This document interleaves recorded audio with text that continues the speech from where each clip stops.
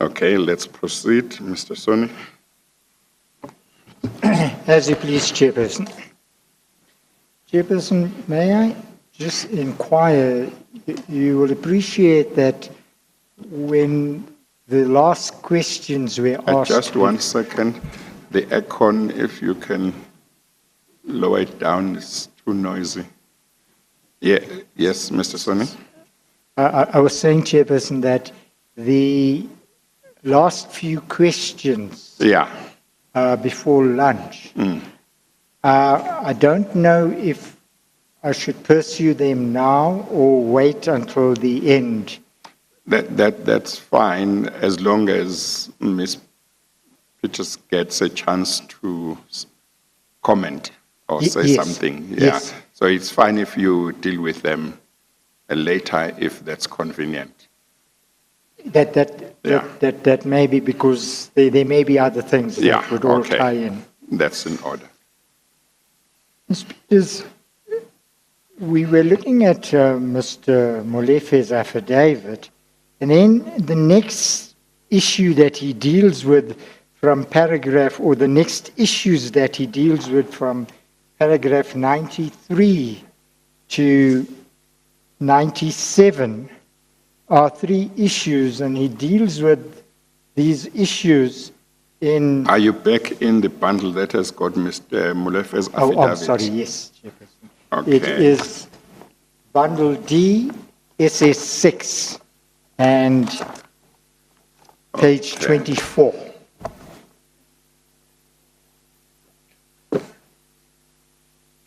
Okay, thank you.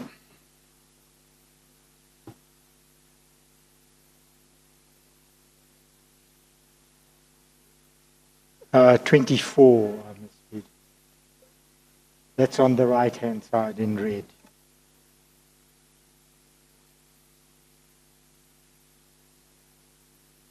So he deals with 3 issues which you then respond to in paragraphs 9, 10, and 11 of your affidavit. Sorry, 9 and 10 of your affidavit. Now, the first issue I want to deal with is his allegation at paragraph 93 that after Mr. Montana left, the board embarked on a rigorous recruitment and interviewing process, but he alleges that you frustrated the attempts to appoint a CEO. Now, just again in terms of time context, the impression may be created because he then says that instead, in July 2016, Mr. Letswalo was appointed the acting CEO. You see that at paragraph 93? I'm just trying to put context to this. Okay, the only thing is that between the time Mr. Letswalo was appointed and Mr. Montana's leaving, almost a year had passed, isn't that so? Yes, Chairperson. So there was a period when before Mr. Letswalo took over as acting CEO, when somebody else acted. That was Mr. Kena, is that right? Yes, Chairperson. So the position then is, from the 15th of July to July 2015 to July 2016, PRASA had an acting CEO. Yes, Chairperson. And then in July, Mr. Letswalo was seconded from your department to act as the CEO. Is that correct?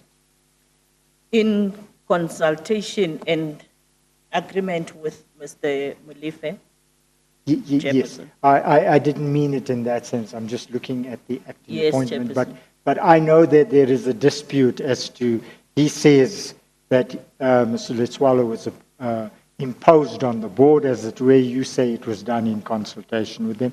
We'll come to that in a minute, but I'm just trying to get a time frame. Yes, Chairperson. Thereafter, it was Mr. Zide who acted as the CEO, is that correct? From February 2017. I don't have a recollection, Chairperson, because at that time I was in hospital. Okay.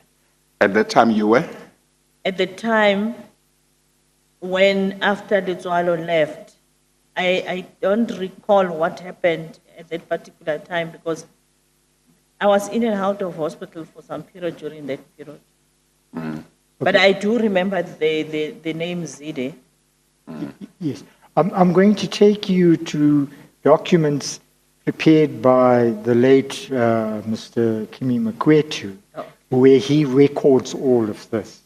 But the point I want to make, Mr. Peters, is that from the 15th of July 2015 until the end of March 2017, when you were relieved of the ministership, there was no full CEO.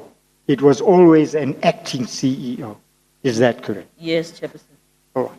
Now, I just want to ask you, if I can ask you to look, please, at Parliamentary Bundle 4. I think you've been told what the page is.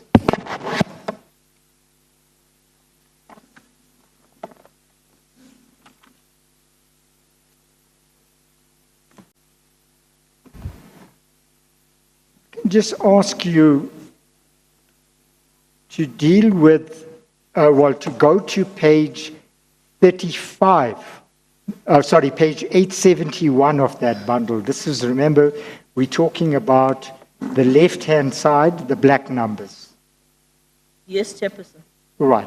Now, Ms. Makwetu deals with, in paragraph 61, and he puts in the table 2, which shows the increase. So you just, for the record, Mr. Chairperson. Soni, you want Yes. to confirm that the document you are asking her to look at is an unsigned affidavit of the late Mr. Makwetu? Yes. Sorry, Yes, Chairperson, just so I that should have- whoever Yes. is the No, transcript can understand. Yes. Yeah. And you were at page 871. Yes. And just for your reassurance, Ms. Peters, the contents of this affidavit, although not signed by Mr. Makwetu, were confirmed, or the correctness of the contents were confirmed by officers from his department or from his office. Noted, Chair. Right. So in table 2, he deals with the exponential increase, as he calls it, from 2013 to 2018 in the irregular expenditure incurred by PRASA. I just want to read that for the record. Are you with me, Ms. Peters? Come again, Chairperson. If you look That at would table fall 2. Just my apology. I'm struggling to reflect back here because of the lights. Or is it affecting you? Yes, Chairperson, I had It's just too bright? I just had a procedure in my eyes, so they are very bright. So when I look up, then I first have to close my eyes to adjust. If they tilt them to face in a different direction, that should make a difference to you? Yes, Chairperson. Which particular one, or both of them? This one in particular. That Chair. one in particular. Okay, all right. You must just, they'll tilt it and you must tell us if that's fine for you. They brought it actually level with me now. Is that any better, Ms.? I think that's too bright. That's too bright. Would it be fine if you tilt it towards the left? How is that? Ms. Peters? How is that? It's still problematic. It's still problematic, Chair, but if anything, I need time to adjust, They can tilt it downwards. probably. Okay, can you do that? Tilt it downwards. How is that? Still it's a problem. If you tilt it towards the left, does it affect anything if you tilt it substantially towards the left or the right? Does it affect anything in terms of the TV? Oh, okay. It does. Maybe I should leave it, Chair. How far can you tilt it to the left without it affecting the television?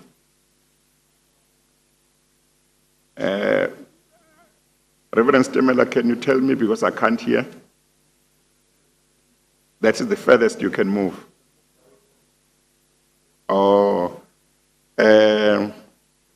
how that hasn't helped, eh? It hasn't helped, but for progress, Chair, I would just beg for indulgence for the length of time I would take to adjust first before I see the letters. Yes. But I'll be fine.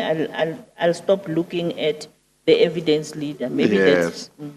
I'm sorry about that. Okay, all right.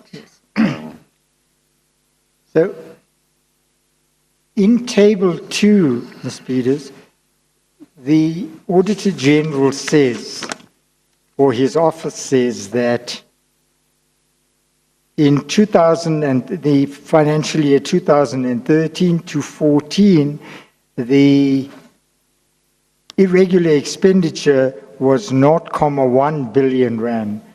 That I understand is about 100 million rand. Is that correct? It's correct, yeah. And then in 2014 to 15, it increased to 5.5 billion rand. It's correct. Sorry, in which year is that? now? 2014 to 2015, Chairperson. The second one from the left, from the not right. 5 billion, 0.5. 5, yes. Yeah, 0, so that must be about 550 million. 550. Yes. Perhaps I should use Yeah. those figures, yes. And then in 2015-16, it increased to 15.3 billion. Yes, Chair. And in 2016-17, it increased to 20.3 billion. Yes, Chair. And in 2017-18 to 24.2 billion. Yes, Chair. Okay. Now, what is then said at paragraph 62 is the instability in the board and at PRASA's key management level negatively impacted the operations of the entity and contributed to the collapse of the control environment.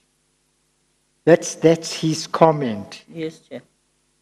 And then he makes a second comment that although the auditors continuously reported ineffective compliance monitoring processes to senior management, these deficiencies were not addressed and resulted in repeat non-compliance findings. This included ineffective steps taken to prevent irregular, fruitless, and wasteful expenditure. That's what's recorded there. I'm just placing that. Yes, Now, as I understand it, Ms. Peters, and we can go to it if you want, there were several meetings between you as Minister and the Office of the Auditor General during the period of your ministership. Yes, Chair. these matters would have been raised with you. Yes, Chair. Right. Now, So, I'm sorry. Yes. So just to make sure, you accept that these were the figures in terms of irregular expenditure as set out by the Auditor General's office? They are the figures as indicated and as reflected in the meetings we had with the Auditor General, in which he raised concerns about the issues related to record keeping and challenges of the most appropriate officials to account not being available. Yeah. Chair, again, related to this, I would request, because of the fact that after all these meetings, there was correspondence and communication with the board, I would request that I supplement that Yes. information with the records that I'm grateful that yesterday the Office of the Minister managed to send to my office. Yes, okay. No, Yes. that would be important. if you then turn to the next page, Ms. Peters, this is page 872, he then at table 3, he deals with the instability of the PRASA board. And I'll just highlight two things because, in fact, only the 3 top ones affect you. You were no longer minister from the end of March 2017. So the first matter he reflects on is that on the 1st of August 2014, the new board under the chairpersonship of Mr. Popo Molefe was appointed. That's common cause, is that right? Yes, Chair. And then he says on the 1st of November 2016, the National Treasury representative resigned. Where are you reading from now, Mr. Oh, Soni? sorry, table 3, Chairperson, on page 872. Oh, okay. All right. Continue. And then he says on the 8th of March, the board under the chairpersonship of Mr. Molefe was dismissed, and we're going to get to that in a moment, and an interim board was appointed. What happened on the 10th of April, obviously, is something you must know about, but namely the court made a decision on Mr. Molefe's application. And the rest of the things we needn't worry about because they don't concern you. And obviously the next minister will deal with that. But if I can now ask you to look at page 873. Chairperson, am I allowed to comment? Yeah, he can give you an opportunity to comment. Yes. Thank you, Chairperson. I would confirm that on the 1st of August 2014, the board appointed under chairpersonship of Popo Molefe. I confirm the resignation of the Treasury representative. When the board informed me, I wrote to the Minister of Finance to appoint their representative, and it was upon them to submit, which was later done. And I confirm that on the 8th of March, under the chairpersonship of Ntate Molefe, the board was dismissed. Yes, I agree. And the board put in place an interim board that was chaired by Mr. Ali, as indicated. I confirm that. And despite the fact that I was not there, I do note that on the 10th of April, the board under chairpersonship of Ntate Molefe was reinstated.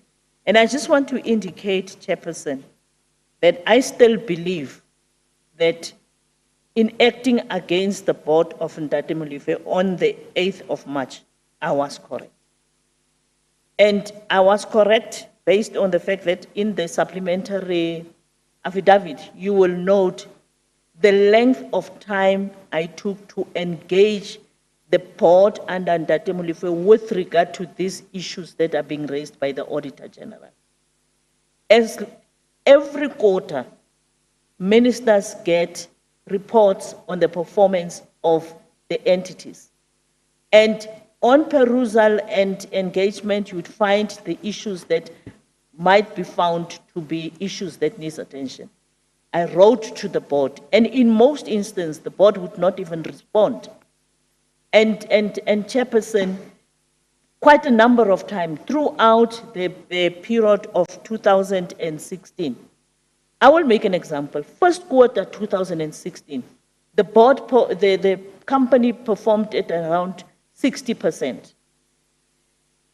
Second quarter, they performed at around 40%. Third quarter, they performed at around 20 or 21%. And those matters were of concern to the portfolio committee and to myself as the minister. And it was at that time, Chairperson, that the other matter that the evidence leader would raise would come to the fore. The focus of the board, not on the core responsibility of the company, was of a concern to me. And I raised it even in the meetings I had with them. There are what we call notes or speeches that I delivered in those meetings for the record. And I want to indicate that ordinarily sitting back, there's a saying in life generally that says you regret more the things that you didn't do than the things you did.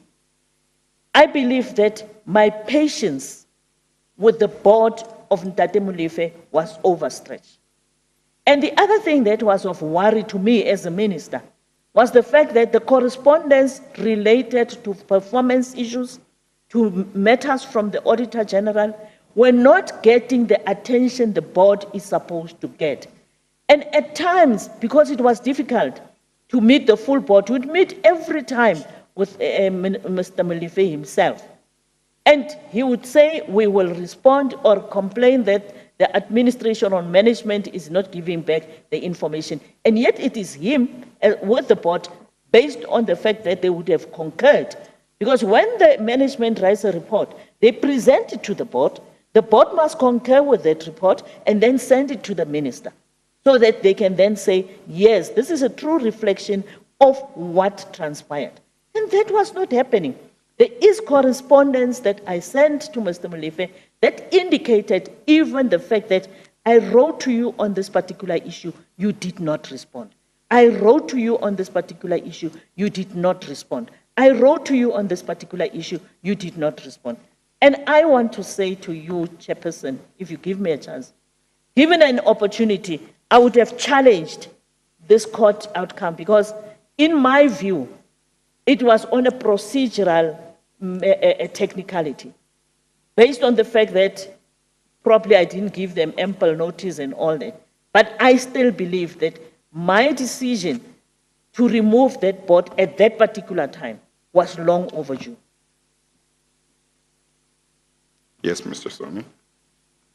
Did you place Well, maybe I can just say, and you may have heard me say this when other witnesses were giving evidence about this table 2 on page 871, that for me it's really shocking to find that for 1, 2, 3, 4, 5 financial years,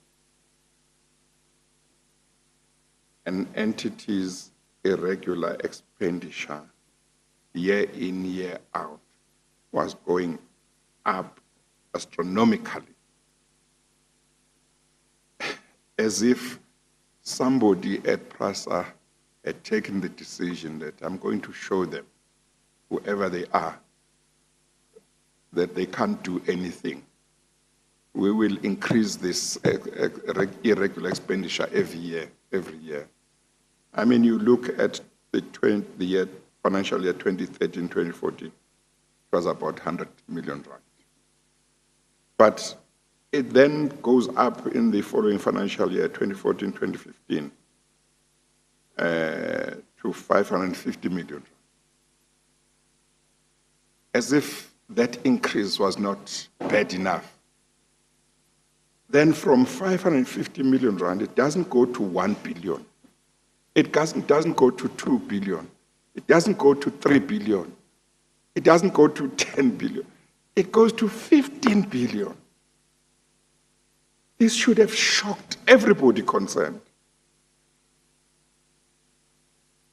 and said, this must stop.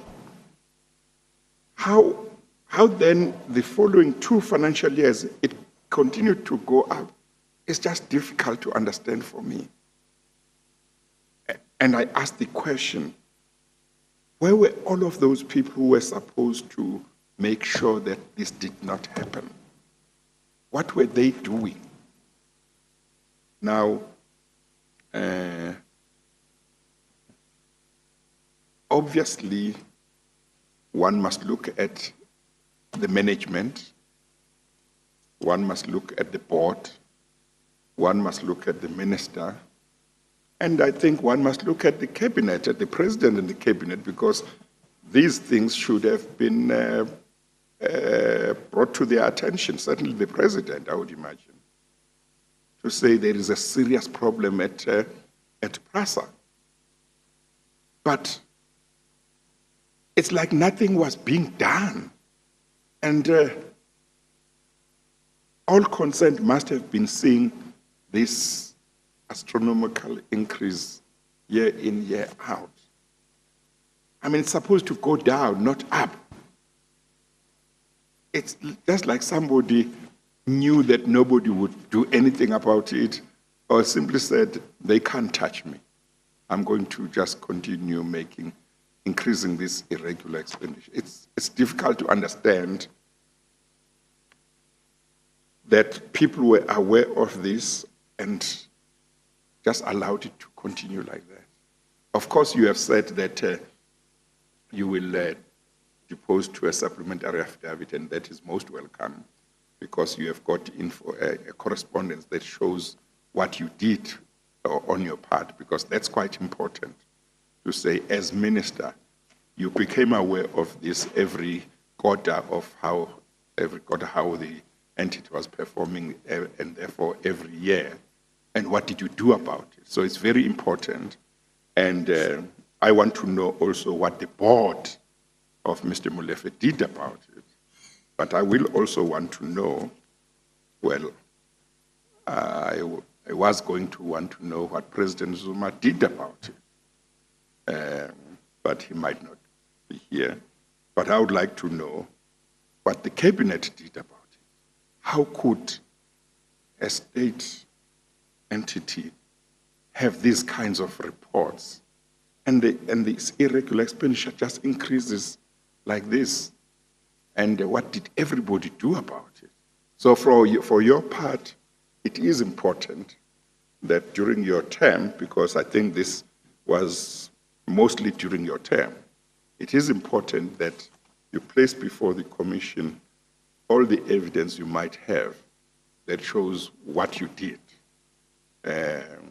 so that when judgment has to be made as to who did their job and who didn't do their job about this, at least you have put your side of the story properly before the Commission. Thank you, Chairperson. Yeah, okay. Chairperson, with regard to, if you look at the 2015-16, that was the time when we received the Auditor General's report. We got to start the process of the investigation, that the forensic investigation that I spoke to. Unfortunately, the forensic investigation I had requested from the Auditor General coincided with the release of the derailed report from the Public Protector, which was dealing with matters of between 2010 and 2012. And there was a decision between myself, the Auditor General, and the Board Chairperson, as well as the Office of the Chief Procurement Officer, to reconcile the investigations. But also, Chairperson, in this report of 2015, to the credit of the board, they had requested the Auditor General to reveal everything, because they, in previous reports, there would be indications that they still work on regard to this matter, they still work with regard to this particular matter. These were some of those contracts that were entered without a proper procurement processes, those that SEM procedures were either flouted or they were found to have not been regularly entered to. And these were matters that were taken to SCOPA at Parliament. You'd remember, Chairperson, that at SCOPA, some of these amounts would either be treated as extension of contracts, deviations, and modifications, and all those, and others would be rejected, and others would be either condoned. And this would be the process that is not necessarily in the hands of the minister of the relevant department, because the report is now released. You are engaging with the board with regard to what are you doing to make sure this matter does not recur. Thank you, Chairperson. Mr. Soni. As you please, Chairperson. Now, at paragraph 65 on page 873, it is recorded that the instability in the Group CEO position was equally troublesome, with a new appointment every year and on occasion more than one per year. Further, these appointments were made in an acting capacity, and only in 2018 an interim Group CEO was appointed. Table 4 demonstrates the movements in appointment, and I'll just read it for the record.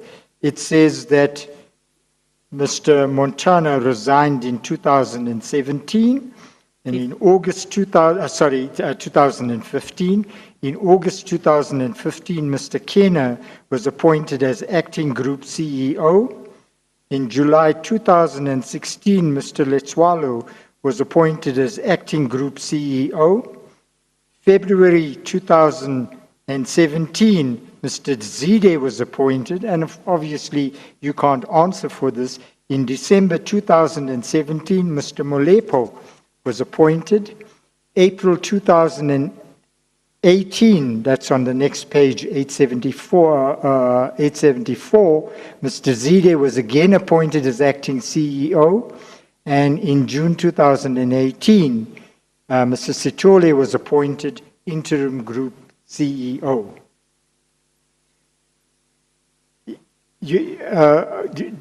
Two things. Are you aware of these developments? What's the correctness of what's here? I remember up until the July 2016, and like I've indicated, February 2017, I was in hospital at that particular time when this matter was decided on, and thereafter it's some things that I followed from the press. Okay, but this is from the Office of the Auditor General. Are you prepared to accept its accuracy? That's why, Chairperson, I say up until July 2016. Yes. But you noted the point I made, well, that was made at paragraph 65, that the instability in regard to the appointment of a permanent CEO was flagged by the Auditor General. You accept that it was flagged? I accept that because it's at all times reflected in the engagements with the executing authority, Chairperson. Now, then I want to come back to what Mr. Molefe says at paragraph 93. He says, after Mr. Montana's departure from PRASA, the board sought to appoint Hang on, Mr. Soni. Sorry. We're changing bundles now, eh? Yes, sorry. You're going now to bundle, bundle that has got Mr. bundle Molefe's. D, SS6, sorry, Chairperson.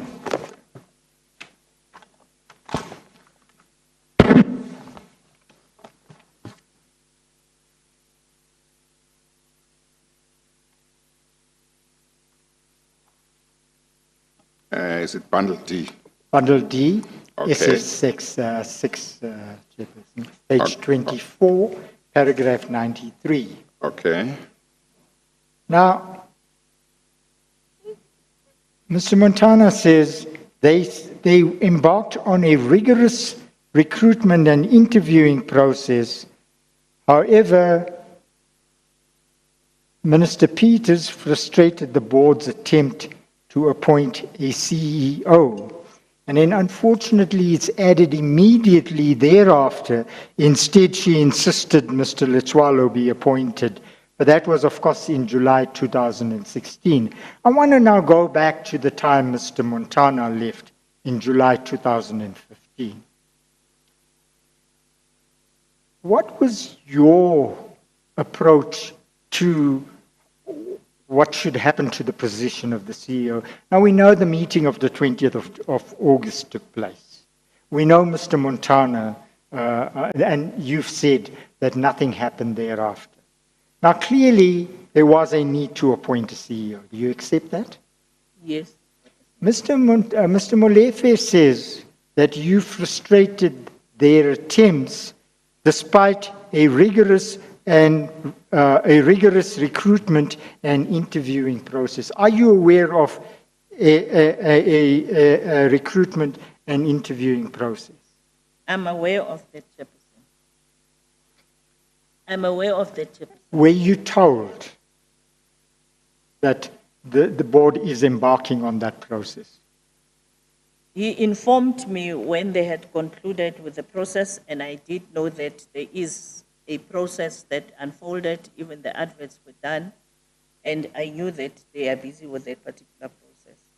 Now, I'm going to come to this, but in Parliament it was then reported that an amount of 1.7 odd million rand had been spent on that process. I'm going to come to that, but I'm just recording that. Were you aware of that?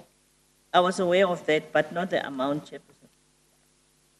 Now, can I ask you, before we go into why nobody was appointed, what role does Cabinet play in the appointment of CEOs of SOEs? There is a process where once the board has gone through the processes, they would recommend, I don't know whether it's 3 names in their order, and there would be a consultation process, Chairperson, and that consultation process culminates in a minister presenting a memo to the cabinet, requesting cabinet to concur with that particular decision. Now, the consultation involves who and who?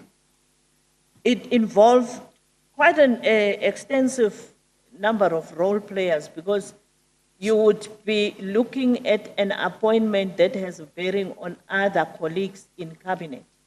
And you would want to make sure that those colleagues can then be able to give you an indication of if they have got an issue with regard to that, or alternatively to support your recommendation in cabinet. But who gets consulted by whom? Is it cabinet ministers, including the president, the deputy president? Yes, Chairperson, it would ultimately include the president, and in most instances, it is courtesy to include the president. Chairperson, it is important to note that as a minister, when you go and meet the president or make presentation everywhere else where you are supposed to, you are supported by a team of men and women who are necessarily from the establishment or from departments and entities that you are working with.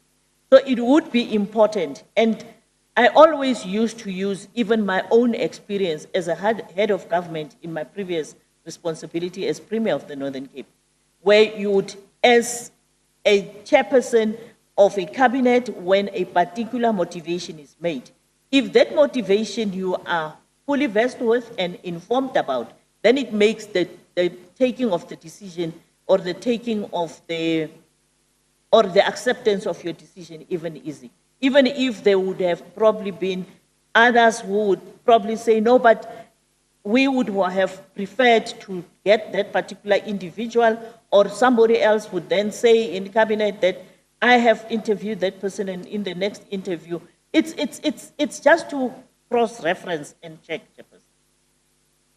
Does that consultation involve people who are not in government? Pardon, Chairperson? Does that consultation also involve people who are not in government? Not in government. Yeah, but for example, in the ruling party, the ANC. No. In the ANC, the president and the deputy president would report on those particular processes if you consult them. Okay, so the people that get consulted are basically your cabinet colleagues and the president and deputy president. It would be the cabinet colleagues. What did I count? Yes, Chairperson, it would be cabinet colleagues. It would be the president and the deputy president. And if you so feel that you, based on the fact that you are appointing somebody who would be of assistance in the implementation of a particular policy, you would also be free. That was not restricted. You would be free, but it would be out of courtesy. You would be free to consult other colleagues who would not necessarily be in cabinet, but through a structured process. And would those be people within the ruling party? Pardon? Would those people who are not in government be within the ruling party? Yes, Chairperson, it would be wrong for me to go and consult people who are not necessarily members of the ruling party on matters that has got a bearing on the mandate that I draw from the ruling party. Because the agencies and the government implements the policies and programs of the African National Congress, which is the ruling party. No. I just wanted to have a picture of the groupings of people or categories of people that get consulted. And I wasn't necessarily saying you were consulting people who are neither in government nor in the ruling party, but I wanted to know whether people within the ruling party also get consulted. Okay, all right. Even with appointment of boards? Sorry? Even with appointment of boards? Of the board, yes, okay. That's important. Mr. Soni, you want to? Well, you can follow the line you were following, but you might wish to come back to this. I do want to pursue this. Yeah. Ms. Peters, we are a country of laws. That's more or less first paragraph of a recent judgment that the Constitutional Court issued. Now, in regard to the appointment of the CEO, this is what the PRASA Act says. It says that the CEO is appointed by the board in consultation with the minister. It places no role on the cabinet. It gives no power to cabinet. Chairperson. He just wants you to comment on that, what you have to say about that. Chairperson, I think maybe I have not followed that particular judgment, Chairperson, but when I got into government, from the stages that I got into government, we found Sorry, Ms. Peters, I don't mean to be rude. I've been asked to ask you to adjust your mic because you're not being recorded properly. Sorry. Thank you, Chair. Sorry. I was saying, Chairperson, that in the history of my deployment in different responsibilities of government, we have always, as a protocol, which is a cabinet protocol, consulted with cabinet, and there is no decision, because when you appoint, you are not appointing for yourself, you are appointing for South Africa. So the cabinet or government is in the hands of the president and the cabinet. So the cabinet resolution gives you that authority. The pronouncement would be made by the board because the board would be informed on the decision of the cabinet. And Chairperson, if you go into the records of cabinet statements after every cabinet, there would be an indication on the appointments. And under appointments, it would then reflect all those people who have been appointed in different areas. If it was wrong, then it would mean that we need a cabinet to review that protocol. So there are two issues. The protocol is that the consultation and, in a sense, approval of the appointment of the CEO of an SOE must come from cabinet. Forget what the minister thinks. I wouldn't say, Chairperson, that it's forget what the minister says.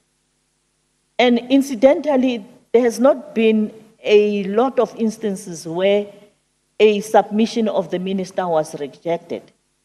And that is why I was saying the engagements with colleagues would be to just cross-check and cross-reference so that they then are able, because decisions would necessarily be taken on the majority decisions. And if you've got a strong case, you won't have anything having comebacks. So when you say the majority of the decision, are you talking about the majority of cabinet members? Yeah, because majority is taken in that way. And the summary of the chairperson of the meeting.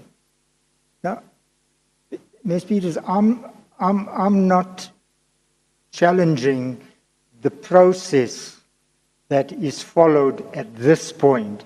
I am merely saying that the process that seems to be followed doesn't reflect what the law says the powers of different institutions are.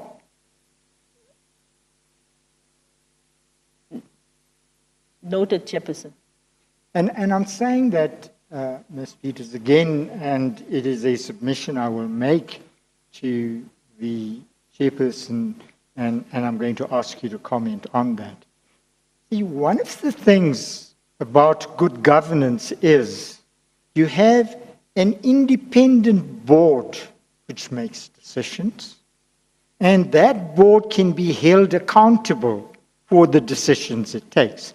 Now, as the chairperson said, when irregular expenditure increases from less than R1 billion to 20 billion rand in 5 years, the persons who should be held responsible are the members of the board.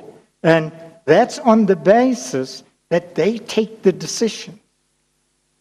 The problem with what is now being suggested is that you can't hold anybody accountable because somebody else effectively took the decisions or somebody else influenced those decisions. That's my worry about the way these matters are being dealt with. And it's a submission I'm going to make to the chairperson at some stage. Chairperson, once the CEO or the board has appointed the CEO and got the concurrence of cabinet, the board, through the chairperson, signs a performance agreement with the CEO and takes responsibility for the evaluation of the performance of the CEO, who then should take responsibility for the performance of his or her subordinates. And the board must be held responsible for that because they then report after everything to the minister. In the instance of the PRASA process, the rationale was, whilst we are dealing with the process of the appointment, there should not be a vacuum. And therefore, there was this particular acting positions. Chairperson, if we have to go back to the report of the AG with regard to that spiraling and irregular expenditure, I discussed it with Mr. Molefe, not Minister Molefe, Mr. Molefe, and we then had an agreement on this particular secondment. In fact, he was recommending somebody else who was in a subsidiary when in the bilateral I had with him. And then I said to him, your main problem here is SCM procurement issues and this irregular expenditure. You need somebody who understands finances, who can help us to be able to get out of this quagmire that you find yourselves in. And we discussed that. He made a recommendation on wanting one of my advisors, and I said to him, no, I'm directing you to the point about the finances. Now you want to cripple, I even jokingly said, now you want to cripple the ministry if you want to do that. And in fact, at that sorry, just repeat that. What did he suggest and what did you say? He was suggesting that I borrow him one of the advisors in my office. Then I said to him, but you are crippling my ministry if you do that. Okay. And that's we left it as such. And we then had this discussion where the motivation for Letsoalo's acting, Letsoalo went to act there, and everything, and I want to indicate, when Letsoalo got to PRASA, everything was honky-dory. I'm sorry for that word, Chairperson, but I don't know where their challenges emerged from, because for some reason, and I would want to say, this seems to play itself back. For some reason, I don't know what happens with the chairperson of the board when he goes to overseas trips with these CEOs, and when they come back, then all relationship issues becomes a big issue, because that was the issue. And then the second issue that they seem to have an issue with, we went to the portfolio committee. They had no problem with Letsoalo. Letsoalo was acting there. We went to the portfolio committee. The portfolio committee raised a concern on something they had picked up, that the board had overpaid themselves. There's a particular process also that is followed for board remunerations. That was not followed. There has not been even a request for the minister to engage with regularizing that particular illegal increase.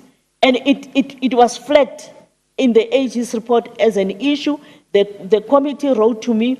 I wrote to the board to request the board to repay the money. Credit to Mr. Molefe, he repaid the money. The other board members refused to repay the money. And later on, I was informed that he went back to ask back for his money, because he seemed to be the only one who has honored that and repaid the money. And I am raising this just to indicate that in the beginning there was, and the other issue that I believe was a problem emanated as a problem, there was this request for reports, there was this request for an audit of the board evaluation, because I was looking at the Auditor General's report and I said we needed a board evaluation. All entities did that board evaluation. The board chairpersons presented the board evaluations. Yes, I'm going to stop you there, Ms. Peters. You might later on go back to whatever you wanted to say. I think the question was a very narrow question. Indeed. I don't know if you want to repeat yes, it, yes, Mr. Soni. I was going to say, Ms. Peters, that the dispute over Mr. Letsoalo in the bigger picture is a red herring. And I'm saying that to you in this context. Mr. Montana leaves in 2015, July 2015. Mr. Leswayo is appointed in July 2016. A year passes.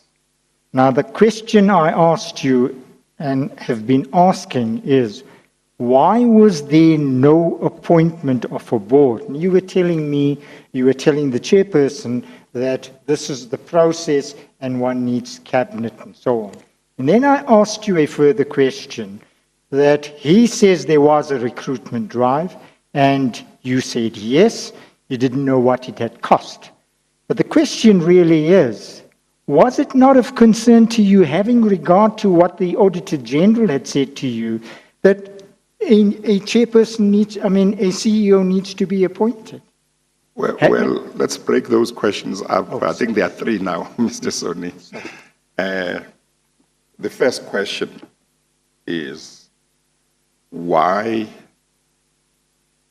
was a permanent group CEO for PRASA not appointed for over a year or close to a year before Mr. Letsoalo was appointed to act? But when I say close to a year,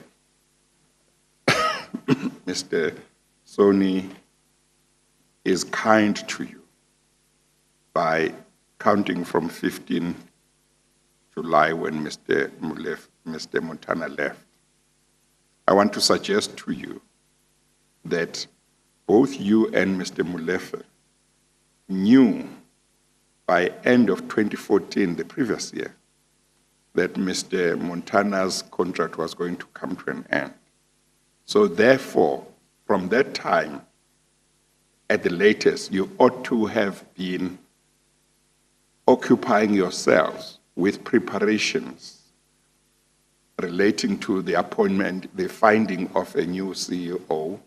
Now, of course, in terms of the separate roles, maybe it's the board that would need to do that, but you would need to oversee, I would imagine, that they were doing that, because if they were not doing that, you would need to decide what steps to take if they were not doing their job. So if you ask me, I don't start in mid-July when Mr. Montana leaves. I say from 2014 towards the end, you and the board knew that there would be a need to appoint a permanent CEO, and yet by 2016, is it March? July, for Mr. Letsoalo? Is it March? 2016, July 2016. So it looks like certainly over a year and a half, there is still no appointment of a permanent group CEO. Why was that? Chairperson, it took the board some time, and it was around, I think, I'm not sure of the exact date, but not necessarily in 2015, but early 2016, when I got the information on the end process that they had followed. And then I started with the process of consultations. And I would want to say, Chairperson, that there were other activities related to the department and to the entities which actually delayed the engagements that I was supposed to have with Mr. Molefe with regard to this particular appointment. And we later had it where thereafter I had then to start the consultation. I would say I concede and agree that it did take a bit too long. And by the time you say you got involved, round about when was that in relation to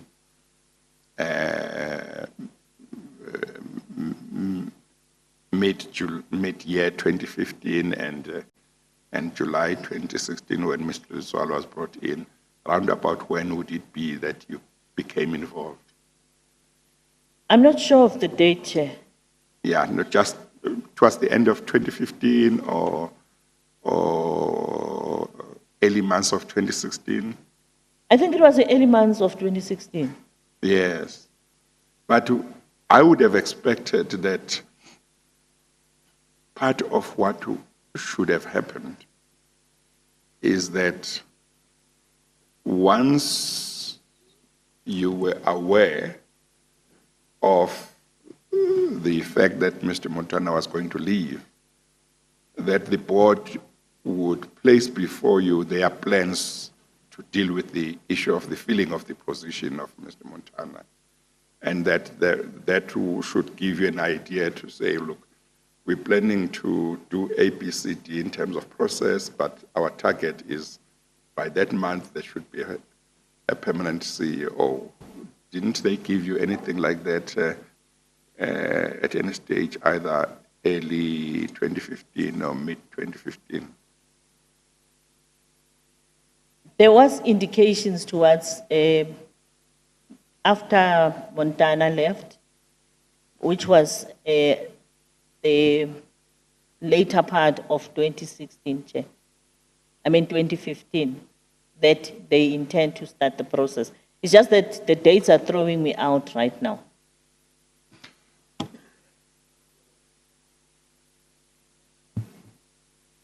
Well, maybe when they asked Mr. Montana to stay for 6 months more, if that was the period, I think that was the period, so the extension of his stay, maybe they had in mind that they would use the opportunity to try and get a CEO appointed, I would imagine.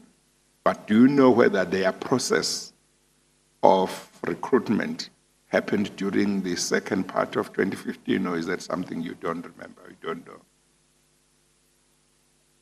The only thing that I remember, Chairperson, was that Mr. Molefe did indicate to me that in the engagements with Mr. Montana, when Mr. Montana indicated to him that he's leaving, he said he requested him initially not to go. They were saying, can you give us 3 years? We just arrived, so that we can then work together.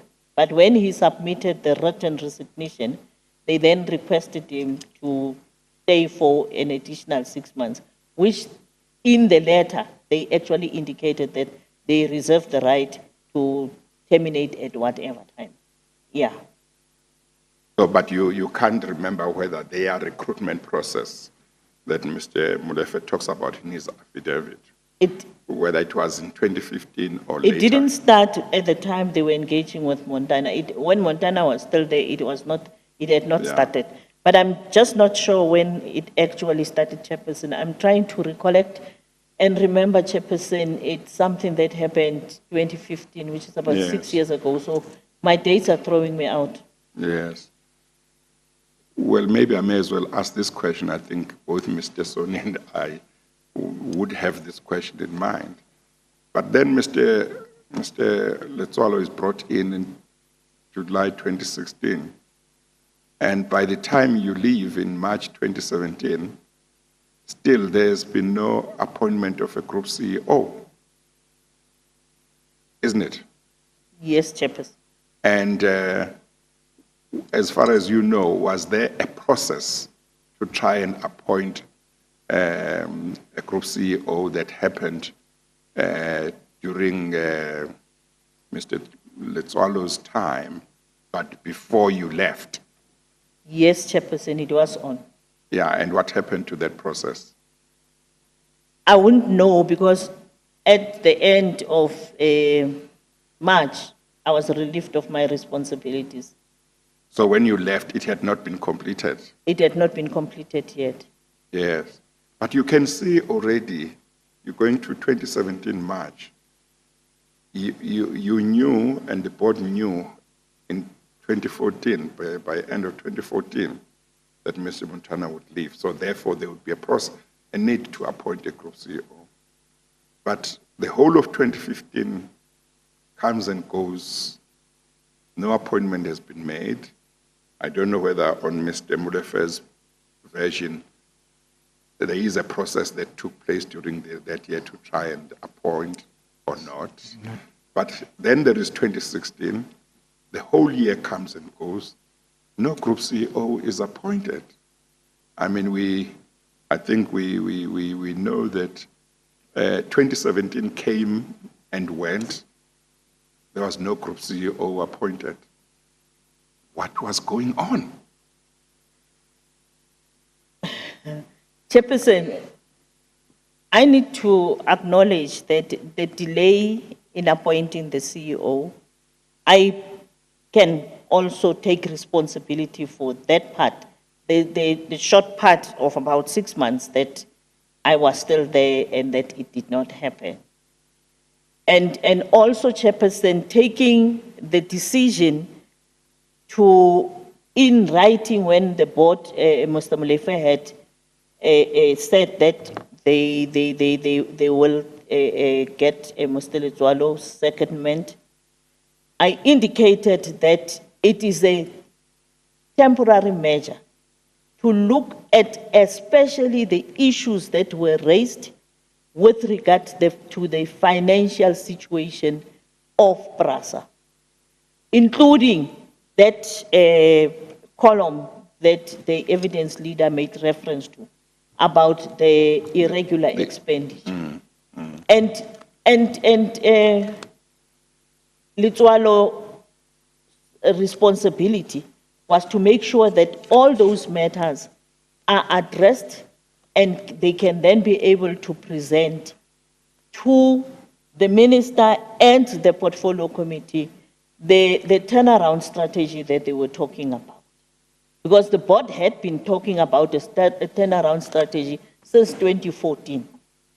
And if I was wrong, Chairperson, I will accept, but I believe that it was to correct many wrongs that were happening at that particular time, Chairperson. But of course, it doesn't look like when it comes to, with regard to irregular expenditure, it was corrected during the time of Mr. Letsoalo, when one looks at that column from the Auditor General. For the 2 financial years that he was there, the irregular expenditure kept on going up. Just as a correction, Chairperson, Mr. Letsoalo was not there even for a year. Okay, no, I may be wrong, but I was under the impression that he came in 2016 July and left when in 2018 somebody was 2017 February. 2017 February. So he was there for less than 12 months. Okay, all right. So the irregular expenditure didn't, there was no change in it. He had about, is it 9 months, or well, he had less than a year to deal with it. One can accept that he didn't have a full year, but nevertheless, that part, he might have performed well on other fronts, but that part seems to have just continued as it had done before. Okay, Mr. Soni. As you please. Ms. Peters, I've been raising the question of accountability, so I'm going to come back to an issue that you raised. So we know now Mr. Montana had left in July 2015. We know that Cabinet is involved, rightly or wrongly, but it is involved in the appointment of CEOs of SOEs. That's correct. I see you shaking your head. That's correct, isn't that so? That's correct, Chairperson, because the minister submits the submission to Cabinet for concurrence. Now, the question I want to ask you is, when Mr. Montana had resigned, the president had called a meeting late on a Thursday evening, or on a Thursday afternoon, which finished early on Friday morning. Did nobody in Cabinet, from the time Mr. Montana left, and his leaving was a matter of great public debate and so on, did nobody ever raise, but who's going to go, who's going to replace him at PRASA, at Cabinet now? That matter was never discussed in cabinet because it was not an agenda item on cabinet. Sorry. The one of I may Mr. have Montana's missed- departure. I may have missed something. What matter was that? I'm sorry. The fact that there is this continued vacancy Yes. in regard to, Yes. to the CEO of PRASA, Yeah. which on Ms. Peters' version is a major SOE which performs an important public function. So the question was whether that issue was placed before cabinet. What did anybody in cabinet raise? That's the question I'm asking. I don't understand the question, Chairperson. Maybe let me ask this, maybe it's going to be easier. Did the fact that the group executive, chief executive officer of PRASA, Mr. Montana, had left, and that in the meantime, no permanent CEO had been appointed, was the president, Mr. Zuma, told about that? Was the cabinet told about that? Whether it's in regular reports that a minister presents to cabinet or in regard to his or her portfolio or in any other way. It just seems very disturbing that you could have a situation where for so many years the position of group CEO of any entity is not filled, let alone an entity as important as you told us PRASA is. Was the president told about this? Was the cabinet told about this? Every year when the Auditor General, before he makes public his audit outcomes, he would make a presentation to cabinet. And one of the indicators that he had given in one of the cabinets that I was present in, where he presented the audit outcomes, he did indicate issue of stability at SOE levels and even in the administration. And the president at the time impressed on all of us to address the issue of the instability in the institutions that reports to us or that are directly under us. It was a general, not PRASA vacancy. Just to say there is instability in the administration, be it of entities or of departments, that was raised and flagged by the Auditor General. And in fact, the Auditor General went further to indicate where these type of situations are recurring. And like I say, the president impressed on us to say, can we deal with this issue of instability in SOEs? Because we're not only talking about PRASA. It was a general impression created or a general issue raised by the Auditor General with regard to issues of leadership in SOEs. But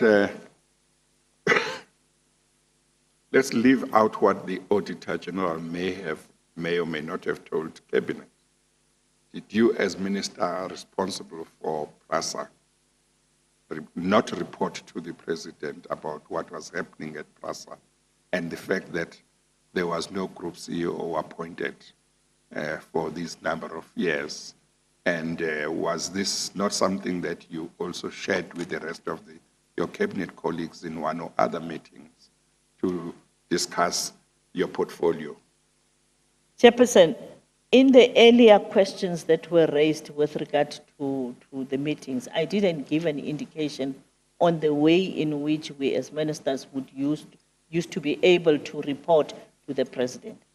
And given an opportunity, I think in one of the documents that has already been submitted to the Commission, there would be something that actually points to the fact that I did report to the President in writing about these matters.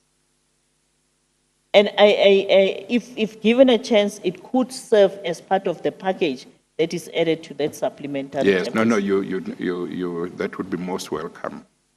So you did report to the president? Yes, Chairperson. Yes.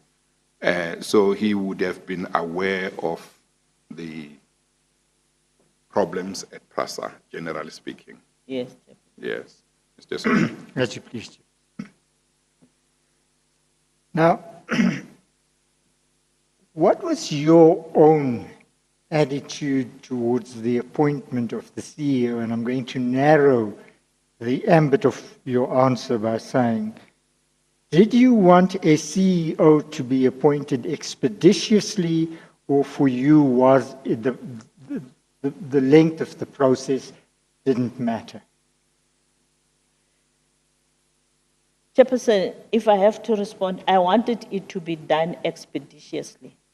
But there are developments that happened, like, for example, the request of the Auditor General on my part to say the Auditor General must do that forensic study, as well as the issue that emanated from the derailed report of the, what is this, the public protector. So there were issues that in my engagements, and unfortunately so, in most instances, I had the engagements with Ndate Molefe alone, without necessarily with the whole board.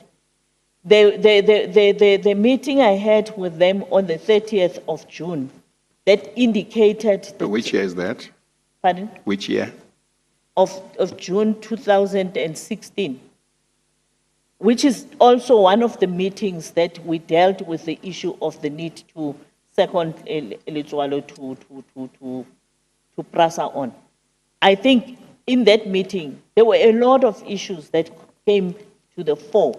And in my wisdom at the time, I thought that we needed time to deal with these particular issues with the board and the management that was there, together with the acting CEO. Are you saying you wanted the appointment of a permanent group CEO to be made expeditiously, but this did not happen because you took the view that certain issues such as forensic investigations needed to be done and completed first? Is that what you're saying? Not necessarily completed. Yes. That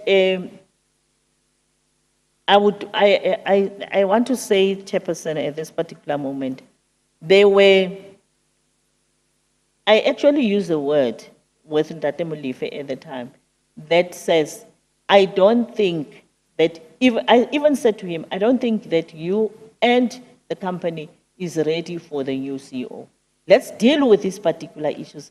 And we agreed with him, let's deal with these particular issues so that when you appoint a CEO, then you have an indication of this is what was the problem, this is how we dealt with him, and this is exactly the areas that, because Chairperson, one of the officials in PRASA once said something very interesting, that said at the time that when they emerged from SACRCC, which is the predecessor to PRASA, they did not sit and build an organization because there was this view that they were chasing the big ticket, high profile type of programs and projects.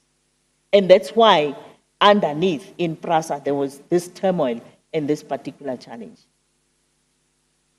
Well, I have difficulty with that logic of what of the opposition that you say you adopted. You are in effect, as I understand you, saying to me, and you must tell me if I misunderstood what you're saying. You are saying there were problems at PRASA.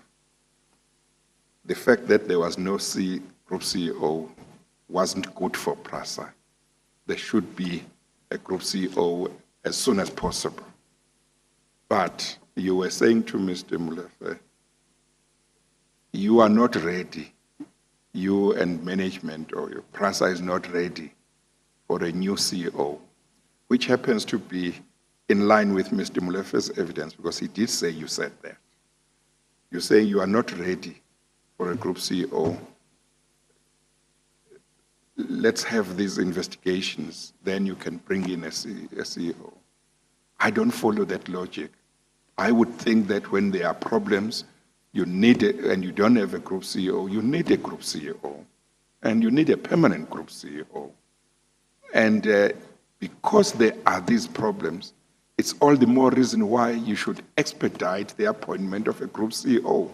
When he or she comes, she will find PRASA in the condition in which he or she will find PRASA. She or he is the one who will prepare a report to say to the board and to the minister, I found PRASA in this condition. When I came on such and such a date, I did investigations to find out what are the problems, what are the causes of the problems, what are the solutions that I'm going to apply, and then say, going forward, this is my vision to make sure that these problems do not happen again. So I don't understand the logic of saying, yes, there are problems. Yes, we know we need a group CEO expeditiously, but let's wait. Can you help me understand that logic? Now that you say it, Chairperson, and they usually say hindsight is the best science, and I realize what you are saying. Yes, Mr. Sonu. As you please. Just on that score, so there's no debate about what your position was at that time. You've now conceded it was incorrect, but let's put that aside. I'd like you to look at page SS6, page 163, which is part of a letter that Mr. Molefe wrote to you on the 24th of August 2016, and you'll find that that letter starts at page 157. But I want to read to you the last paragraph of page 163.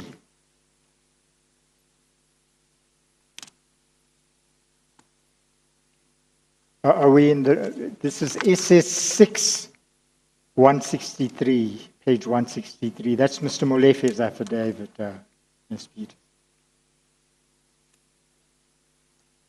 And it is Annexure PM8.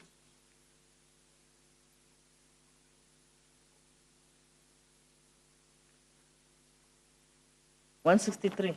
163, yes. If you look at page 157, so you orientate yourself, this is a letter that Mr. Molefe sent to you on the 24th of August.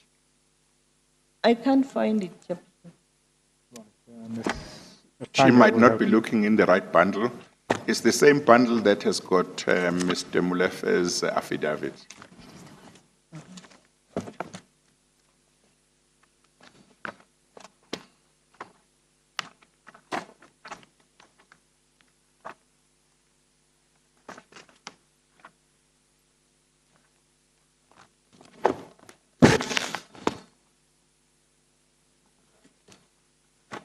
Now, Ms. Peters, I'm going to come back to this letter, but I just want to finish this issue first.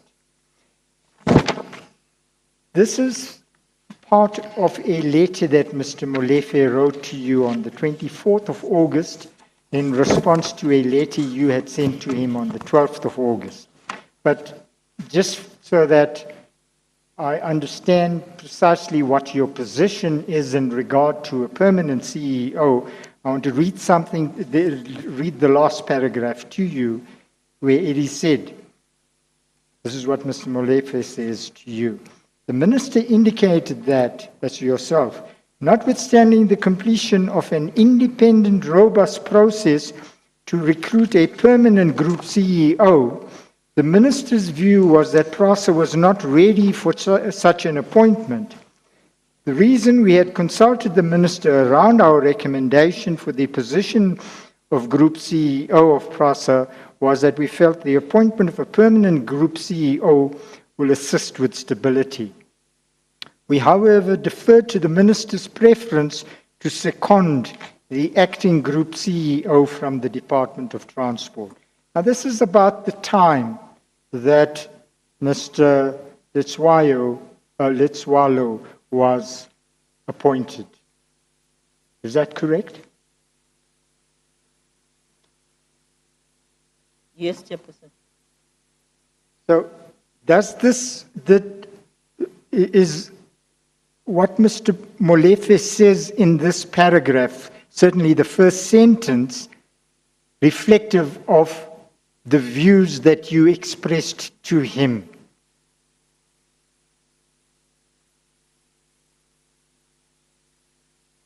Come again, Chairperson. Okay, so the first paragraph where you say PRASA is not yet ready, that's what Mr. Molefe has said in his letter. The question to you is, did Mr. Molefe correctly reflect in this letter what you had said to him?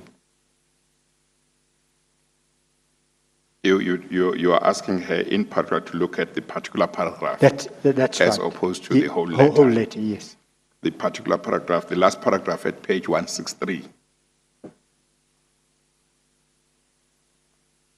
That's a confirmation, Chairperson, of what I said earlier on. Yes, yes. Well, Sorry. yes, I'm sorry, Mr. Son. No.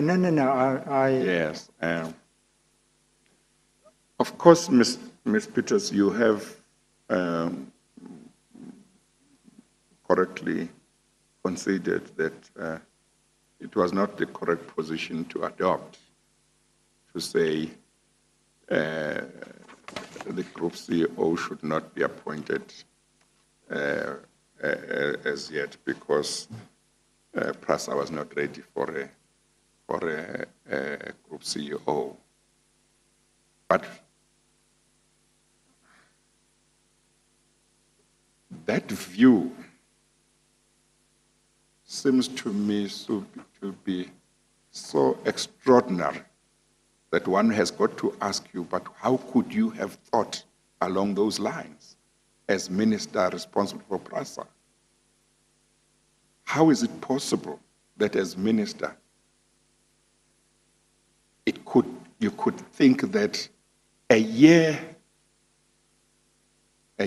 more than a year after the position of Group CEO had become vacant and it had not been filled, because this letter is written in August 2016. How could you have thought that it was not the right thing to appoint a Group CEO at that time? How is that possible? Chairperson, like I indicated, there were those processes that were involved in, but there was also the consultation process that I was busy with.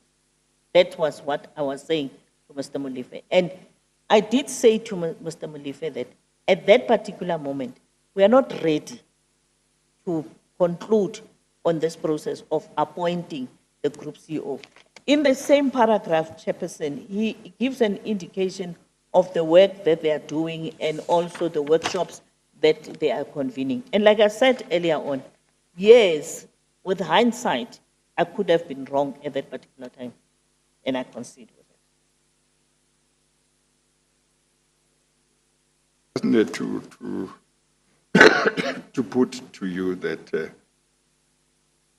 it just hits me as something that's just so obviously wrong that it's difficult to understand how you could have thought so, because one, a year had passed and the position had not been filled. Two, you knew how critical the filling of the position of Group CEO would be for an entity such as PRASA. Three, obviously you knew the problems at PRASA and they were not small. And more than a year after the permanent Group CEO had left, you were saying, no, we don't need to appoint a Group CEO at this stage. So that's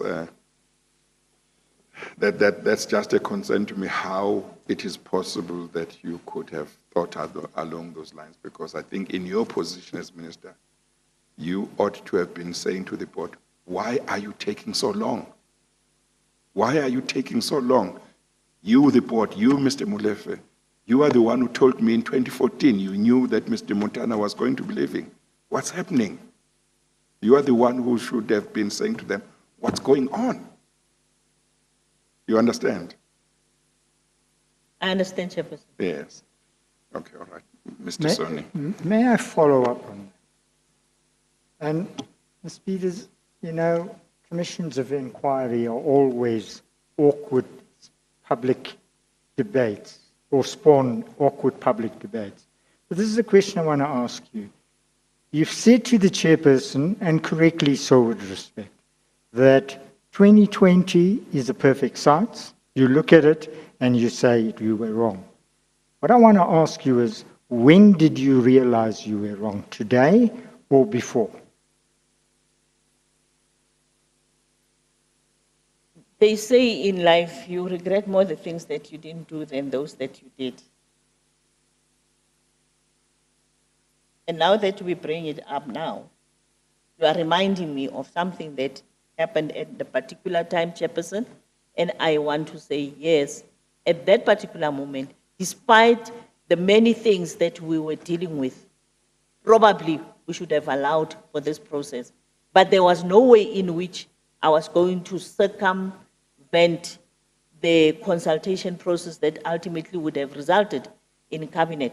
Like I considered earlier on that the court judgment that the evidence leader made reference to, I was not even aware of it because it seems to be a recent this thing. Whilst there is a protocol in cabinet with regard to the appointment of senior people in, is it the board, is it the CEO, is it the DGs and DDGs, they are appointed through the cabinet process. Maybe just to finalize, I seem to remember that in his oral evidence, Dr.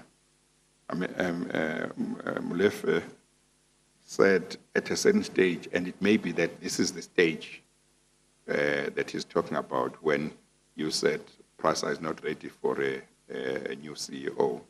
He says, as the board that even identified a candidate that they had confidence in, that they wanted to be appointed.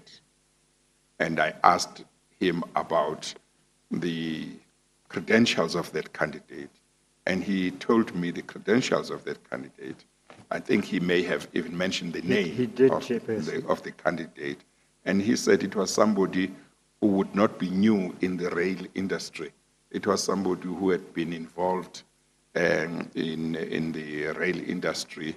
And my impression was that it was somebody who had been involved either within PRASA or with the predecessors of PRASA or some other subsidiaries. And he said this was a good candidate. We were ready. But the minister said PRASA was not ready for a new CEO. Do you remember whether they mentioned to you that they had identified a candidate through their process? Chairperson, Mr. Molefe brought volumes of files of this nature to me, and I had not applied my mind to those volumes of files that he had brought to me. So it would have meant that I process those so that I then can prepare the submission of cabinet, and ultimately when we get to cabinet, it's not a foregone conclusion that you come with a file and say, there's it, and then it's a yay. Because cabinet works in cycles of every 2 weeks. And a chairperson, I don't just remember the time that he brought the file to me. Okay, but my question was whether, and you can tell me if you don't remember, that's fine, whether you remember that at a certain stage, his board had identified somebody that they were happy with to be appointed. Earlier on in my input, Chairperson, I did give an indication that Mr. Molefe had said that they've got a lineup, because when we go to cabinet, we go with 3 names. Yes. a lineup of 3 names Yeah. that and in their order of priority. Yeah. And that file, I left at the department. Okay, but you remember that he said they had names. He said so. Okay, all right. Mr. Soni? Did you take those names to cabinet? No, I had not. By the time I left, I had not. But this is in 2016, as I understand it. So another 9 months before you left office, you hadn't taken it. I don't think it's another 9 months, Chairperson. I'm just sure of the time frame, but I don't think it's another 9 months. I think But it's shorter. it's some few months. Let me ask you a slightly different question now. You say that your view in August 2016 was that PRASA was not ready for the appointment of a permanent CEO. That was your view. When Mr. Molefe gave you those names, that remained your view. Is that correct? Chairperson, I indicated that he gave me a list with files. And as a member of cabinet, if I have to go to cabinet with those files, it would not have been fair. So I needed also to process those files and summarize them for the benefit of cabinet. So that was the work that we're still going to be doing. And then I would give an indication. At that same time, I think it was around August, I went to China for a state visit. I'm not sure whether that answered your question, Mr. Soni. I'm going to pursue it at 2 levels. See, if this was your view, and you say it's only when the chairperson raised the fact that that view didn't appear to be cogent, that you achieved 2020 vision on that issue. So I'm going to suggest to you, and you can tell me if my suggestion is wrong, that if this was your view, that PRASA was not ready for a CEO, you would not have taken that list to cabinet. Pardon? You would not have taken that list to cabinet. I would have taken the list to cabinet because we were, like I indicated, my intention was when I come back from the international trip, we'll go through the submission. And Chairperson, I had already even started looking at the report that, because there was a report that Mr. Molefe said comes from the company that they had used to do that. To headhunt, To headhunt. a CEO. Well, this file, I just want to get the time frame right. This file that you say Mr. Molefe gave you or sent to your department for your attention with 3 names, as I understand the position. Was that in 2015? Was that given in 2015? Was that given in 2016 to you? I think it was in 2016, Chair. Sorry? I'm not sure, but it was, I think it is around 2016. Around 2016. Okay. Which might have been early in 2016 or mid 2016, because in the letter of August early 2016 or mid 2016, it might have been there, because the letter of August 2016 that we were looking at a few minutes ago, where Mr. Molefe said, you said to him, PRASA was not ready for a new CEO. That letter was written in August 2016. So that may tie up with your suggestion that it was in 2016, because there in that paragraph it does say they had engaged in a vigorous recruitment process. So That was, so you say, yes, you did not take those names to cabinet. Not yet. By the time you left the portfolio, you had not done so. And that would mean, because you left in March 2017, that would mean if this file was given to you early in 2016 or during the first half of 2016, that would mean you stayed with it for maybe about a year without taking these names to cabinet. You would agree? I'm not sure, Chairperson, about the actual timeframes, but yes. I'm saying if, for example, the file was given to you during the first half of 2016, it looks like you would have stayed with it without taking these names to cabinet for about a year or just close to a year. You would agree with that? yes, Chair. Yes. Now, that's extraordinary, because you are the minister in charge of PRASA. You know the problems at PRASA. You have expressed the view that you thought that the appointment of the group CEO should be done expeditiously. At least at a certain stage, that's what you thought. At another stage, you thought, well, PRASA is not ready for a group, a new CEO, at least August 2016. So is it possible that by the time you left, that is March 2017, you had not changed your view that PRASA was not ready for a new group CEO? And that is why you did not take the names to cabinet? At the time when I was almost relieved, not almost, before I was relieved of my responsibility, I was trying to engage, and that is a period, Chairperson, that I say I was in hospital. I was trying, because we had a meeting at a PRASA house with the board chairperson. Like always, I always met with the board chairperson. The board members would not be there in most instances.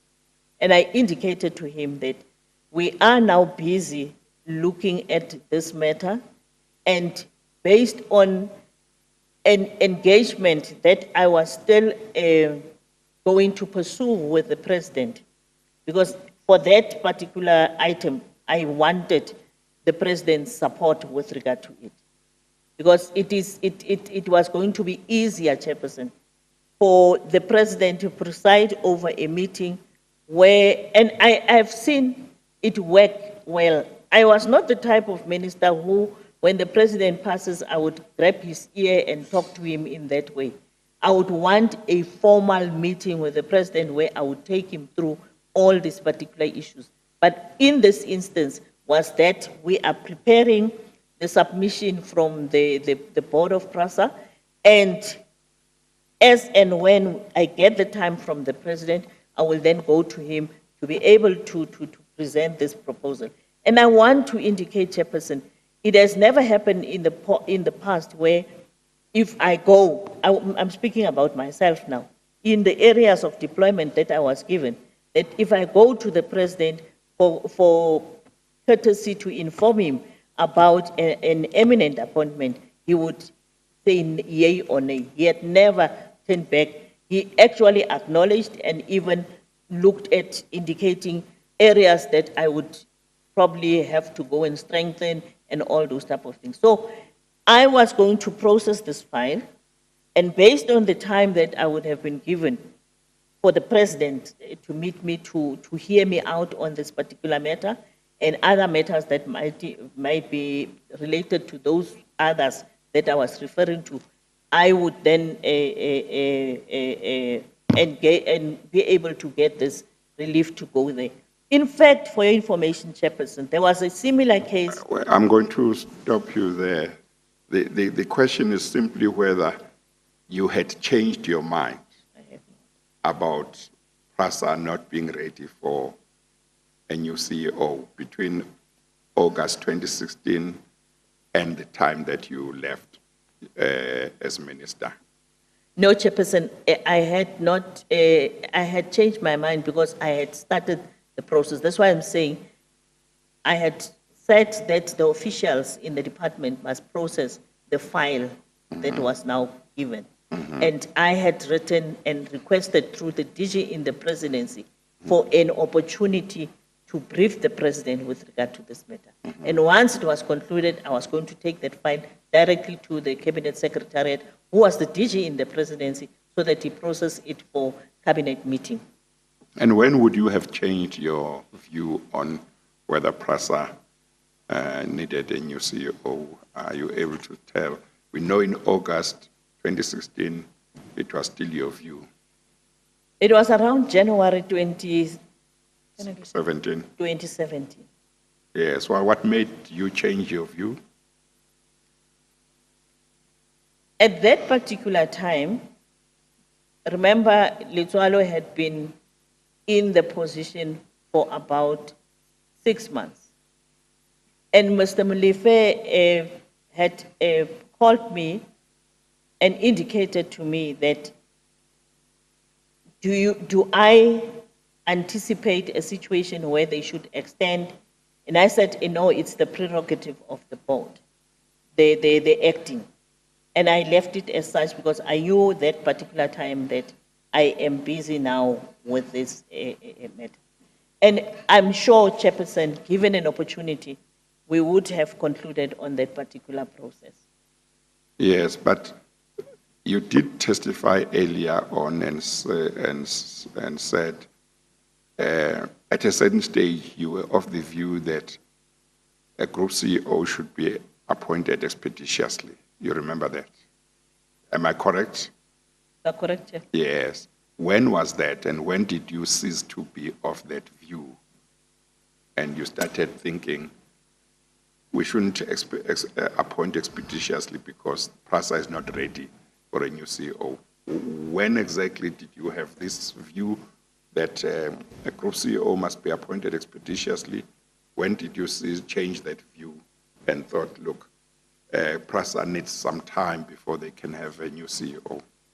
We had discussed the matter, I think it was early 2016, no, not 2016, it was late 2015. I'm just thrown out by the dates, Chair. Yes. With the board. I will also refer to the notes that I have with regard to the engagement that I had with PRASA at the AGM, because there's always annual general meetings at the AGM where the shareholder who is represented by the minister would address the board. And in that, there were some issues that we also raised. And Chairperson, it was at that particular time that I then said to Mr. Molefe, because we talked, and I then said to him, I am going to ask the department to process that file that they had given. So, and some of the details, because, Chairperson, sometimes it's difficult to follow the things that you discussed in a corridor as opposed to the things that you discussed in formal meetings. But are you saying that it was up towards the end of 2015, it was around the end of 2015 that you changed the view that a group CEO should be appointed expeditiously? Is that more or less around that time?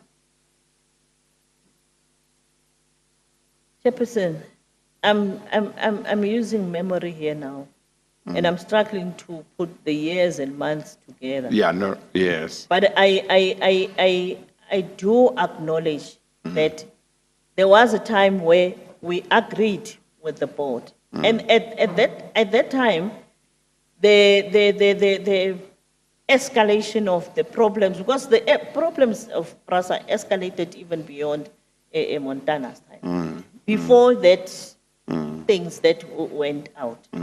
And the other thing that I had Yeah, let me leave it for now, Chairperson, because Yes. I'm trying Okay, to you are recall not- some of, and I'm getting a cross-pollination of the things we discussed with Mr. Molefe in the corridors and those that we've discussed officially. And that's why I'm requesting for the official submission of the documents.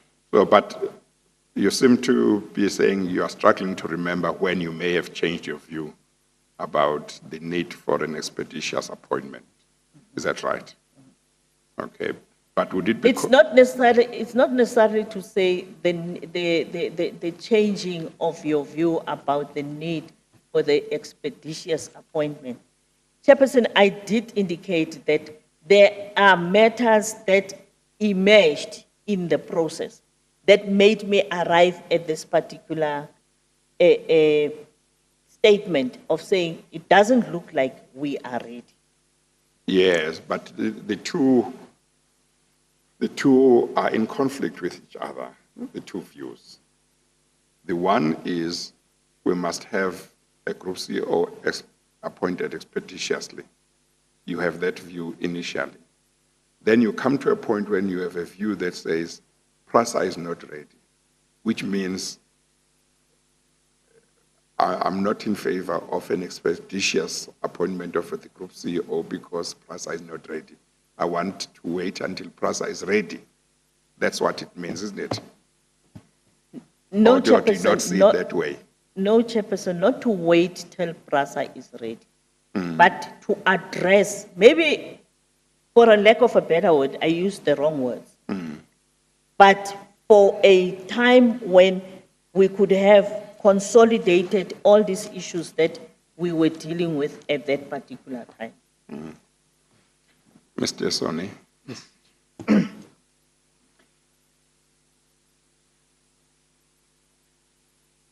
The robust process, the recruitment process, had taken place before you changed your mind. In other words, initially your view was, or at whatever stage, but certainly during the robust process, that PRASA should have a group CEO expeditiously. That would be correct, wouldn't it?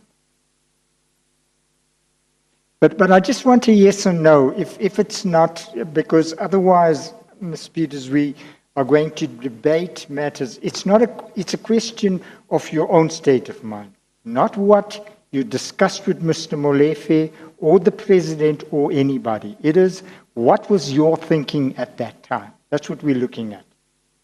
And Chairperson, in the beginning, like I give an indication that immediately after Mr. Montana left, we agreed that it is important that we recruit a CEO. Expeditiously. Maybe the word expeditiously means... You see, there's a difference between doing something expeditiously and doing it urgently. That's why I didn't use the word urgently. Right from the outset, when I posed my question to you, I said expeditiously. In other words, doing it correctly, but in the shortest possible time. Agreed, Chairperson. Now, then something happened which caused you to change your mind. I'm going to deal with that in a moment, but I want to ask you a slightly different question. By the time you had changed your mind, whatever caused you to change your mind, had the process, the recruitment process, run its course? I'm not sure, Chairperson. I'll tell you why it is important, Ms. Peters. You see, if it hadn't run its course, and I'm going to refer you to a figure you gave in Parliament, and I'll just mention it now, but I'll come back to it, where you had said that this process, or the amount spent on this process, was 1,767,000 rand.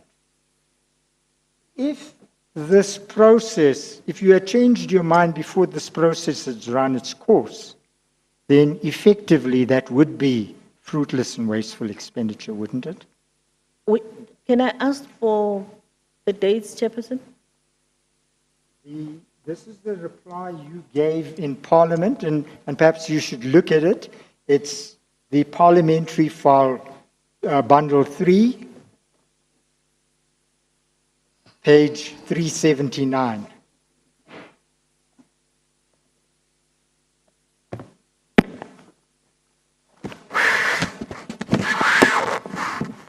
Do you think I should bother to look at it, Mr. No, President? I can read it out. You Okay. needn't look at All it. right. Parliamentary bundle. Bundle 3, page 379. Remember the one on the left-hand side.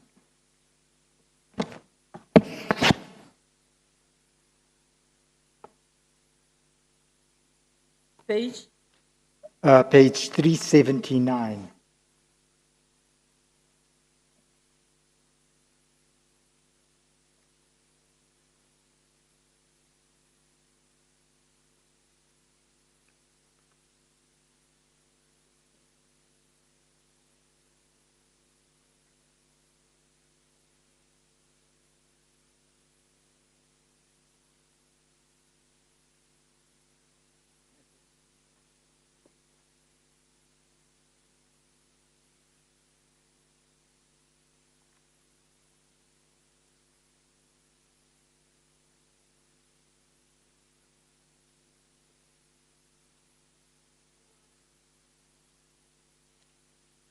Seven. 379. You will see towards the latter third of the page, the paragraph begins, replies to follow-up question, and then your reply is indicated. I just want to read what your reply to a question from Mr. De Freitas was, that the Minister, in consultation and by agreement with the Board of PRASA, resolved at a meeting held on the 30th of June that the environment within PRASA was not conducive for the appointment of a GCEO. In this regard, and following this agreement with the board, the Minister seconded to the board and appointed Mr. Collins Letswalo as acting Group CEO effective the 1st of July. And right at the end, in paragraph C, it said the amount spent on the process was 1,767,000. 767,000. Do you see that that's what's recorded there, Ms. Peters?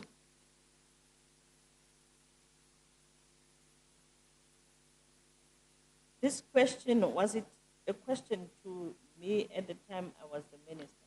Yes. Yes. It says replies to follow-up question received on the 8th of June 2016.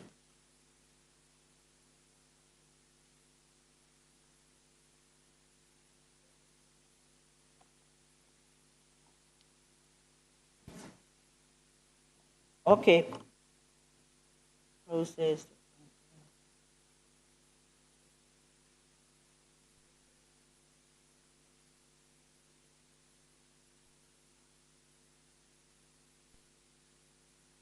Yes, Chairperson.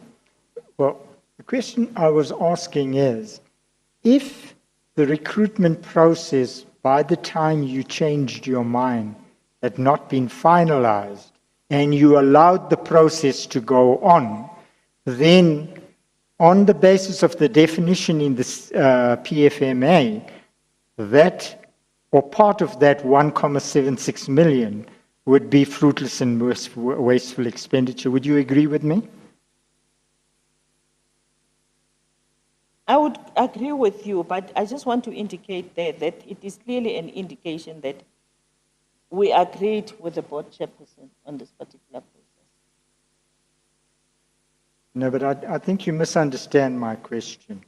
The question is, by that time you had come to the conclusion, contrary to what your view was earlier, that the board was not ready for the appointment of a permanent CEO. And I'm going back to a question asked by the chairperson, namely, when did you change your mind that the appointment need not be done expeditiously? Was it before the recruitment process had been finalized? It was, Chairperson, I think during the process and probably at the time that I received the package. I'm sorry, during the process and at the time when? I received the package. Or the files? Yes, Chairperson. Okay. That's when you changed your mind. Yes, Chairperson. Can I ask you, was your mind changed by the names that appeared on the list Mr. Molefe gave you? I had nothing to do with the names, Chairperson. No. I didn't say that. I know that the board had gone through this process. They had got somebody to headhunt people. They gave you a list based on that process. That was the board's list. The question I'm asking is, was your change of mind due to the identity of the persons who appeared on the list the board gave you? Not at all, Chairperson. Was it,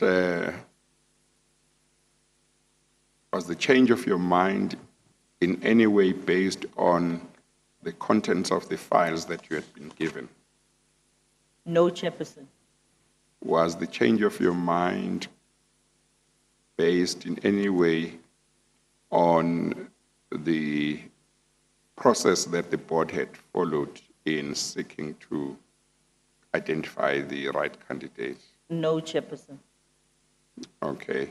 So what is it that made you change your mind?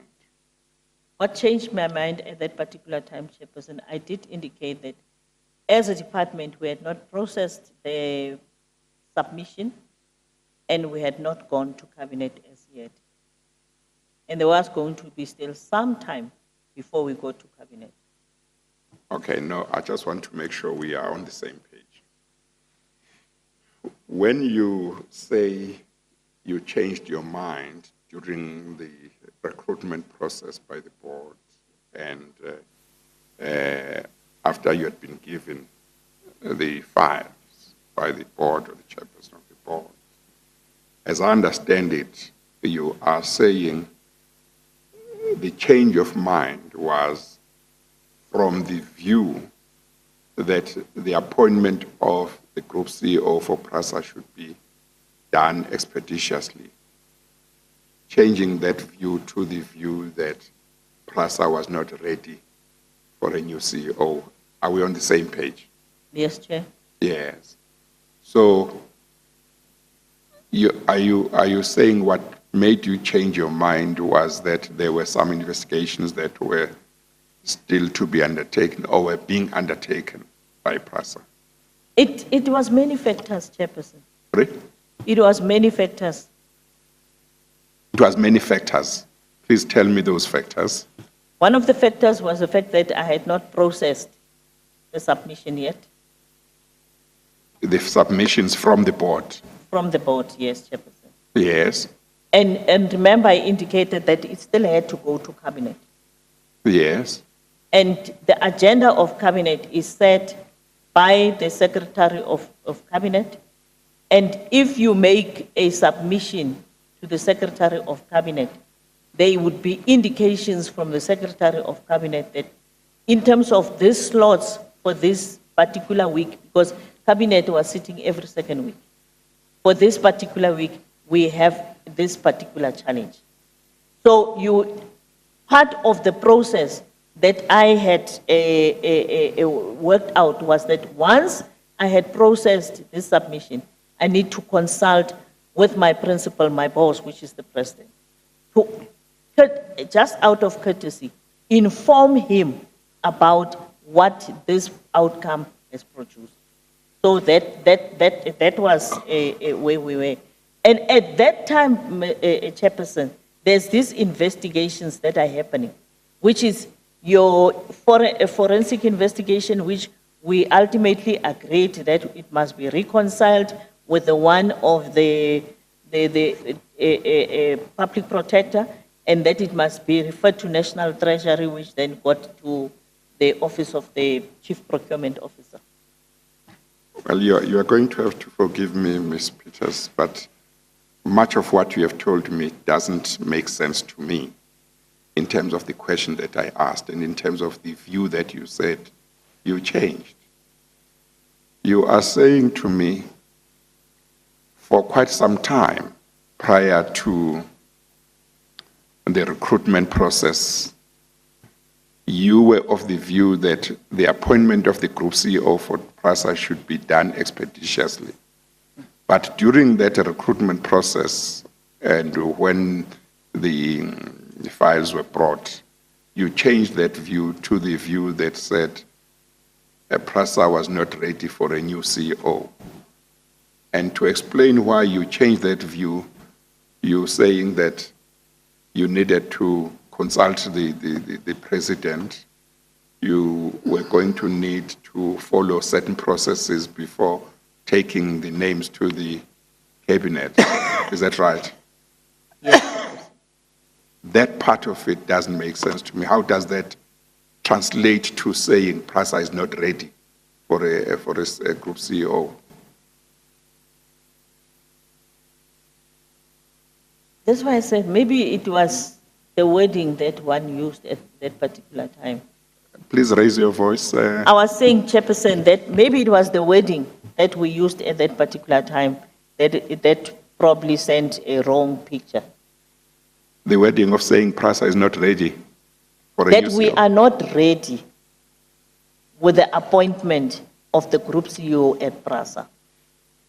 Okay. You now say we are not ready. Yes, I understood Mr. Molefe to have said what you said was that PRASA was not ready. When you say we, are you referring to PRASA? Are you referring to Cabinet? Are you referring to the executive? Who are you referring to? I was talking to Mr. Molefe. So both of us in that engagement, we engaged and we ultimately agreed with him.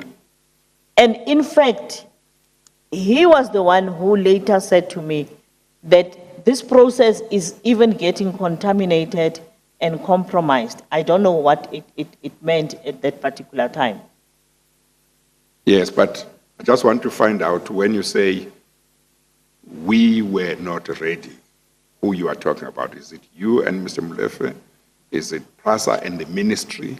Is it PRASA, the board, the ministry, and the executive, namely the cabinet? Who exactly? PRASA and the ministry, which means the board would have been involved included in the equation. Yes. But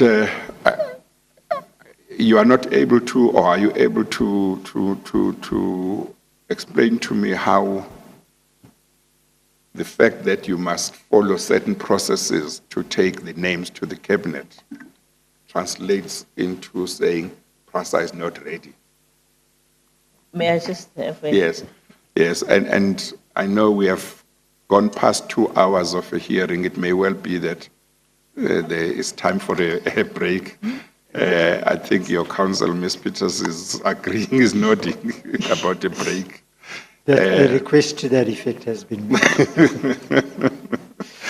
made. Maybe just help me with that, with an answer to that question. Then maybe we'll take the break. I'm saying it doesn't make sense to me because when you were of the view that the Group CEO should be appointed expeditiously, you would still follow the same processes as far as cabinet was concerned. When you changed the view, your view, and said, well, PRASA is not ready, it's the same process you would follow. But quite apart from that, I'm saying there seems to be no connection to me between saying we must follow these processes if I want to take these names to cabinet and saying PRASA is not ready. I would have thought that when you say PRASA is not ready, you would talk about things at PRASA, to say, this is the position, these are the things at PRASA that make PRASA not to be ready? Chairperson, the stakeholders at PRASA would be the ministry as well as the department and PRASA itself. When I said PRASA is not ready, I have already elaborated on the areas of the investigations and the decisions between me and the AG. And then there's this other process that involves the department and myself as the then minister in terms of processing the submission. So at that particular time, Mr. Molefe had taken a decision that he can't work with the then CEO who was acting. So there needed to have been something in between. And maybe that is the element that I did not bring in earlier on to say, in our discussion, there was an indication that the relationship between Mr. Molefe and the then acting CEO was not right. So at that particular moment, we were not ready, they were not ready, and the whole process was not concluded yet. And I then said, they conclude and deal with these financial challenges. And we will get, in fact, even in the engagement with the day Litualo was seconded, was the day in which we had a whole day engagement with PRASA board and the executive at that particular time. And there were serious issues that were coming from that. And you couldn't wait for the appointment of the CEO for those things to be addressed. So we needed somebody in between that. And that is why I had no issue when Mr. Molefe said, the policy of PRASA acting indicates that the person can act for about 6 months. And then they went ahead and create, and I don't know whether they extended or what, they did that. And I just need to indicate that the process that they had worked on with regard to the recruitment had started around October. I'm trying to get the picture of 2015. And we entered 2016. And at the time, when they made the submission to me, because I think there were 2 processes that were ran in PRASA. It's just that I don't recall well those processes. And then when he ultimately, Mr. Molefe, came with the final process that they had worked in, it was at the point that he indicated to me that particular submission that they had made. So, Chairperson, by the end of 2016, we had not as yet concluded on the process of appointing the CEO. There was an acting CEO. That's fine. That's fine. I'm saying to you, Chairperson, if there is anything wrong at that particular time, I would take responsibility for my part in that particular, I'm sorry, Chair, in that particular delay, in terms of ensuring that the processing then happens and the preparation to cabinet then happen. But why were you going to consult with the president after the board had given you these files? And why was the issue of the processes that lead to cabinet? Why was that relevant? Because your position was PRASA is not ready for a new CEO. I would have thought that if that was your position, you'd be saying there's no need to bother about processes that take us to cabinet because PRASA is not ready. No, Chairperson. Government didn't operate that way. So what were you going to talk to them about? In cabinet, there is a principle and a protocol that says we are individually and collectively responsible. I'm sorry. And the minister is uphathisiwe irresponsibility Yes. of this sector. Yes.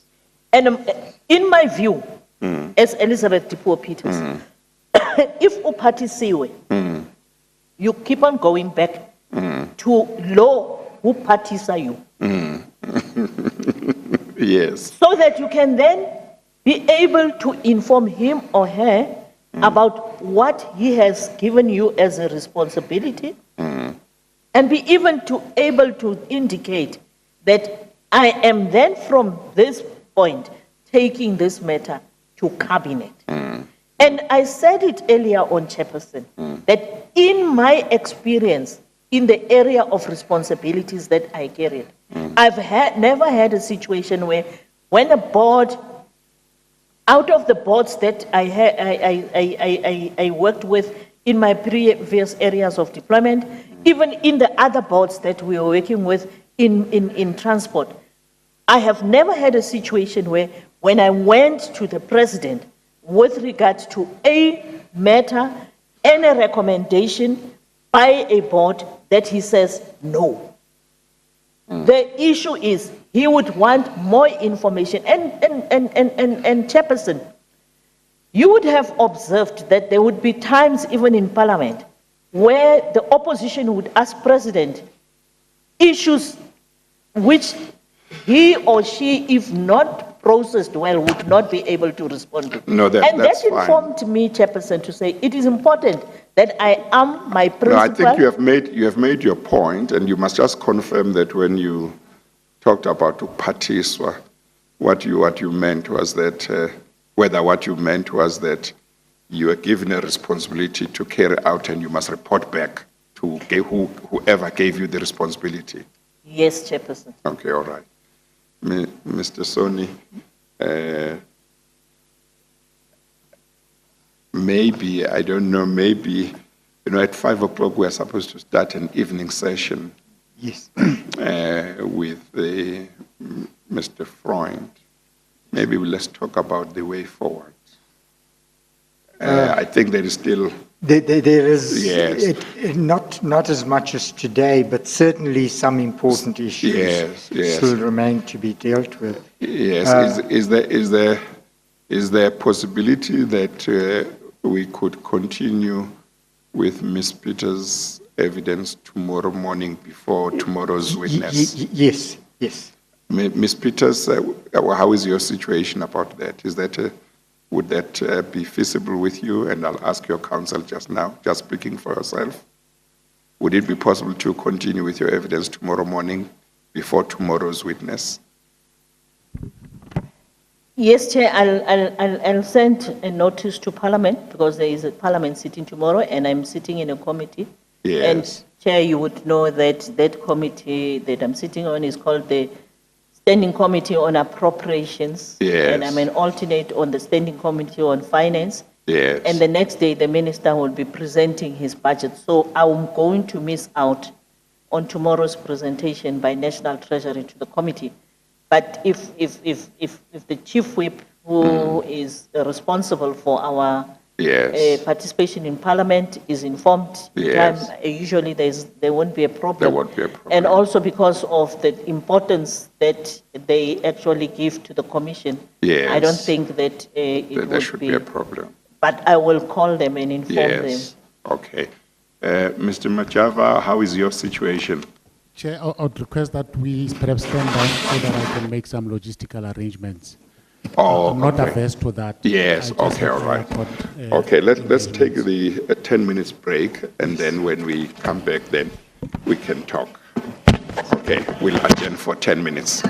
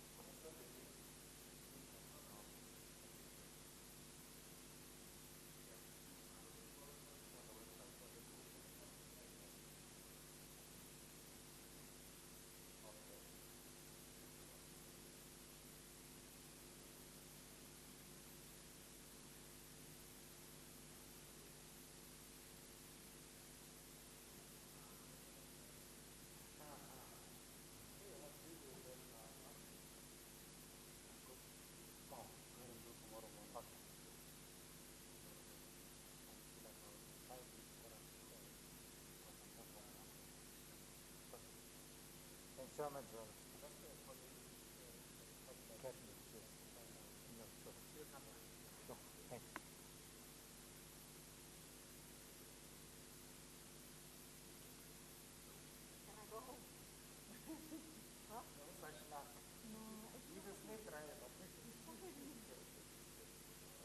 I get driven.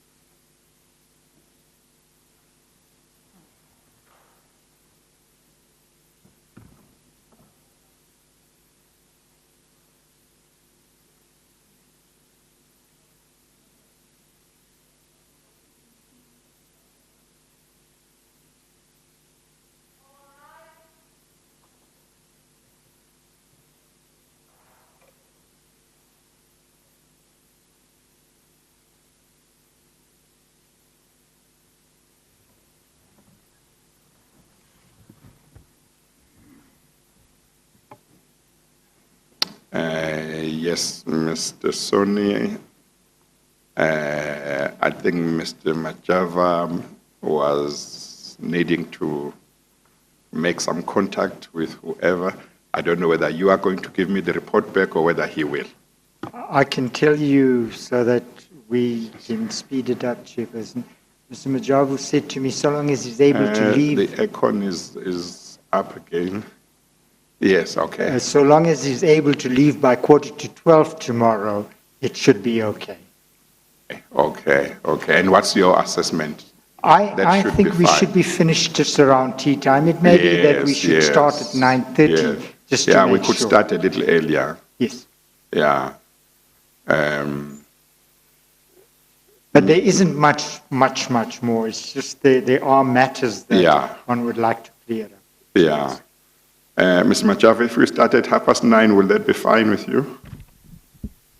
Chair, that will be in order because Yes. I would also need a few minutes to redirect. Okay. So if we start at 9:30, by 11:45-ish, we should Yes. be done. So that's in order with me, Chair. Okay, all right. Ms. Peters, starting 9:30 would be fine? Thank you, Chairperson. I've consulted with the whippery, Yes. and they do agree. And Yes. I'm sure, Chairperson, you'd be aware that we've got something called lockup before the budget. They said so long as I'm there, by the time we get locked up for the budget. Oh. When we peruse the budget before No, the I didn't know minister, that. before the minister announces, we go through it together. Oh, Yeah. okay. So, no, that's fine then. I think we should then adjourn for now because I'm due to start the evening session now at 5. So we'll adjourn. You're all free to go home except me and those who must remain to assist us, and there will be another work stream. Yes. Okay, so I'll adjourn and allow about 10 minutes for the 5 to 10 minutes for Mr. Freund to be ready together with his witness. We adjourn.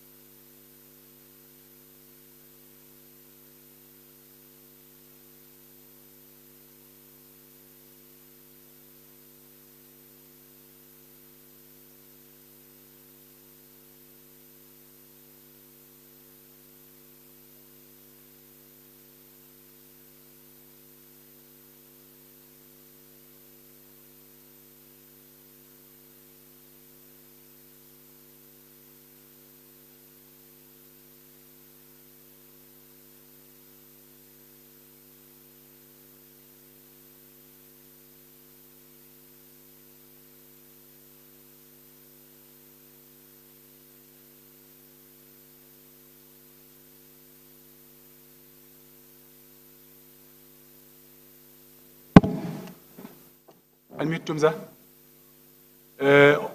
Opiven, please give me the chairperson shot.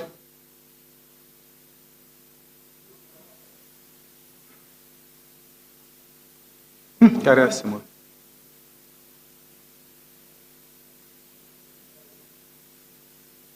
Go to SCC to me.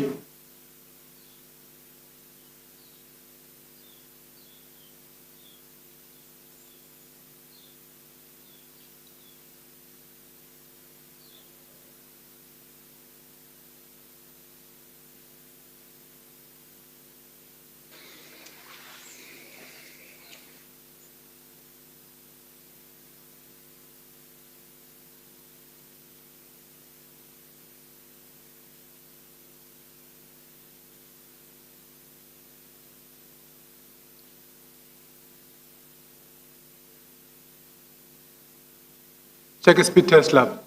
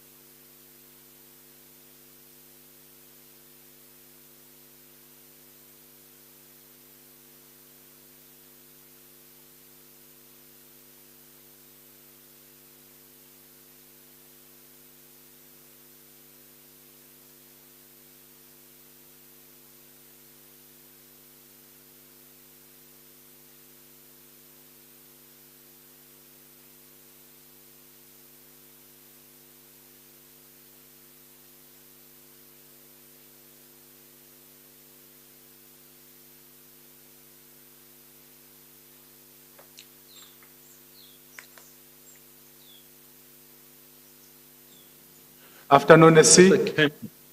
Good afternoon. I hear you clearly. Do you hear me?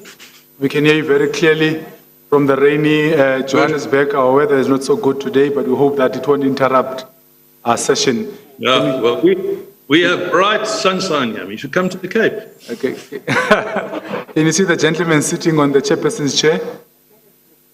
Yeah, of course. Thank you so kindly. Mr. Frolik, are you there? Good afternoon, Mr. Frolik. Good afternoon. How are you, sir? Afternoon.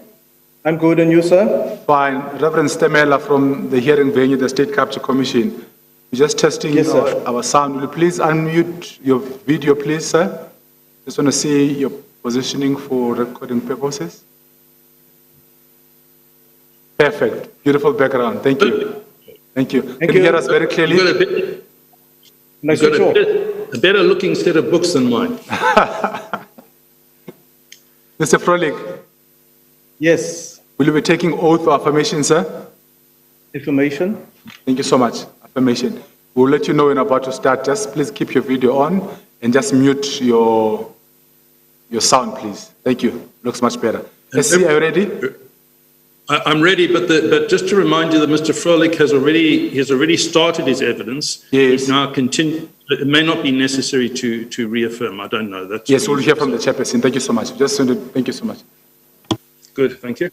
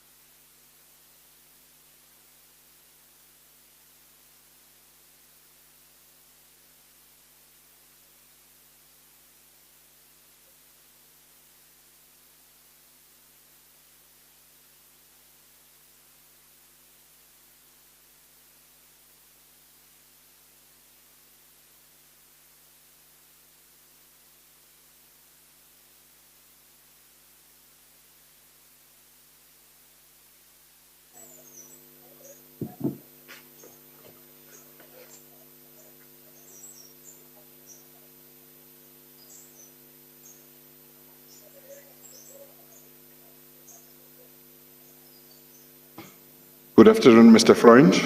Good afternoon, everybody who wasn't here in the morning. Good afternoon, Chair. Yes. Are we ready? We are indeed, Chair. Yes. May I proceed? Yes. Chair, you will recall that Mr. Froelich testified previously on the 5th of February, but could not complete his evidence in the time available. It was agreed he would come back. He has come back, and he's ready, willing, and able to resume his testimony. He's connected to these proceedings right now. But before we proceeded with his evidence, with your leave, I'd like to raise a different issue.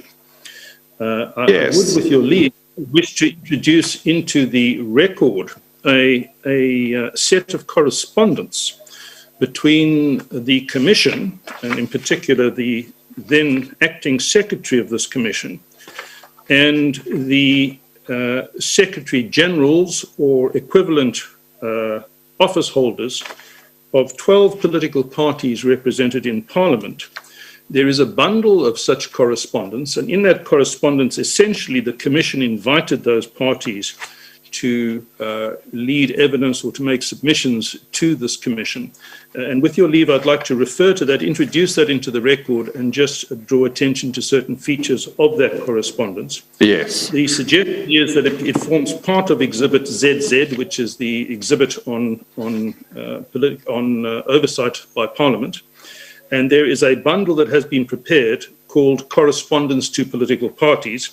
It runs to some 63 pages, and I trust that it should be in your files, chairs, together with the legal material and the other exhibits. Yes, I've been handed the file, yes. Now, Chair, there's a particular reason why I have thought it possibly appropriate to draw attention to this particular correspondence. It's been drawn to my attention that in social media, there has been a suggestion that the Commission is selective in the political parties represented in Parliament from whom submissions and evidence has been sought. So, for example, you will see at page 45 of this bundle, a certain Mr. Floyd Shivambu making some comments on social media on Twitter, and the sting of it is this: the EFF fought for the Commission to be established, and yet they will never speak to us because we are not factional puppets. The suggestion being that their evidence has not been solicited. And the point that I wish to place on record through you, Chair, if you think it so fit, is that identical letters were sent on the 27th of February 2020 to each of 12 political parties, and you will see them all referred to in this bundle. And so, for example, just to illustrate the point at page 41, you will see the letter sent to the Secretary General of the Economic Freedom Fighters. And Chair, I would suggest you might wish to turn to that page. I'm there. And Chair, this is a letter addressed by the acting secretary of this commission, but on your directions, as I understand it. Mm-hmm. And as I say, similar letters sent to all the political parties. Mm-hmm. And in summary, I'm just going to refer to parts of the letter. I think the ones that might not have been sent might be those who only got to Parliament in 2019, after the general election of 2019. But if I recall correctly, all those which had been there prior to the appointment of the Commission during the relevant years, I think all of them were sent these letters. That's indeed correct, Chair, to the best of my knowledge. And you will see, Chair, at the cover page of this exhibit, the list of the parties to whom it has been sent, 12 political parties, including the IFP, COPE, FF+, UDM, DA, AIC, EFF, ANC, PAC, ACDP, AHANG, NFP.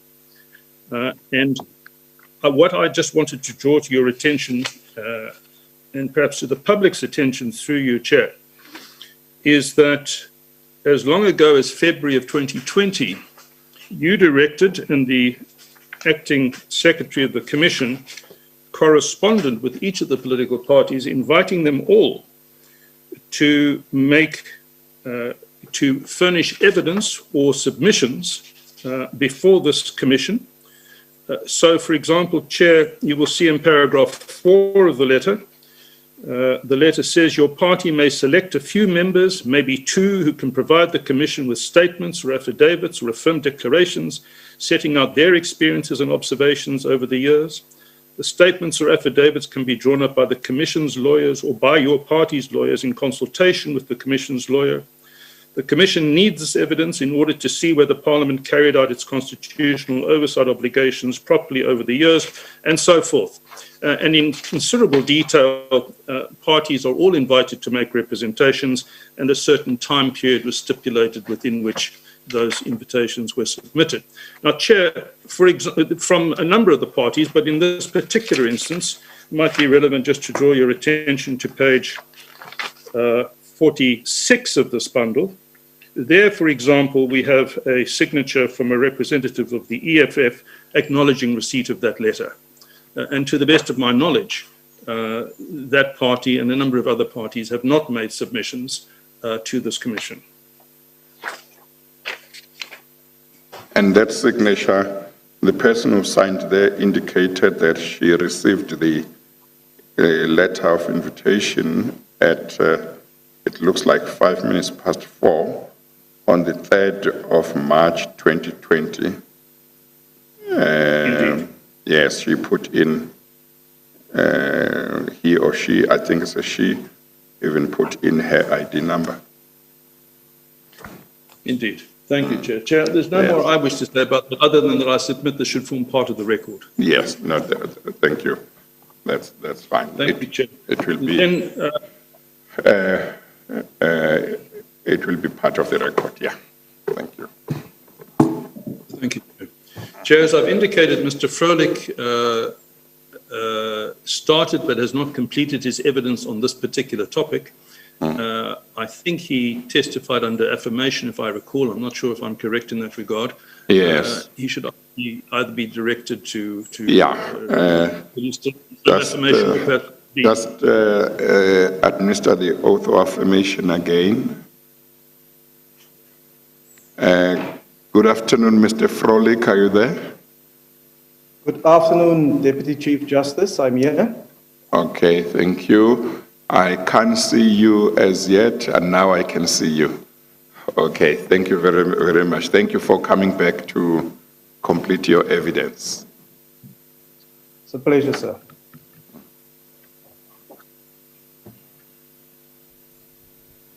The registrar will just administer the oath of affirmation afresh. Please state your full names for the record. Cedric Thomas Froelich. Do you have any objection to making the prescribed affirmation? No, I don't. Do you affirm that the evidence you will give will be the truth, the whole truth, and nothing but the truth? If so, please raise your right hand and say, I truly affirm. I truly affirm. Thank you. You may proceed, Mr. Freund. Thank you, Chair. Mr. Froelich, you will recall that when you testified, we referred to the affidavit that you submitted as one of several representatives of the African National Congress in bundle 1 from page 46 and following. You will recall this affidavit, I'm sure. Okay. And I want to start off today at page 53, that's the top right-hand pagination, where you deal with the topic of certain letters written to chairpersons of committees in June 2017 from paragraph 23 and following. Do you have that? Correct. And Chair, may I ask whether you also have that? I've got that, thank you. All right, thank you. Now, Mr. Froelich, there you say that during May and June of 2017, a number of allegations pertaining to the capture of state-owned enterprises and the alleged involvement of the Gupta family in matters of the state appeared in the public domain. These allegations were directed at certain government departments and or members of the executive. And after dealing with certain preliminary issues, you say, upon my return to Parliament on the 15th of June 2017, I, of course you were the chair of chairs, was called to a meeting of the Speaker and the Chief Whip of the ANC, where we discussed the matter of the establishment of such an ad hoc committee, which had again been raised by opposition MPs. And you say we were mindful that the Commission on State Capture was not operational yet, and that Parliament had a responsibility to look into the matter, and we agreed that the best approach would be for the relevant line function committees to look into the matter and to report to the House, and you then refer to certain letters that you wrote to the chairs of certain committees. I take it this is all factually correct. That's correct. Right. Now, what interests me is the principle. The principle, as I understand it, that you are accepting in your own affidavit, is that because there were allegations in the public domain of the capture of state-owned enterprises and allegations pertaining to the involvement of the Gupta family in matters of state, and because those allegations were directed at certain government departments and or members of the executive, it was appropriate for Parliament to exercise its powers of oversight and to inquire into and trying to ferret out the truth in relation to these allegations. Do you accept that? That's correct. And I have to say, Mr. Froelich, I have no difficulty with the view that you say you had formed, the Speaker had formed, and the Chief Whip had formed, that this required investigation. But what I want to put to you where I do have difficulty is the fact that you only thought that necessary at this late stage, namely in the middle of 2017. And I want to ask you, firstly, generally, why it was that prior to that, no similar steps were taken to the best of your knowledge. Oh, thank you for the question. I want to take you a little bit back, Chairperson and Advocate Friend, to indicate that this emails that were being revealed and leaked in the public domain was on the back of the report of the Public Protector in 2016 that was published, I think it was in October 2016, where the Public Protector came to certain conclusions. And part of the recommendations of that report indicates that a commission such as what we are having now, interstate capture, must be set up. The discussion then ensued as to what happened since that report from the Public Protector was published. The expectation was that by 2017, early 2017, all the modalities would have been put in place for the commission to commence its work. It would have, and it was considered during our discussion that we had, that if Parliament would have interfered earlier or intervened earlier from the time that the complaint was lodged with the Public Protector by a certain Father S. Mayebe of the Dominican Group and former DA leader Muse Maimane on the 18th of March 2016, as well as an unnamed member of the public on the 22nd of April 2016, then we would have basically interfered and run a parallel process, parallel to that the Public Protector was undertaking, keeping in mind that the Public Protector submits reports to Parliament, and those reports, which was subject of an investigation then, arrive in the House that we must deliberate on. And the recommendation explicitly said that a commission of inquiry into allegations of state capture must be set up. And at that stage that you are referring to, as it appears in my affidavit, no such commission was set up as yet. All right. Now, are you suggesting, Mr. Froelich, that if a member of the public lays a complaint with the public protector about a particular issue, and here I have in mind an issue of huge national significance, allegations of alleged state capture and corruption at the highest level, are you suggesting that once such a complaint has been laid with the public protector, it would be wrong for Parliament itself to investigate and to deal with such allegations?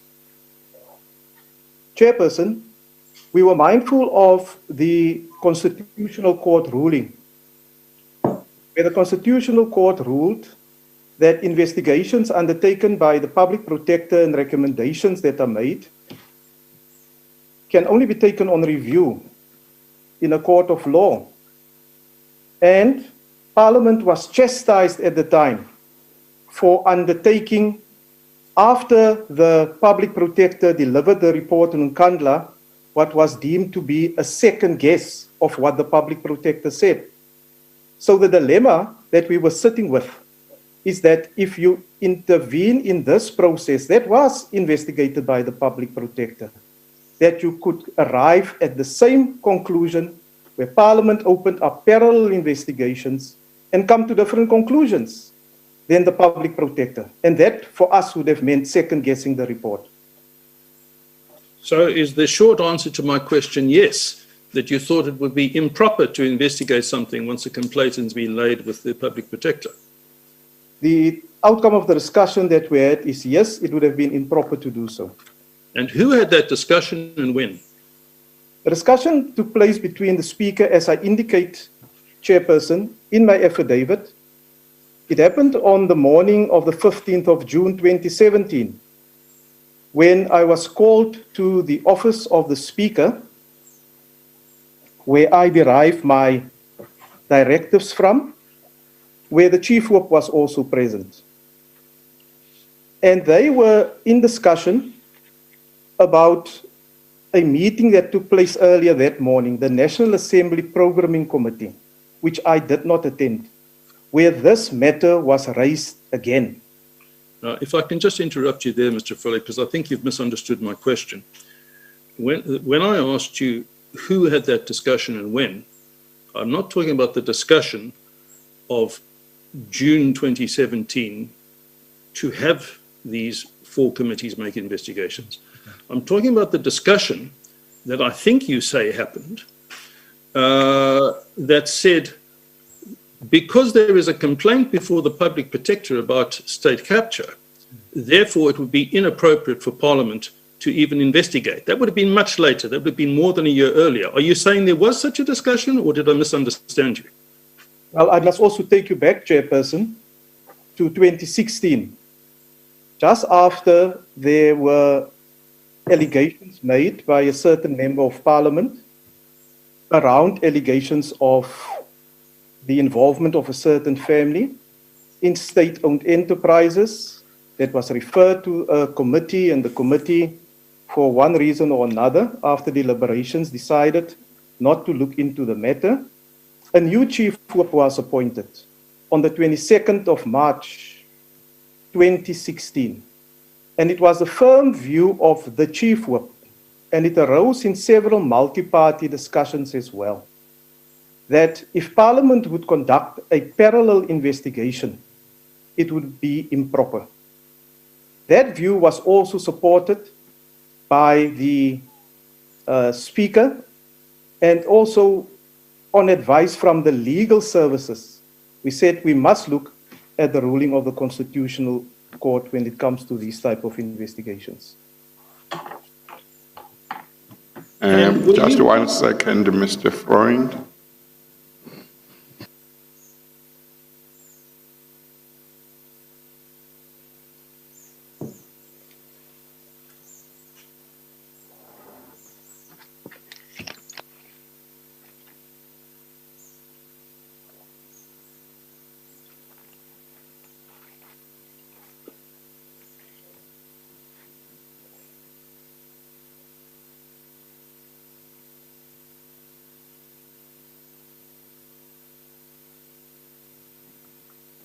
I'm sorry. Yes, you may proceed, Mr. Freund. Thank you, Chair.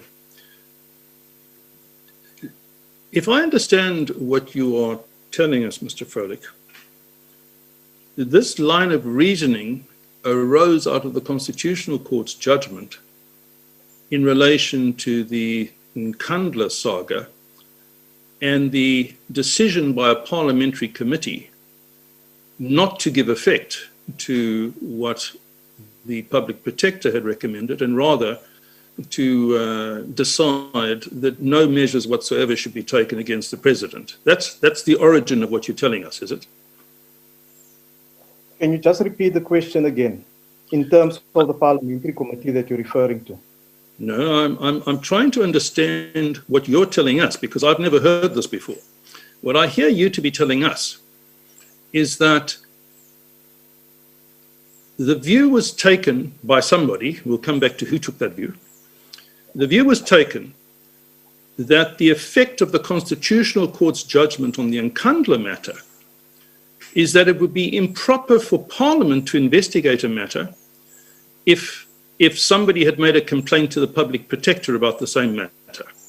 Am I understanding you correctly? What I'm saying is, Chairperson, that it would be improper for Parliament to conduct a parallel investigation whilst the public protector, a Chapter 9 institution, is conducting exactly the same investigation. So that could literally mean, for however long it takes the public protector's investigation, the view that you're explaining was that Parliament was hamstrung and could do nothing. Is that the argument? Well, the argument was, and this is where the chief whip of the majority party, as well as the speaker, was very clear, that we must give time for the public protector to produce a report and see what recommendations is in that report. And the reason for that, as I understand your evidence, is because there was a complaint pending before the public protector, which complaint had been lodged in March 2016. Is that correct? That's correct. All right. 3 complaints. Well, let's go back to where we were on the last occasion. On the last occasion, I put to you, and Chair, you will find this in the transcript of day 338 at page 198, that I presume you may not have, Mr. Froelich, but I put to you an extract from a newspaper report. And you made the point, yes, but I don't have that newspaper report in front of me. Mr. Freund, can you just repeat what bundle we will find it? In what bundle we will find it? We will find the newspaper report in bundle 2 at page 561. 561. Okay, all right. Okay, thank you. And is it correct, Mr. Froelich, that you have since been furnished with a copy of this particular report? Yes, I've been furnished this afternoon with 3 reports. You must say which one you're referring yes, well, to. The one that I'm going to refer you to now is the one dated the 27th of February 2011. It's a report in the Sunday Times. It's labelled in the Commission's documentation, it's Annexure ZR1. Do you have that particular report? Yes, I have the report in front of me. And that is a report that alleges, under the headline, Ministers Shiver When Summoned to Family's Home, the following. It says, a revolt is brewing within the ANC and its alliance partners against the influence of the Gupta family over President Jacob Zuma and his government. And then in the 3rd paragraph, it talks about members of top ANC leadership structures, the National Working Committee and the top 6 party officials having raised concerns about this. It makes an allegation. The Sunday Times says it understands that the Gupta's role in influencing the appointment of CEOs and chairmen in key state-owned enterprises was recently raised at an NWC meeting, and it goes on and makes a host of other specific allegations. Now, those are allegations of precisely the same character, are they not, as the allegations to which you refer in paragraph 23 of your affidavit, the allegations which in May of 2017 prompted a decision to cause certain committees to carry out investigations. Do you agree? I don't agree. Why not? I don't agree because the allegations that surfaced in 2017 was on the back, and it was very specific allegations of leaked emails. It was on the back of the report of the public protector. And there were certain things that appear in that report, which I don't have in front of me now, that those emails and things gave further details on. With respect, Chairperson, the article of 2011 that is being referred to is so vague, it doesn't mention any specific person or quote anyone in that article. Now, what usually happens in committees, if I may proceed, Please. is that once issues are in the public domain, it is the responsibility of members of parliament who serve in these different committees to bring the information, highlight it to the attention of the chairperson, and in terms of the parliamentary rules, they deliberate on the matter. And whoever bring these or whatever complaint they have for information must then present their case, and they must convince the rest of the committee that the committee must either schedule a hearing on the matter, require further information, and so forth. So I, with respect, differ with you that it is exactly the same. But the nature of the allegations is exactly the same, is it not? Well, the nature of the allegations in the article of 2011 deals with a certain family and what they've been up to, but in 2017, the allegations that appear in the form of leaked emails was then premised on the report of the public protector that gave concrete, very clear information on what appeared in the media at the time and the allegations that were made. But the Sunday Times article quotes members of the National Working Committee of the African National Congress as making these allegations. So it wouldn't have been a matter of a great deal of difficulty, would it, for anybody in Parliament to ask the NWC members whether such allegations were made, who made them, and why they were made? It would be perfectly simple, would it not? Advocate Friend, when this type of allegation appeared, then you would find that in Parliament there are members who may be members of the National Executive Committee or the National Working Committee. And what usually happens in these type of ANC meetings is that they meet behind closed doors, they discuss a range of issues, and then thereafter a press release or press statement is made as to how the ANC want to approach the matter. So even if you ask somebody in Parliament who's a member of the NWC or NEC, they can simply say this matter must still be discussed, or we don't have further information yet. But they would be lying if they said that, would they not? Because you have the power to compel them to testify and to tell the truth, and it's a crime not to do so, is it not? Advocate Friend, they are members, and not all members of the NEC and NWC are members of Parliament. Some are, and some are not. But the manner in which the ANC, NEC, and NWC operate is that those discussions take place, a certain view or collective view is taken, and a certain position is taken as to how to proceed with the matter.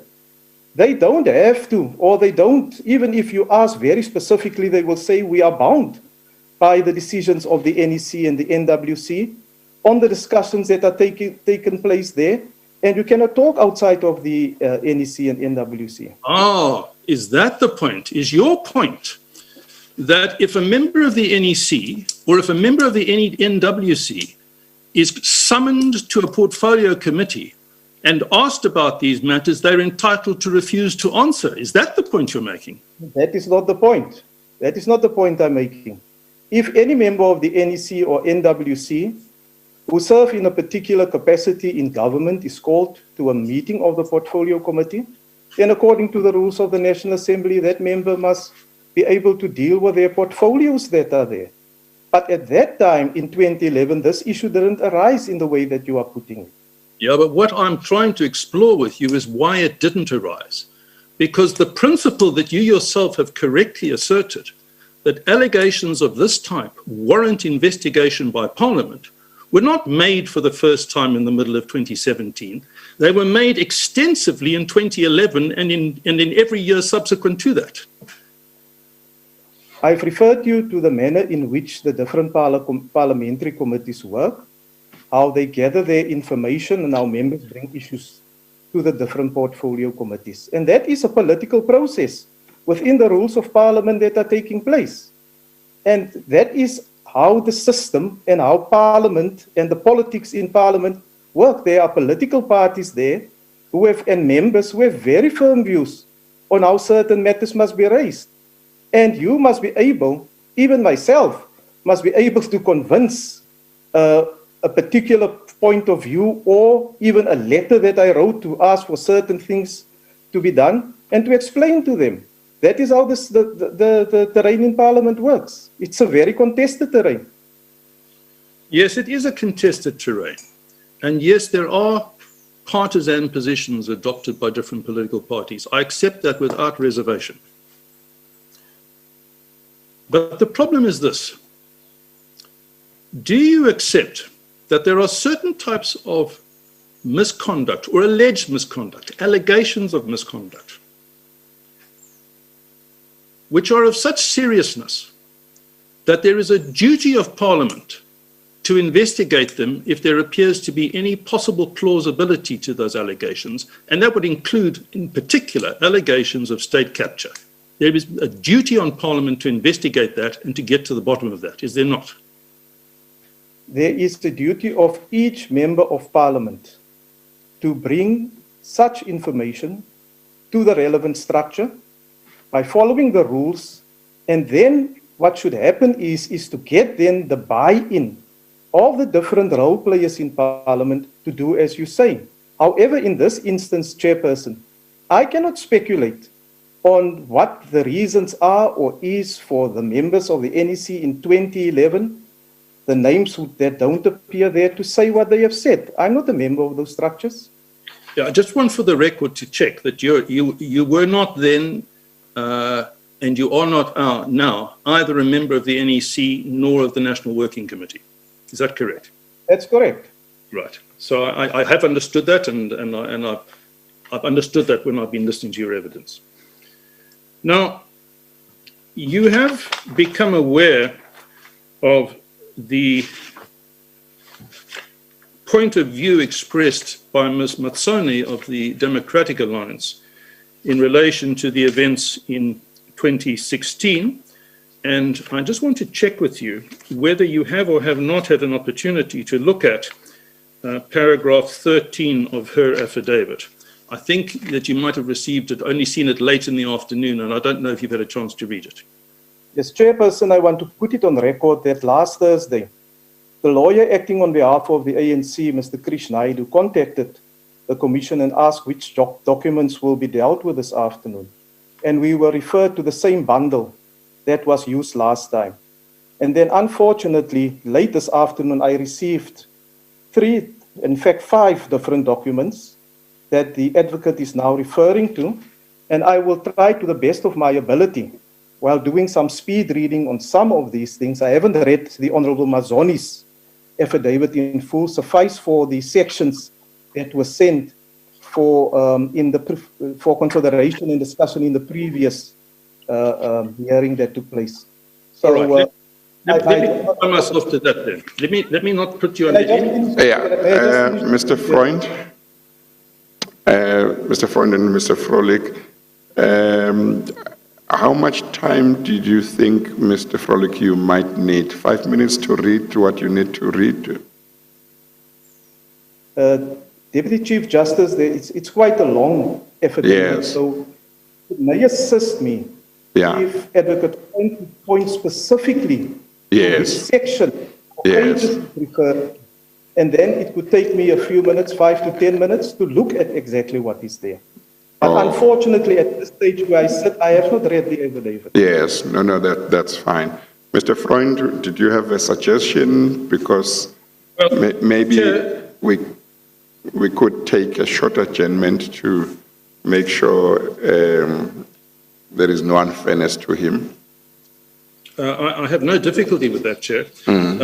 But I thought perhaps I could address the problem in a shorter way. Yes. Which is simply take the witness to very specific paragraphs, which I will read. Yes. And ask my questions just on that. Yes. If I might endeavour to do that. Yes. That might enable us to put it more quickly. Yes. Maybe let's try and do that, Mr. Froelich. You understand what Mr. Freund proposes to do. Maybe we could do that, but if you feel that you might not, whatever he might tell you about the relevant portions of the document might not give you enough context, please feel free to indicate.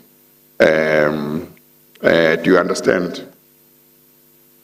Yes, Deputy Chief Justice, I understand, and I'm amenable to that. I'll try to assist as far as possible. Yes, no, that's fine. But if you feel that maybe you didn't get the full context, let me know. Okay, all right. Mr. Freund? Thank you, Chair. Mr. Froelich, in paragraph 13.8 of Ms. Matsoni's affidavit, that's at page 20 of bundle 2. Do you have that accessible to you? Yes, I do have it. So I'm going to read it out so that everybody can understand what I'm referring to. This is evidence that Ms. Matsoni also gave orally to this commission. And she says, on the 18th of March 2016, I issued a statement referring to growing evidence that a number of SOEs had been captured by the Guptas, and said that I was requesting that the Portfolio Committee on Public Enterprises conduct a full parliamentary inquiry into the capture of SOEs by the Guptas. In my statement, I referred to allegations inter alia that, and there are then 6 subparagraphs, and I'm going to read those. The first one, the resignation of the former chairperson of Eskom, Zola Tsotsi, had been orchestrated by the Guptas as a result of him not playing the game after he had refused to grant them exclusivity over certain Eskom contracts. Subparagraph 2, former Minister of Public Enterprises Barbara Hogan had been placed under pressure to meet with Gupta-linked Indian airline Jet Airways, and her affidavit makes clear that this is a recently made allegation pertaining to much earlier, pertaining back to 2010 and 2011. Hogan, in subparagraph 3, had been replaced by Malusi Gagaba, who was known to have attended the Gupta wedding in 2013. Faiki Mentor had been offered the position of Minister of Public Enterprises by the Guptas on the condition that she drop the SAA route to India and give it to Jet Airways instead. Former SAA chairperson Vuyasile Kona had been offered 500,000 rand by the Guptas in 2012 to secure his cooperation. Next subparagraph, Eskom CEO Brian Molefe had admitted to visiting the Guptas at Saxonwold. Gupta-owned Tegeta Exploration had recently secured lucrative contracts to supply coal to the Eskom power stations. And those are, if I may say so, when one reads her affidavit, probably the major points, but by no means the only points that she makes about the sorts of allegations that were being publicly made by that time, and which underpinned a request that she made to the Portfolio Committee on Public Enterprises, that Portfolio Committee should investigate these issues. Now, I'd be interested in your views as to whether, when she makes allegations of that type, and she refers to where they are based from, and they come from press reports and the like, whether you think that's the sort of thing that a portfolio committee responsible for public enterprises ought to have investigated. Well, that is a matter, as I also indicated last time, that the portfolio committee, chairperson and members, should have had an interest on and should have deliberated on to chart the way forward in terms of Rule 167. And if I understood your evidence last time, I think, but I don't want to put words in your mouth, I think you agreed that that is something they should have investigated. Is that correct? That is something that the portfolio committee should have had an interest in and should have charted a way of how to deal with it in terms of Rule 167, whether it is an investigation, a hearing, or whatever it may have been. Well, okay. The manner in which they investigate could take different forms, I think you're suggesting. You could, for example, invite people to come to an ordinary meeting. You could perhaps issue summonses if necessary. The manner in which you deal with it, you say, is a matter for them to determine. Am I understanding you correctly? But am I also understanding you correctly that although that is so, how they would do it was for them to decide? But you agree in principle that they should have done it somehow or other? That is a matter that the committee should have considered. Well, does that mean they should have considered whether to investigate it and you're not expressing an opinion? Or does it mean that you agree that they should have dealt with the issue by inquiring into it? Ultimately, the decision that the committee decide on what to take and how they want to proceed with is a committee matter. But given the circumstances, as it appears in this affidavit that you have now referred to, it is a matter that the committee should have considered and should have been seized with. Right. And you have been furnished, have you not? I'm sorry, Mr. Freund. I'm sorry, Mr. Freund. Mr. Froelich, maybe your answer raises the question of when it is that, in your view, a committee should investigate allegations that come to their attention, allegations of a serious nature. When should they investigate them? When should they decide to investigate, and when should they decide not to investigate? Chairperson, it is within the powers of the committee to decide whatever course of action they may take. But the committee should always consider the gravity of the issues that are brought in front of them. It may not be an investigation or inquiry, but they should do the first step to consider the matter that is in front of them so that they have a factual ground on where to move. But also, very importantly, when it comes to these type of decisions, it's good for the committee as a whole to decide how they want to approach matters. What happens in a lot of these instances is that the working arrangements amongst the different members of parliament in the committee is of such a nature that it's more conflictual more than anything else, and very quickly parties take partisan positions around these issues without necessarily gone deliberated. And I feel that once the committees have properly deliberated on a matter, they are in a position to chart the way forward. But very often, in a lot of instances, you find that different members of political parties raise issues, and then it becomes a partisan issue, and that makes it very difficult for the committee as a whole to arrive at a common decision on how to take matters forward, as happened later on in Parliament. Now, I'm sorry, Mr. Freund. Mr. Freund, I'm sorry. Would it be fair, in your view, to say a committee is expected to investigate serious allegations that come to their attention, which relate to matters falling within the jurisdiction of their committee, if there are reasonable grounds to think that if the allegations are true, then there is something quite serious that Parliament or the committee should really look into. I'm putting it very roughly. So you wouldn't go along with an idea that a committee, when there appears to be reasonable grounds before it to investigate allegations, you wouldn't go along with the view that, well, if they feel that they should not investigate, that's fine. If they feel that they should investigate, that's fine. No, Deputy Chief Justice, I would say, and I understand the way that you put it. Yes. My view is a matter is properly deliberated upon, and there is sufficient grounds, then the committee must be seized with the matter and decide how they want to proceed with it.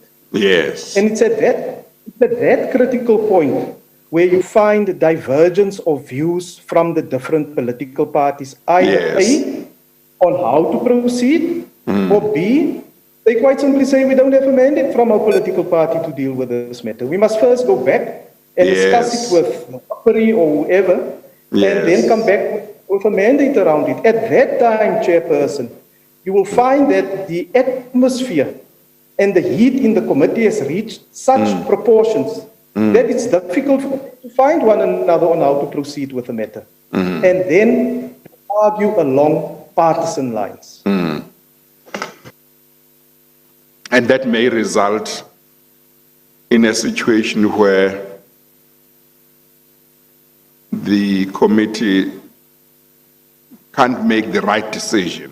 Would you say that because the parties which form part of the committee now argue along partisan lines?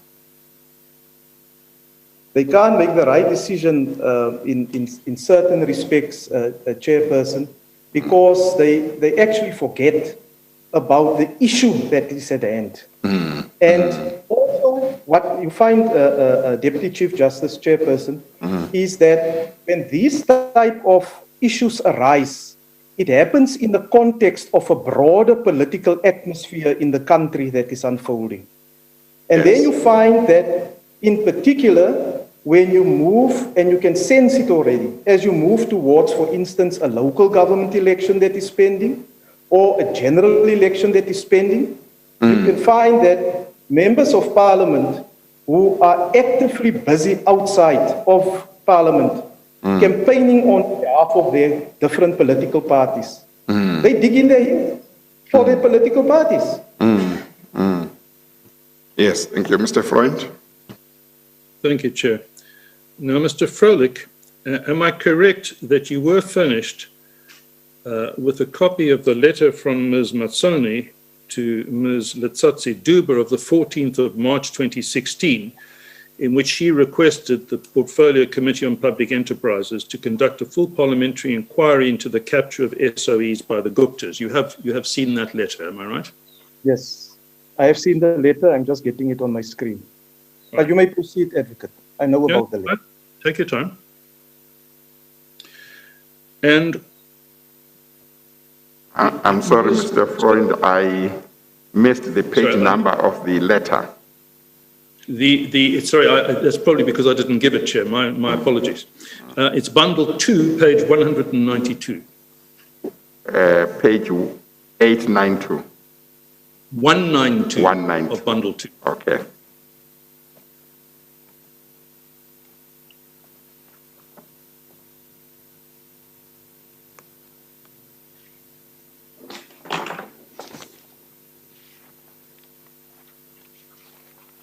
I've got it.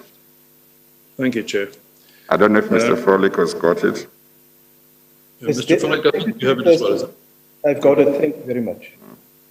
Now, that letter requests the inquiry as I've referred to. It talks about allegations, recent allegations, or a number of allegations of undue influence have been raised regarding the Gupta's involvement in a number of state-owned enterprises.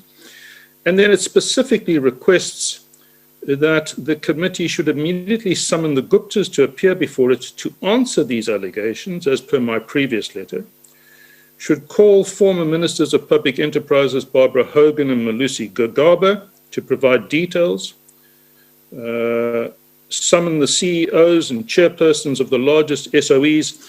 That is something that I think you accept the committee had the full power and right to do if it wished to do so. Do you agree? That's correct. So when the chair of that committee, Ms. Letsatsi Duba, said, we have no power to do this without a resolution from the National Assembly, she was quite wrong, was she not? It did not require a resolution from the National Assembly. I agree with you.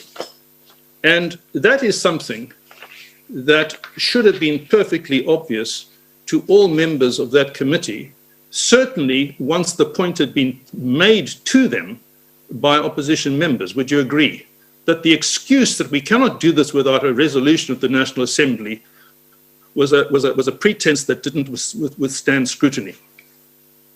Well, as I said, for these type of issues to be tabled by a member of the committee, the chairperson, what usually happens, advocate, is that the letter is tabled in front of the committee and is deliberated upon. So I don't know how the chairperson then arrived at the conclusion that it requires a resolution from the House. Well, to be fair to her, and I don't know that you have this, you may or may not have it. Chair, this is at bundle 2, page 219. It's a letter from Ms. Letsatsi Duba to Ms. Matsoni of the 6th of April 2016. I'm not certain, Mr. Frolik, whether that was sent to you. I think it was, but I'm not sure. No, I don't have that letter. All right. Well, let me read to you the letter. It's at page 219, Chair of bundle 2. It's about that request that I've just read to you. It acknowledges receipt. And then Ms. Letsatsi Duba says this. She says, I have since requested a legal advice from the Parliamentary Legal Services on how to process this request. In terms of the advice received, kindly be informed that 1, the National Assembly Rule 138 requires a House resolution to initiate an investigation. 2, the Portfolio Committee on Public Enterprises is not authorized by law to initiate such a parliamentary inquiry on its own. And 3, any member of the Assembly may move a motion to have a draft resolution pertaining to a parliamentary inquiry put before the Assembly for approval as a resolution of the Assembly, National Assembly Rule 94. Now, I think you've already told me that you agree that this is legally wrong. I've not seen that legal opinion, but I would differ with it. Yes. Because this is a matter that first and foremost should have been discussed by the Portfolio Committee. Right. Now, what Ms. Matsoni then testified is that having failed to persuade the Portfolio Committee to pursue this investigation, they tried to do what the legal advisor to Ms. Letsatsi Duba had suggested is the right way of proceeding, which is to go to the House and to move a resolution in the House. And I believe that you have been furnished with an extract from Hansard. It's Annexure NM42 from page 326 and following in Bundle 2. It's a very selected extract from a long document. But at page 357, one finds the terms of the resolution moved by Mr. Mania of the Democratic Alliance. And I just want to check with you, Mr. Frolik, that you have this documentation, you're aware of what I'm talking about. It was part of the previous bundle. Right, thank you. And you will recall that the motion was that the House should note the allegations of state capture by certain individuals and their alleged undue influence over government, that the House should establish an ad hoc committee in terms of a certain rule and investigate these allegations in a certain way. And there's a debate on it, and you were present for that debate, as I understand it. Is that correct? And if we turn to page 360, we find who voted in favor of this and who voted against. And in short, there were 103 in favor, comprising representatives of all the major opposition parties, but there are 169 votes against, and one of those is your vote. Am I right? That's correct. Just as a matter of interest, am I correct that when we look at the next page, in the middle of the next page, one of the others who voted against it, referred to as Mbete B, would that be the then speaker? That is the former speaker. the former Speaker, and another person was Mr. J.M. Ntembu, the then Chief Whip. That's correct. And is it common practice, by the way, for the Speaker to vote along party lines on motions put before the House? It is common practice for the Speaker to vote in the House, unlike in the Westminster system, for instance, where the Speaker is not actively part of a caucus or involved in caucus matters or in party matters. The South African setup allows the Speaker to participate in all proceedings. And this particular Speaker was president at the time of the African National Congress. Is that right, or have I got that wrong? Can you just repeat that, sir? I didn't hear you clearly. She held senior office. I think she was the president, or the chair, was she not, of the party? National chairperson. The national chairperson of the party. So far from being neutral, she didn't even pretend to be neutral. She was an active leader of the governing party, and on your evidence, if I understand it correctly, she voted as a matter of course in line with the party whip. Is that correct? Well, I can't say. I can't decide on why the Speaker decided to vote in a particular manner, but the Speaker, as it indicates there, voted against the motion. Right. Now, why did you vote against this motion?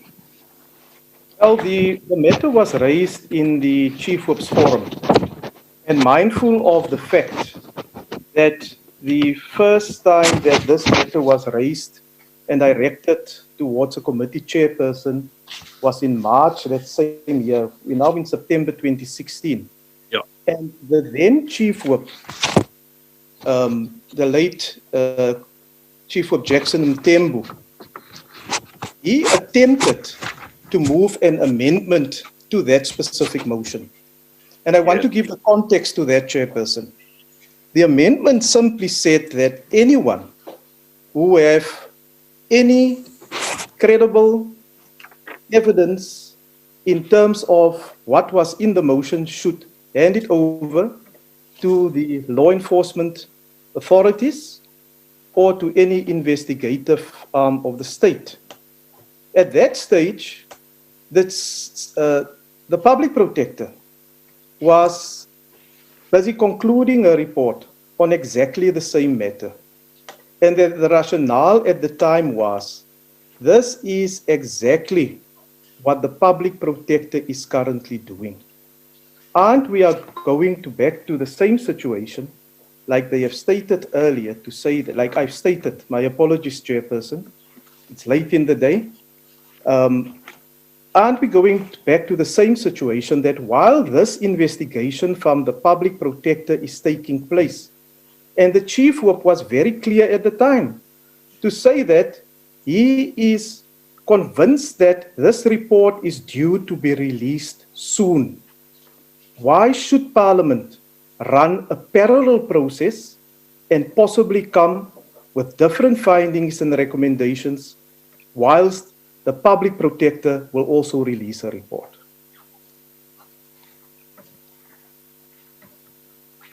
Now, it isn't clear for me from reading Hansard what role you played in this particular meeting. I sometimes get the impression that you were chairing this meeting. Is that a misunderstanding on my part? My apologies. Which meeting are you referring to? This is the meeting at which the meeting in the National Assembly, in which this motion was moved and then rejected. Look, we have a roster for the presiding officers to preside, and I can't recall really. You do sometimes chair debates in the House. Yes, I regularly chair debates in the House. So. Yes, and it seems to me, if I can refer the chair of this commission to page 327, it seems pretty clear that you were chairing this particular debate as we go along. Now, I haven't put that before you, but you have no reason to doubt that, do you? That's quite possible. It's quite possible.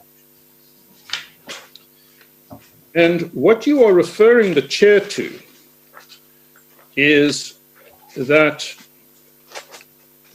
an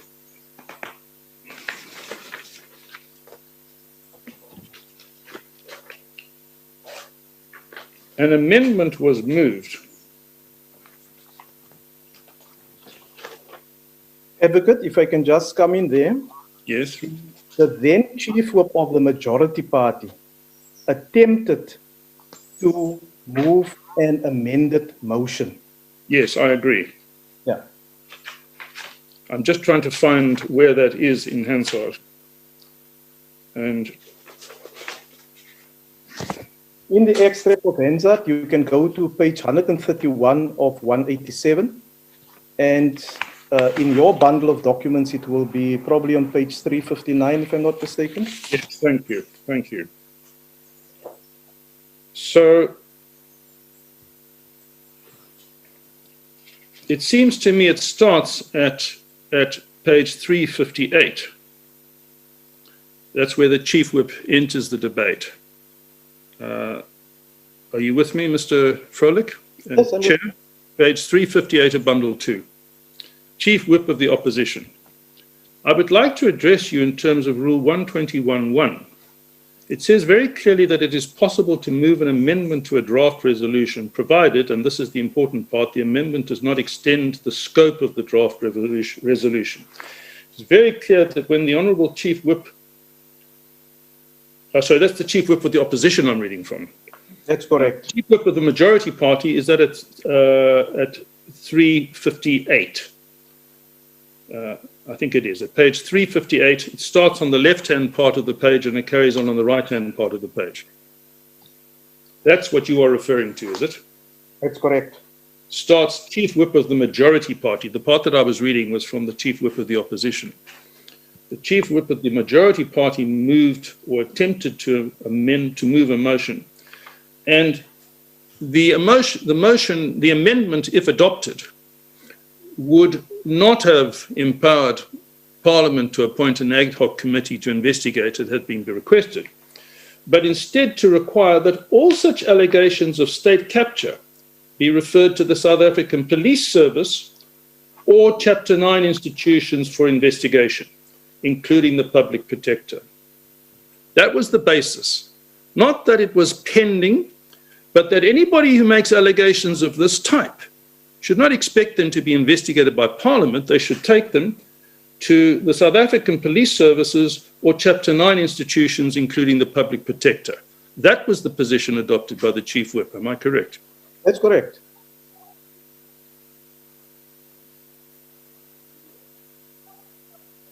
So really, if I read this, paragraphs 2, 3, and 4 of the amendment at page 358, it seems to me with respect that what the Chief Whip of the African National Congress was articulating was a view that allegations of this type ought not to be aired and investigated, well, leave out the word aired, ought not to be investigated by Parliament. If there were allegations of that type, they should be referred to the police or Chapter 9 institutions, but not to Parliament. That was the stand, that was the principle on which the Chief Whip, with the support of his party membership, took his stance. Is that correct? Chairperson, I cannot speak on behalf of the late Chief Whip of the Majority Party, the then Honourable Jackson Mthembu. But at that time, when that matter was discussed and came up to into the House, I had absolutely no doubt on the integrity of the Chief Whip of the Majority Party by articulating what he articulated there and being serious about it. At the time, as I've also said, that the Public Protector was 6 months into her investigation on exactly the same matter. And that is now the benefit of having the report being published about a month later and released by the Public Protector. So I had no doubt in the integrity of the Honourable Jackson Mthembu. Well, I want to make clear that I am not attacking the integrity of the late Chief Whip and Minister. This is not a question about integrity. It's a question about debating what are the correct principles that govern a certain situation. And If I may. yes. My apologies, Advocate, if I come across as if I say you are questioning the integrity of the late Chief Whip and also the late Minister. I didn't intend bringing it across like that. That's fine. But having worked with the man for a long time, I can attest to what he said there is exactly what he meant, and being mindful in personal discussions with him and in other forums. He mentioned it even in multi-party forums, that the report of the public protector, according to the information that he had at the time, will be released soon. Well, the thing about this amendment that he moved is that it's not based on we have to wait for the public protector. It's based on a different principle. Let me read it into the record. And all the subparagraphs that follow after the word to be replaced with the following. So this is the resolution as amended that he says should be adopted. Refers all such allegations of state capture to the SA Police or Chapter 9 institutions for investigation, including the public protector. 3, notes that all parties and individual members of Parliament with evidence of such alleged state capture should make available such evidence to the police service or a Chapter 9 institution. 4, further notes that such investigations by either the police service or a Chapter 9 institution should culminate in prosecution of all individuals or companies involved in such state capture if such is proved as a criminal activity. Now, I'm sure you do not disagree with me. That is the terms of the amendment that he moved and sought to have adopted by the House. What is the amendment as well? And what happened was that the chair ruled that that amendment, that proposed amendment, is not a permissible amendment having regard to the rules of Parliament. So it was not adopted. And what that left for consideration by the House was the original motion proposed by a representative of the Democratic Alliance. And that was the motion that said that Parliament should appoint an ad hoc committee.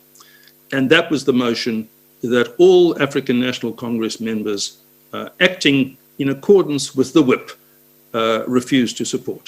Do you agree? I agree. That is the motion that all the members indicated there. I haven't checked if all of them are ANC members or not.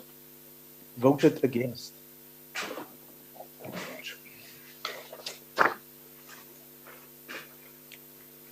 Now, I'd like to move back to where we started this afternoon, which was in the portion of your own affidavit in which you referred to the decision on or about the 15th of June 2017. I'm in bundle 1 at page 53 and following, Chair. Thank you.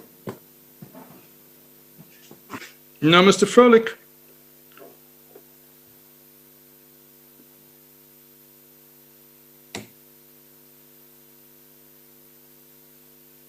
the report of the public protector had been released in November of the preceding year. Am I correct? It was released on the 14th of October. 14th of October. Thank you. Makes my point even stronger. And notwithstanding the release of that report, notwithstanding the principles that you say underlay the ANC's stance, namely we have to wait for the outcome of the public protector's report, for a good 6 months, Parliament did nothing at all about pursuing and investigating and requiring remedial measures to be taken arising from what had been disclosed in the public protector's report. Do you agree with that? That's correct. Well, now, if you're right that the reason for the original failure to support an investigation at the time that the motion was moved in September was the need to await the public protector's report, that excuse no longer held, and it no longer held on your own version from October of 2016. Am I right? Well, you refer to Parliament did absolutely nothing. If you look at the remedial action that the public protector recommended was for the President to appoint a commission of inquiry into state capture, and that is the essence. The matter was now with the executive. And I know that having been in more than one discussion, Chairperson, with the late Chief Whip of the ANC and also the Speaker of the National Assembly, the political processes that was taking place from an ANC level to get the President at the time to move with speed in the implementation of this recommendation. That is information, the discussions that I was not part of, but that the Chief Whip as well as the Speaker shared with me when asked, how far are we? When are we going to get this thing going? Because it's time that has elapsed and there's no effect that has been given to that specific recommendation that was there. Now, of course, the Public Protector's report did not imply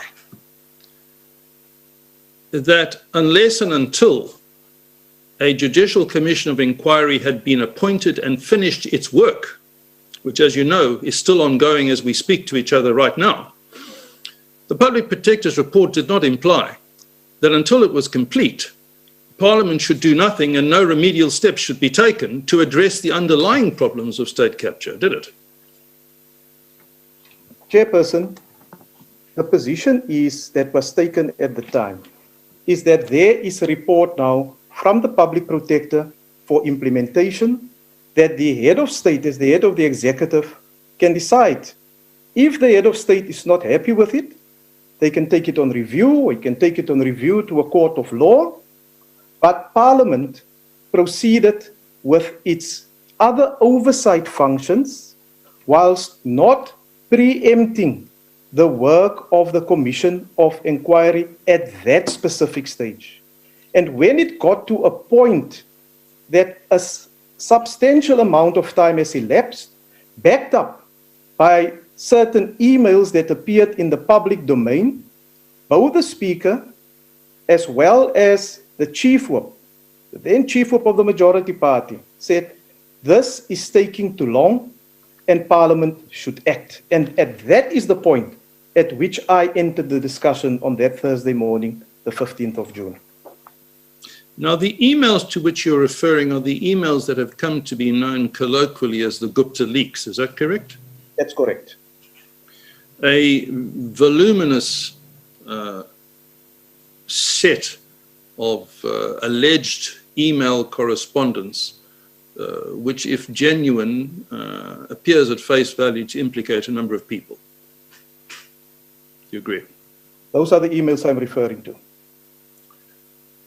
So you took the view that there is information which is now in the public domain, which really needs to be investigated. And Parliament, if it's going to fulfill its duties, should cause this to be investigated. Am I right? That's correct. So if you could do it in June of 2017, you could have done it in October of 2016. The situation is different. The situation is different in that there was no motion that was in front of the House to consider the establishment of an ad hoc committee, and also the letter from the Honourable Mazzoni was personally directed to the Honourable Letsatsi Dube. So, Mr. Frolik, why didn't you put such a motion before the House? No, Honourable Chairperson, Honourable Deputy Chief Justice, Parliament doesn't work that way.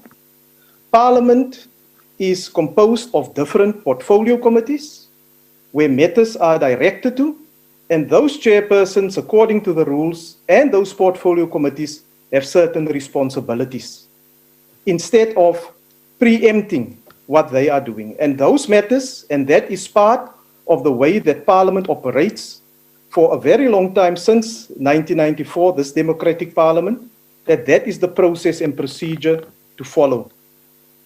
That is the way in which it was approached. Now, In terms of the may I have just an opportunity to finish, please? In terms of the position that I hold in Parliament, I derive my powers and responsibility from the Speaker, which is institutional in nature. And that is the way in which we manage the different committees. We have never ever told any committee in Parliament or any member of Parliament, you may not raise this issue or you may not raise that issue. It is up to members to participate in these portfolio committees, put their point, motivate it, and try to convince the others in the portfolio committee with different political views to arrive at a common understanding and to take the process forward. well, let's just look at what you yourself say in your affidavit in paragraph 30. I'm at page 53 in volume 1. I was requested by the Speaker to write in my capacity as House Chairperson Committees, Oversight and ICT, to the chairpersons of 4 portfolio committees, namely Public Enterprises, Home Affairs, Transport and Minerals, to inform them of the decision and for them to execute their functions in terms of Rule 2271A, B, C, D, and E. Now, that looks to me like the Speaker and you and the Chief Whip felt that the 3 of you had the authority to instruct or to require these portfolio committees to conduct this type of investigation as referred to in your letter. Would that be correct? The decision was taken ultimately by the Speaker. And the Speaker, and we had a discussion over it, we called the Secretary to the National Assembly to check in terms of the rules as well, then instructed me and said, as the House Chairperson responsible for committees, you must write to these committees. And that is in line in terms of the powers that the Speaker have in engaging with House Chairpersons. All right, I understand that you play, you're a link in this chain. And what you're saying is that the Speaker has the power. I must understanding you correctly, that in your understanding, the Speaker has the power to require portfolio committees to cause investigations to take place in accordance with their rights under the rules. The Speaker can refer any matter to a portfolio committee. And require the portfolio committee to investigate that matter. To do whatever in terms of the rules, in amongst others, investigate the matter. And that has been the practice and convention since 1994. Right. So that's as regards portfolio committees. But we all know it's a matter of public record, for example, what happened with the problems at the South African Broadcasting Corporation. And we all know that the National Assembly has powers under the rules to appoint an ad hoc committee to deal with the matter comprehensively. It doesn't have to go to existing portfolio committees. You can establish an ad hoc committee for such purposes. Am I correct? That's correct. That's a decision the House can take. And the House can take such a decision. In order for such a decision to be adopted by the House, somebody must put a motion before the House, and then the House must vote on whether it supports that motion. Correct? That's correct. And frankly, any member of the House can put such a motion, but certainly any member of the majority party who has the support of the majority party could put such a motion and would have good prospects of such a motion being supported if put. Correct? The practice in the African National Congress is that such motions are put by the Chief Whip of the majority party. So the Chief Whip of the majority party could have done that. Am I correct? That's correct. And the Chief Whip of the majority party did not do that. Am I correct? That's correct. Instead, what happened was that the Gupta leaks caused some discussions to take place that you were initially not party to. And I just want to pause and consider those Gupta leaks. Ms. Matsoni has given evidence that she distributed, that her office had, as it were, trawled through the Gupta leaks, extracted certain documents from them by, as it were, ministerial responsibility, and distributed big piles of Gupta leaked material relevant to at least 4 different ministers. Do you recall that? Well, I can recall that the Honorable Mazzoni at the time referred to such excerpts or whatever she distributed, but I cannot attest that it was distributed to all of them. But she did refer on more than one occasion to it.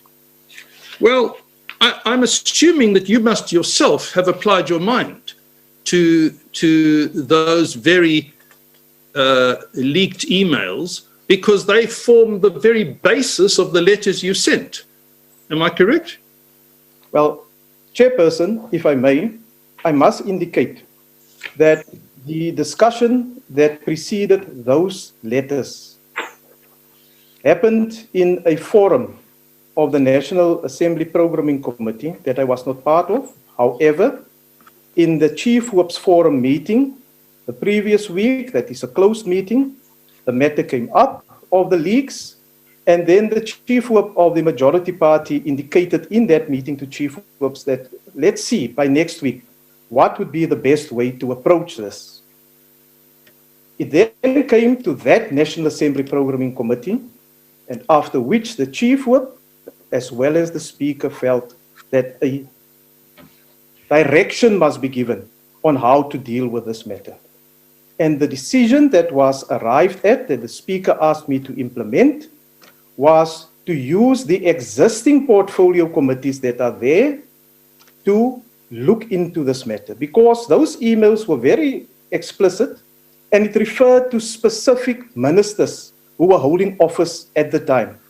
The view then of the Chief Whip was, and the Chief Whip was very, very clear on it in their discussion, was that these ministers must account to their portfolio committees.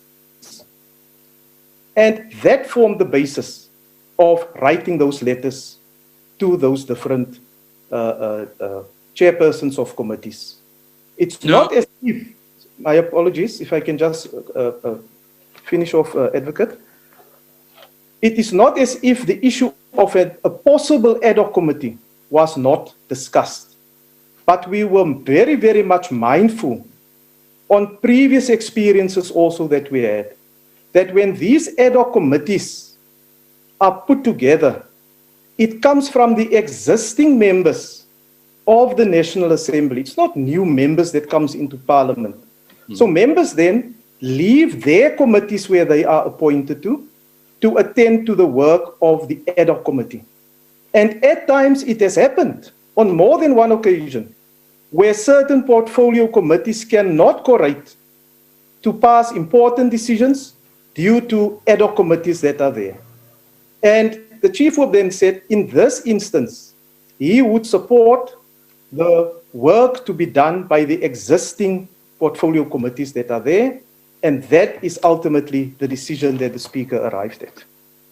Now, I think I'm quoting your words when I say that you said a moment ago that those Gupta leak emails were very explicit. They made very explicit allegations, and they referred to a number of ministers. Did I hear that correctly? That's correct. And that is what I was referring to a moment ago when I was asking you a question about your own letters that were sent. Now, your own letters, we see an example of at page 488 in bundle 2. 488, 489, 490.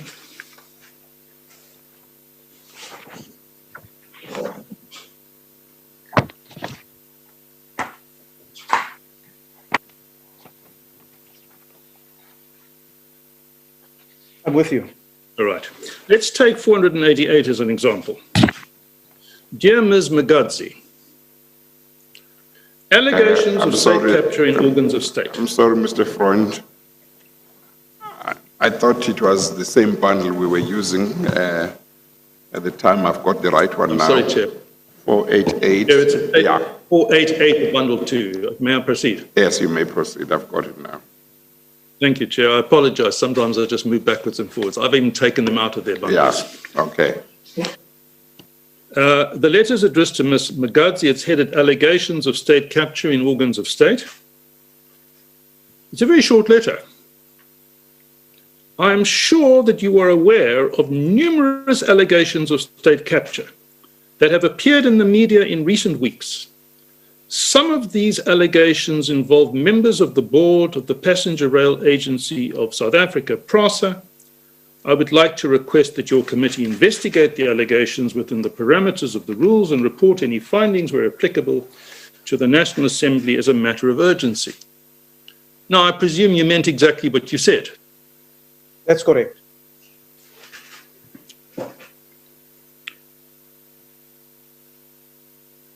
What were the allegations that involved the members of the board of PRASA that appeared in the in the Gupta leaks, which in your opinion required this committee to investigate them? If not all of them, can you give us a few examples? I don't have the specific issue, but the one, it centered around how the board was functioning, and it got into issues of locomotives that was acquired, the relationship between the CEO and the board at the time, as well as some of the statements that could have been attributed or could be attributed to some of the members of the board. And if we look at the next page, at page 489, there's an almost identical letter to the chairperson of the Portfolio Committee on Home Affairs. The real difference is just the second sentence of the first paragraph, where you say some of these allegations involve the former Minister of Home Affairs in the granting of citizenship to non-South Africans. Would it be fair to guess that the non-South Africans to whom you were referring to were members of the Gupta family? That's correct. And the former Minister of Home Affairs to whom you were referring was? The former Minister of Home Affairs at the time was Minister Gigaba. Thank you. And then at page 490, an almost identical letter to Ms. Ranto, the acting chairperson of the Portfolio Committee on Public Enterprises. Now, I just want to pause before we go further here, because we've left out a very important fact, haven't we? You already knew by this time that the Portfolio Committee on Public Enterprises had itself already resolved to commence its own investigation in relation to allegations pertaining to Mr. Molefe and Eskom. Am I right? Yes, they were looking at certain specific aspects of certain departments or entities resorting under the Department of Public Enterprises. Yes, and it was a landmark moment, was it not? Because until then, every committee dominated by the African National Congress, which is to say every committee, had starkly declined to investigate allegations of state capture. But Ms. Ranto and her committee, which then involved, amongst others, a recently, as it were, removed Minister of Finance, they took the view that they should be exercising their powers. And that must have been like an electric charge going around Parliament. Things are changing here. Am I right? That's correct. I think at one stage, if I'm not mistaken, Advocate Friend, you were also part of those proceedings. I beg your pardon? I said, if I'm not mistaken, you were also at one stage part of those proceedings of that committee. I think you are mistaken. Or you supported them. In these proceedings before this commission, I have spoken in support of them, but I certainly wasn't part personally of them at the time. My apologies then. Not at all, no problem. Now, some witnesses have suggested that the true explanation for the change of stance between stoutly resisting suggestions that Parliament and its structures should investigate, and now, in the PCPE, and as a result of your 4 letters, we've looked at some of them so far, not all of them, that really there are factional political considerations of relevance. In fact, it's been suggested that even you personally were motivated by such considerations. What's your comment on that? You just repeat the question in terms of personal, factional motivations. Well, let's leave you aside for the moment. We can come back to your position in a moment. What is being alleged by some witnesses, generally, is that the true explanation for the change of heart and the decision, contrary to the practice of the last 5 years or more of not pursuing investigations in Parliament, is explained by the different factions that were emerging within the African National Congress, and that, as it were, one such faction now had sufficient influence to finally cause Parliament to do what it should have been doing all along, which was to investigate these allegations. Now, what's your comment on that in general terms? Well, those are allegations of factions, and I did not personally hear the context in which those allegations have been made. But let me, Chairperson, if I may, just digress, just for a short moment, it won't be long, to say that in terms of the African National Congress in Parliament, the African National Congress is a very big church. And in there you find members with different views, different political philosophy around certain specific issues. And those play out regularly in terms of whatever matter is in front of the ANC. So to just ascribe it to a certain factional thing or whatever is happening. But one thing that I can say is that the leadership given by the former chief whip of the ANC certainly assisted the process for these different forums to be established and to deal with these matters. He mentioned in one of the budget vote debates that he participated in, one of his first budget vote debates that he participated in as a chief whip of the majority party. He said that given the scathing judgment that was given on Parliament by the Constitutional Court, it cannot be that the ANC stand back and not deal with some of these issues. It must be dealt with speedily. It must be dealt with as the issues arise, and the different structures must be given the necessary support to do their work to the best of their ability. So at any given time, around any issue, this thing that people think that everybody in the ANC in Parliament is just following a party line or just doing it that way is absolutely incorrect. There are different views about the smallest of issues that arise that come to the fore. So the perception or the allegations of different factions, it could be that it is mentioned in that way, but certainly I can say that there was, from the leadership portrayed by the chief whip of the majority party, a clear direction that was given the judgment that was given on Parliament on how to deal with these matters. I thought, I'm sorry, Mr. Freund. I thought, Mr. Frolick, I had evidence, whether it was last week or the week, or last week, I'm not sure. I thought I had evidence to the effect that one portfolio committees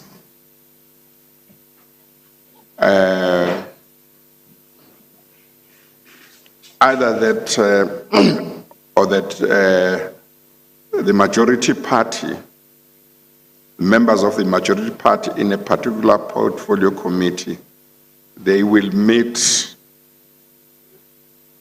alone prior to the meeting of a portfolio committee in order to decide how they would approach issues that would arise at a particular meeting. Or if that's not what I was told, then I was told that there is a study group where issues are discussed, that is within the majority party, with a view to ensuring that members of the majority party who serve in a particular committee or in different committees know what stance to take on certain issues. Is that not so? Chairperson, if I can respond to the first part, I'm aware. And when I was a member of Parliament, not designated as one of the office bearers in Parliament now, I'm aware that since 1994 there's a system that is called study groups within the African National Congress in Parliament. And members of the committees, the chairperson and so forth, they all form part of the study group of the African National Congress, and that is where they deliberate on matters that will appear on the agenda, or they decide on a certain political approach in dealing with those type of matters. I am not aware that, and I know at one stage there was an attempt to say that the skills should match the deployment to a specific portfolio committee. But that, after each election, it's very, very difficult because you sit with new members all the time. And while an attempt was made by the different chief whips at the time to deploy members who have certain skills to these different portfolio committees, it's really a mixed result that has been achieved, Deputy Chief Justice. And may I add, with the high turnover rate of members of Parliament generally from all political parties, it is sometimes as if after every general election we start afresh. And new members must be trained, and it's on-the-job training that takes place because the institution and the lawmaking process doesn't stop and cease their activities. And those are generally the conditions under which members of Parliament work. But there was definitely an attempt to deploy the correct skills, but it had a mixed result. Well, I was raising this issue because I understood you to be saying, and you must tell me if I misunderstood you, to be saying that members of the majority party, but maybe you meant members of all parties in a committee, members of the majority party would come and express different views as individuals. That was my understanding of what you are saying. And that seemed to be inconsistent with this evidence that I'm saying I had, because that evidence suggests that members of the majority party, by the time they come to a meeting of a particular portfolio committee, they've had a discussion, maybe in a meeting of the study group, where there has been a consensus to say, this is the approach we will take, or this is the view that we will take. So that's why I was raising it. What do you have to say about that? No, the latter part of your intervention now, Deputy Chief Justice Chairperson, is correct. That there are study groups where members will sit and they will deliberate, and they agree on a common approach that will be adopted when they go to the different parliamentary forums. Okay, thank you. Mr. Freund? Thank you, Chair. Now, I'm sorry, Mr. Freund. We are about 2 or 3 minutes to 7 o'clock, and I'm quite happy to continue, but if we are going to be still some time, maybe we should take an adjournment at 7 o'clock for 10 minutes, for 10 minutes Chair, or so. It would suit me personally if we could take a short break now and then resume whatever time you deem fit. Yes, okay, all right. Let's take a short adjournment then. Shall we say we resume at 7:10? Fine, thank you very much. Yeah, okay, we adjourn.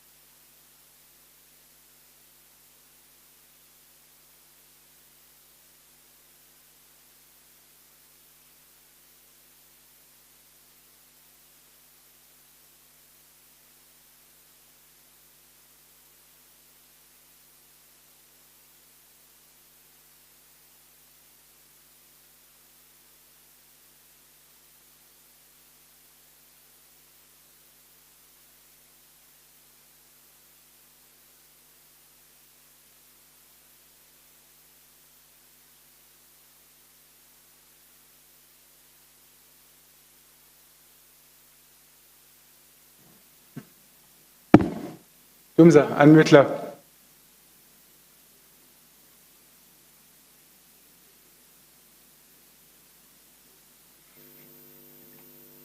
Sir, are you there? Ready? Thank you. Mr. Frolik, are you there? Yes, I'm here. Thank you so kindly. We're about to start. Thank you.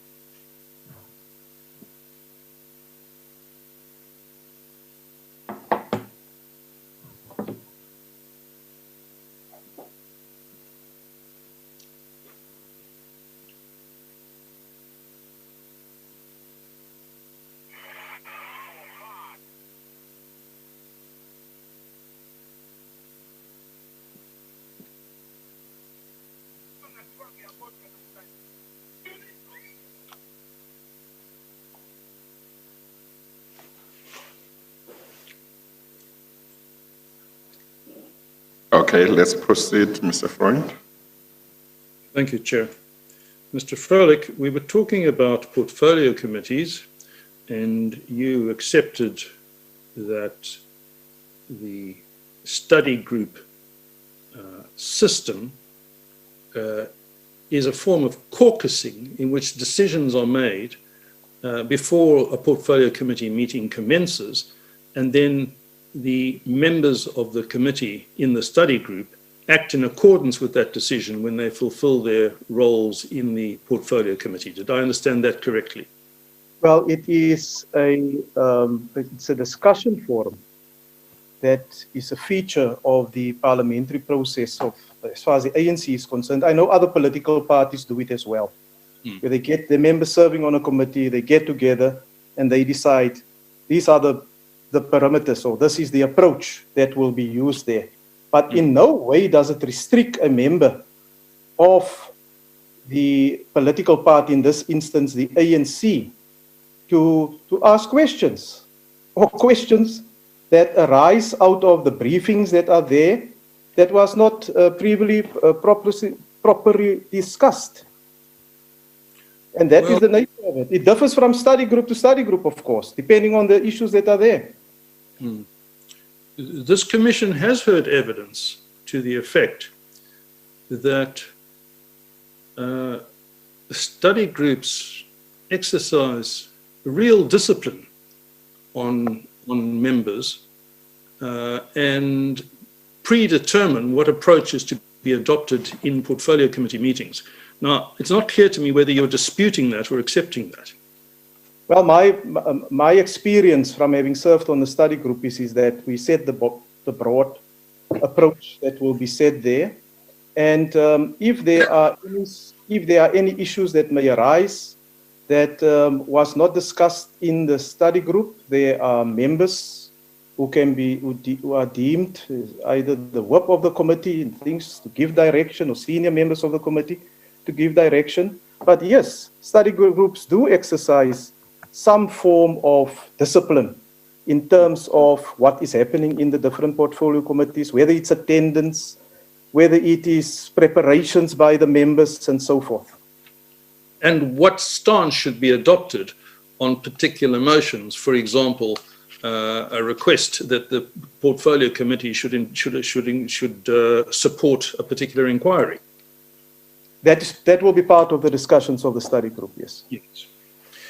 And what's true for the study group and the portfolio committee at what I might call the mini level is also true at the maxi level, at the level of the Parliamentary Caucus and the decisions taken on the floor of the National Assembly. The Caucus exercises a similar type of function. Am I right? That's correct. Now, is it correct that, well, let me read to you some evidence that has been placed before this commission. This is in the affidavit of Ms. Khoza, Dr. Khoza. It's bundle 1, page 773. You won't have this. I just want to read it to you, and then I'm going to give you an opportunity to comment on it. She says in paragraph 13.8, in our case, the ANC as governing party requires its members of parliament both to vote in the National Assembly and to exercise their portfolio committee oversight duties in accordance with instructions received from it. I think so far you would agree with that? No, I don't. I don't agree with the wording that is used by the person that you are quoting. I haven't seen the context also in which she is raising that. But what would generally happen is that the ANC, whether it's in a portfolio committee or in the House, will have an approach on how to deal with these matters. All right. And then she continues, this is Dr. Makosi Khoza, you remember a figure of some prominence and controversy. She says this. Those are your words, not mine. Those are my words.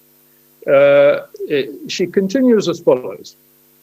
No decision of any significance is permitted by the ANC to be taken by its members of parliament without prior instructions from the party itself.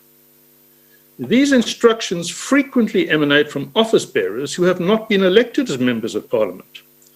Depending on the importance of the issue to the ANC, such decisions may be made by the so-called top 6 most senior office bearers of the party or lower down, e.g. at ANC strategy committee meetings. Now, do you dispute that factually? Well, I have a view that I won't bring across or put across the same way as the former member, Makosi Khoza. I also had a very good working relationship with her, I must add. No, Chairperson, the ANC always stresses the importance of what is called the deployees in Parliament. The deployees in Parliament to process matters, and out of any given topic or situation, most of the times, you'll have different divergent views that's emanating from it.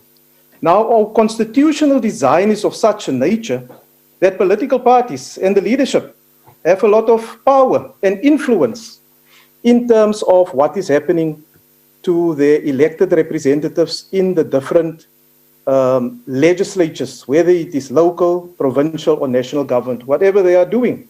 And that is also the feature of what will happen in Parliament. But usually, there are very, very long, protracted discussions, and I have experience of this in the ANC on what needs to be done. But at a certain point, the leadership of the party must give direction if there's not a common ground that has been reached, or if positions that are taken that are contrary to the manifesto of the African National Congress that was put in front of the electorate, or of policy positions that are there. And for those type of matters, yes, there will be direction that will be given by the top leadership. And let's be clear what we're talking about here.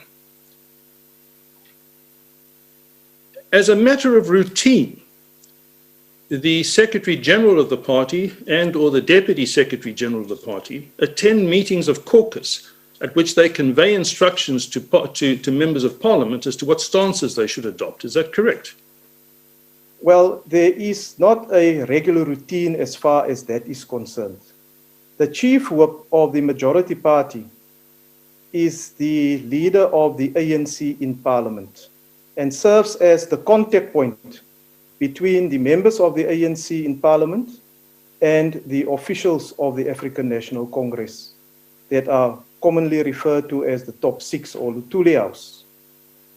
What you do find is that on certain occasions, and for the past 20 years that I've been in the caucus of the ANC, you will find that once or maybe twice a year, the officials of the ANC will attend the caucus. Sometimes it's once a year, and sometimes when there are certain messages that must be brought across in terms of outcomes of NEC discussions, in terms of preparations for election and so forth. So it's not a routine that they do attend caucus. Most of the time they are not there. And I think it's a matter, I don't think there's any factual controversy about this. When it came to the series of votes of no confidence in former President Zuma, would there have been a series of occasions in which either the Secretary General, the then Secretary General, or the then Deputy Secretary General, or both, would have come and conveyed instructions from the party as to how members should vote in relation to votes of no confidence? They will convey a position taken by the officials of the ANC. And the position was not to support such motions? That's correct. And the position was, if you support such motions, you are acting in breach of your obligations to the ANC and you expose yourself to discipline. Now, I just want to pause there, Chairperson, because my experience have also shown that at times there's been different Secretary Generals of the ANC and Deputy Secretary Generals of the ANC, but it's not as if they arrive in a caucus of the ANC and start lecturing the members and say, this is what you will do and that is what you will do. There's usually a lot of other interactions that take place at different levels of the movement. And then when it comes to that particular issue, they will convey what is basically the position that has been agreed upon. And even at that point, they allow for dissent. They allow for members, and I know, and in one or two occasions it has happened, that members will approach from caucus afterwards the chief whip of the ANC and say, we don't agree with this, or I don't agree with this, and I'm going to vote against it, or I am going to abstain myself from the voting process. But yes, the constitutional design is there that the members of the ANC and all political parties who are in Parliament are there on a party political ticket, and the constitutional design indicates that it's political parties that are represented there. However, how you exercise as a member of Parliament, your constitutional obligation is a matter of your own personal conscience. Okay, I'm sorry, Mr. Frolik. I'm going to ask you to repeat your answer because I think it may be quite important, but towards the end, I wasn't sure what you were saying in terms of, are there circumstances where a party would be, a member of the party would be allowed to vote on the basis of his or her own conscience, and if so, under what circumstances? Are there circumstances where voting according to one's conscience would not be allowed, and if so, what are those circumstances? Or whether the position is that as long as the party has issued its position to say we expect our members to vote along these lines, everybody is bound to follow. So I just want you to give your answer again because I want to have clarity on that. Thank you, Chairperson, to provide me clarity again. I say the constitutional design is of such a nature that political parties are represented in Parliament and there's members from those parties who are there. So when it comes to certain issues, you do find that the leadership of the party will convey a certain position to these members of Parliament, and in this case to that of the ANC. But there's usually a rigorous debate and discussion, not necessarily confined to that caucus meeting only, but it can also happen in other forums. However, I'm aware that in certain instances, and that is when it comes to certain religious views or certain other positions that members may have, and if I may cite the, just coming to my mind now was in terms of the termination of pregnancy, a bill that was processed in the late 90s, and also in terms of the civil union bill that was processed by Parliament. I'm aware that there's members who went to the Chief Whip and said they cannot support this.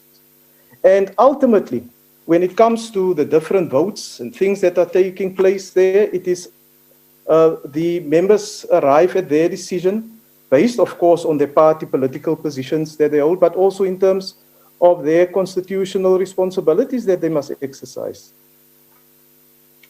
So the position, would it be fair to say your experience, you are saying your experience is that except in very limited cases over the past 20 or whatever years since you have been in Parliament, except in very limited cases, once the party has taken a position on an issue, members are required to vote and speak in accordance with that position. That's correct, Deputy Chief Justice. Yes, and you say the only, or the one time which you remember is where some members sought to be allowed to vote according to their conscience because the issues that they were to vote on affected their religious beliefs.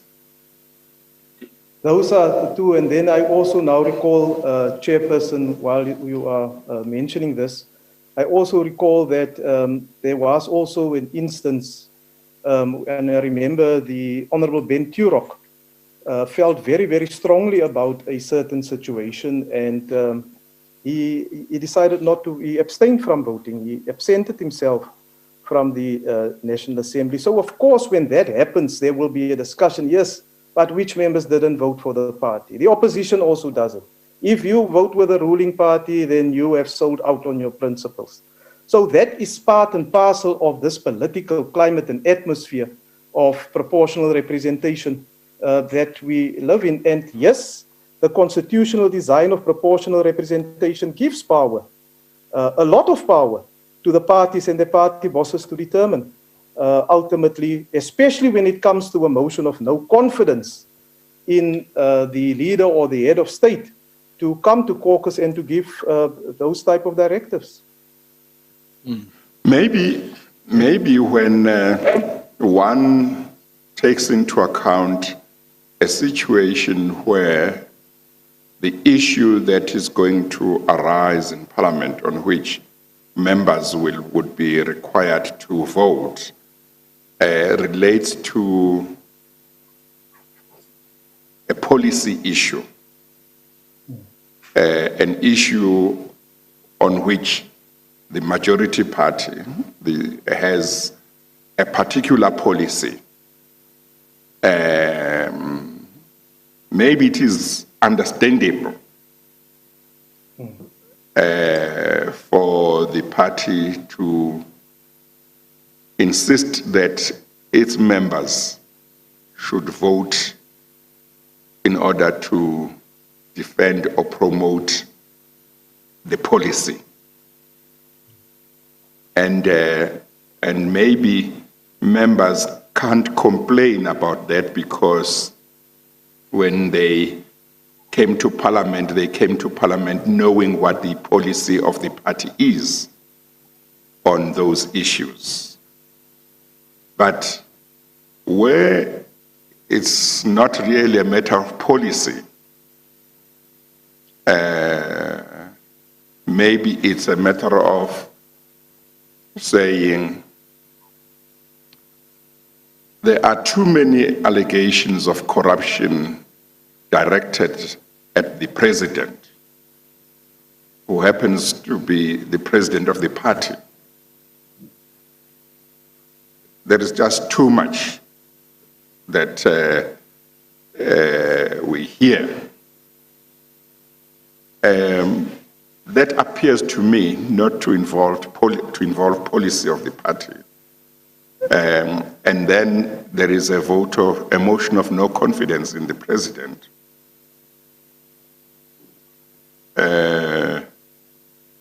It seems to me, and you must just give me your perspective, it seems to me that the case for the party to instruct its members to vote one way or another might be less convincing as compared to one where it's a question of policy, because I guess no party would have gone to the voters and say, vote for us, we will suppress exposure of corruption, and we will defend our members if there are allegations of corruption. One kind of expects that in that kind of situation, members should be allowed to vote as they see the matter, and obviously the party may have had some discussion and see what they do. But of course, maybe I'm just showing that I was never a politician. I'm expecting something maybe that is unrealistic. But there would be concern among a substantial, I would imagine, portion of the population if they thought, rightly or wrongly, that a president is mired in controversy of corruption for a long time, and the party that the electorate voted for doesn't allow their members to vote as they see the situation. Should this president continue to be president despite all of these controversies relating to corruption, or should he be retained? What do you have to say? Again, maybe it just shows I'm not a politician and I'm being unrealistic, but one would like a situation where, if there are such allegations, members could vote as they see the situation. If they don't see a problem, they don't see a problem. If they see it, they see it.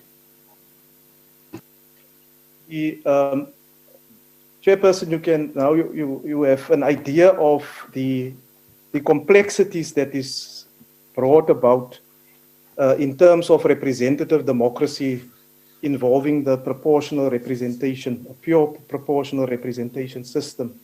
But I must hasten to say, and policy issues, as you correct, it's quite, you can say it's this way or that way. You support black economic empowerment or you don't support it.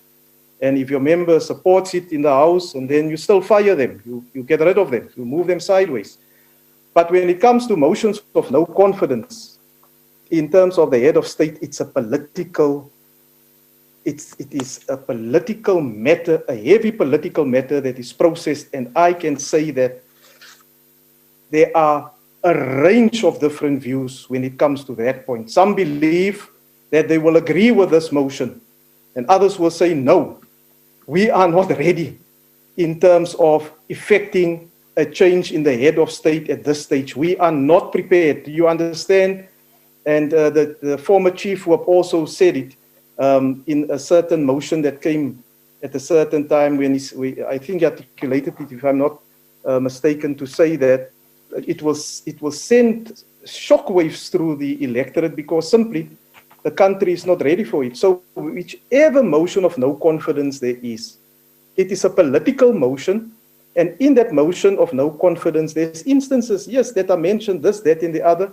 And being politicians, that politicians are, they argue each and every point either in favor or against, or you find inside the political party, they have a range of different views that are there, but ultimately, in the constitutional design is of such a nature that the power resides in the party, and that has a major influence on how politicians generally behave at any tier of government.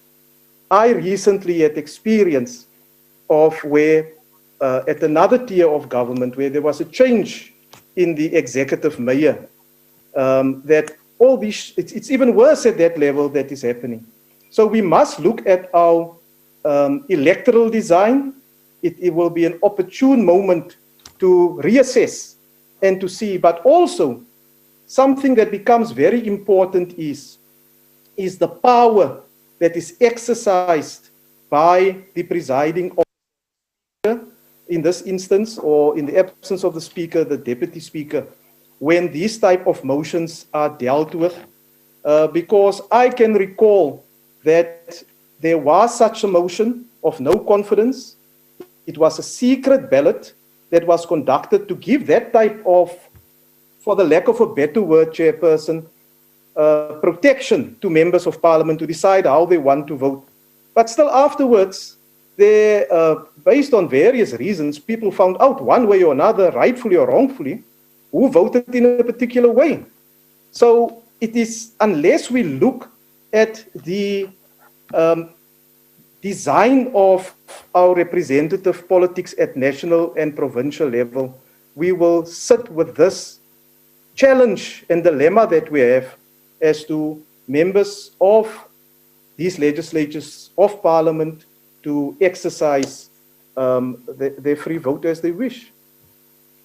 It may well be that no majority party would like its leader, who happens to be the president of the country, to be removed by way of a vote of no confidence unless, or except in certain really exceptional circumstances. But then one would hope that if a party adopts that stance in terms of saying, we don't want our leader to be removed like that in Parliament, or maybe to be removed by the opposition with the assistance of some from among ourselves because of allegations of wrongdoing and corruption or whatever. But then, would it not be better that in such a case, then at least the party can say, these are serious allegations against our own leader. Therefore, we as a party must investigate them, so that if we establish that it's really something serious, then we can ask him to resign or recall him or her or whatever. But it might be unacceptable for a party or the majority party to say on the one hand to its members in Parliament, don't vote in support of this motion of no confidence, even though there are really serious allegations against the president, but then it doesn't do anything about them. It doesn't investigate them itself in order to see whether, as a party, it can arrive at a point where it says, is this person still deserving of being in that position representing our party? Do you have a comment on that? In other words, one scenario is where the majority party doesn't or wants all its members to resist the motion of no confidence in a president who is their leader, who has lots of allegations of corruption against him, but it does nothing itself. Whereas in another scenario, it might say, don't vote with the opposition, but we as a party will conduct an internal investigation and see whether he is still fit to continue in that position, and we will take whatever action.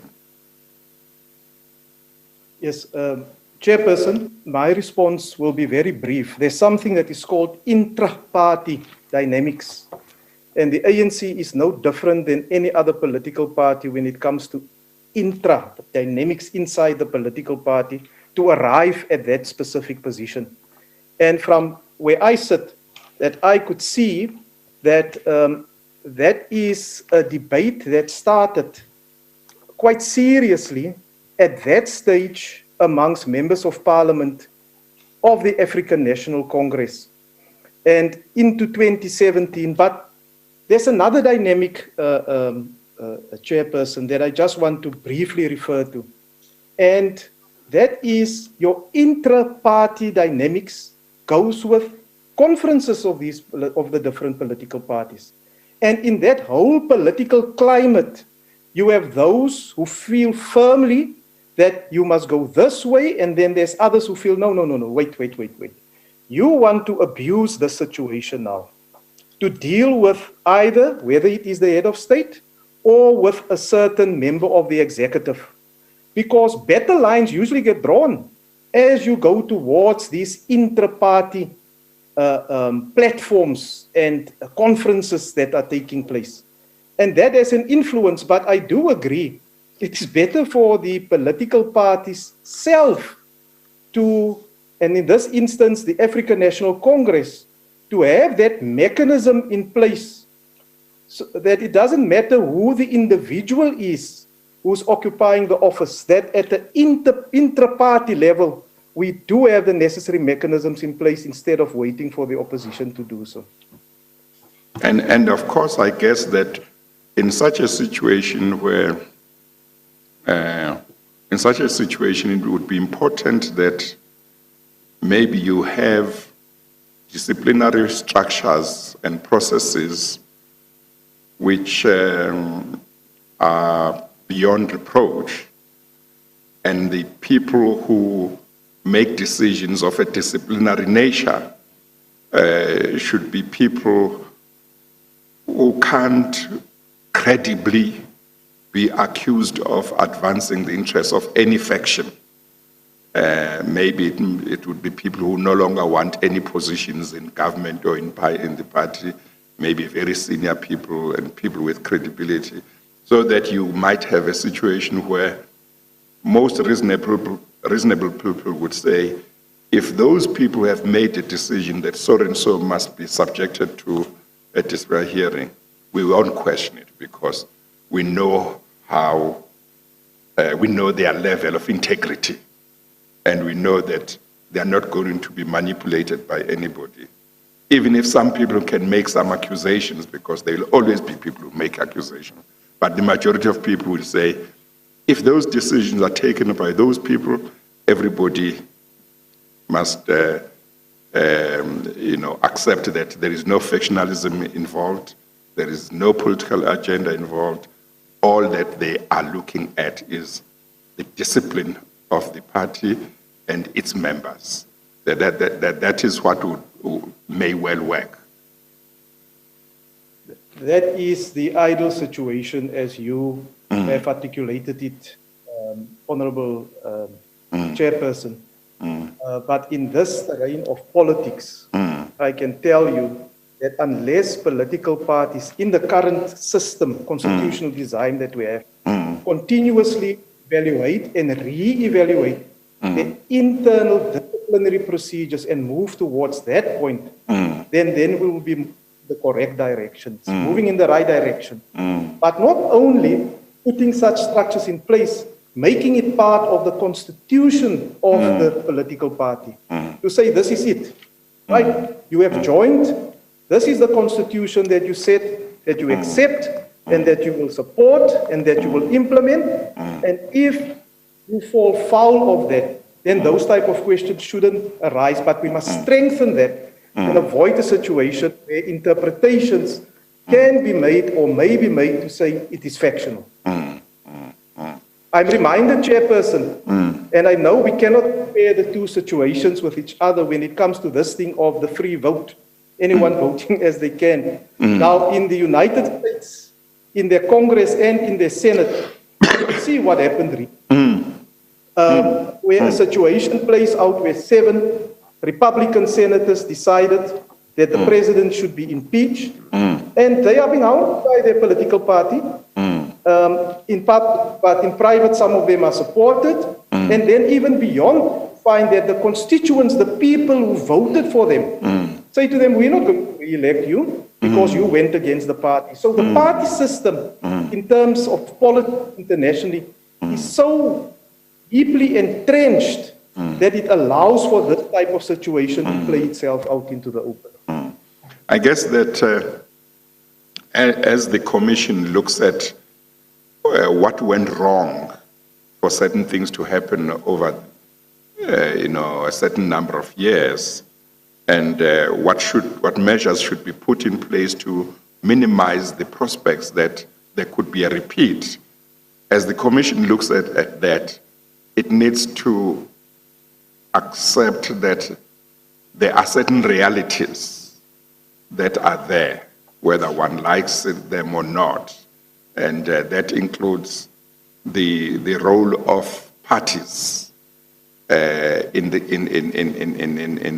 parliamentary system or in our democracy.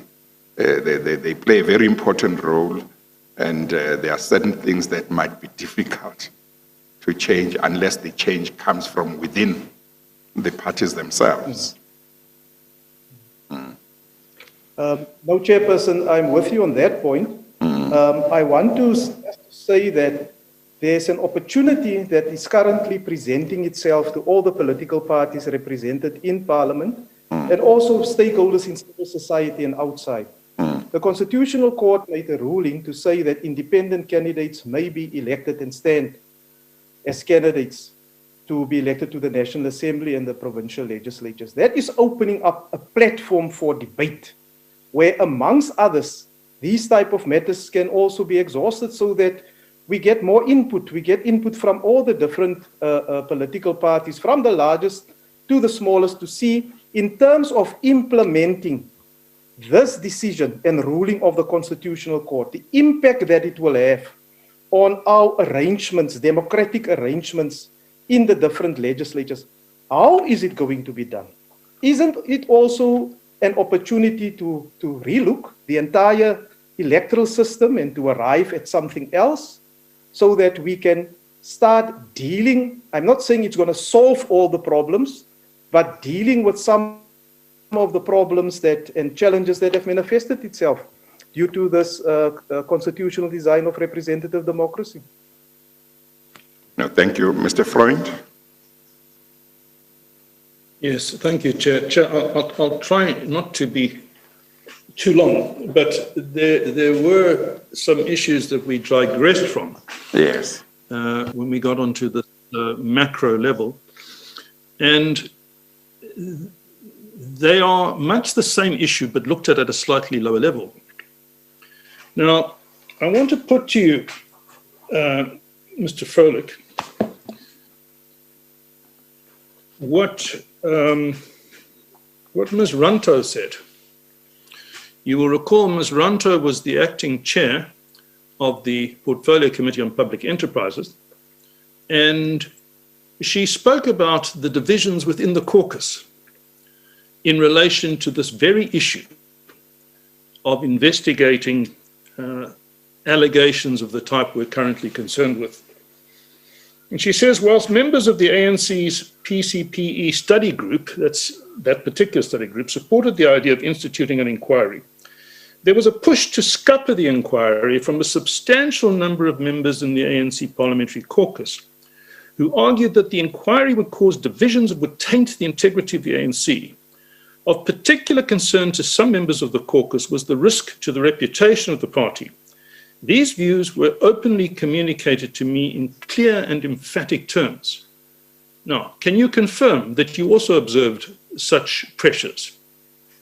Well, firstly, Chairperson, I can confirm that the Honourable Ranto at times would come to me or to the Chief Whip to give a report back on what transpired at certain meetings.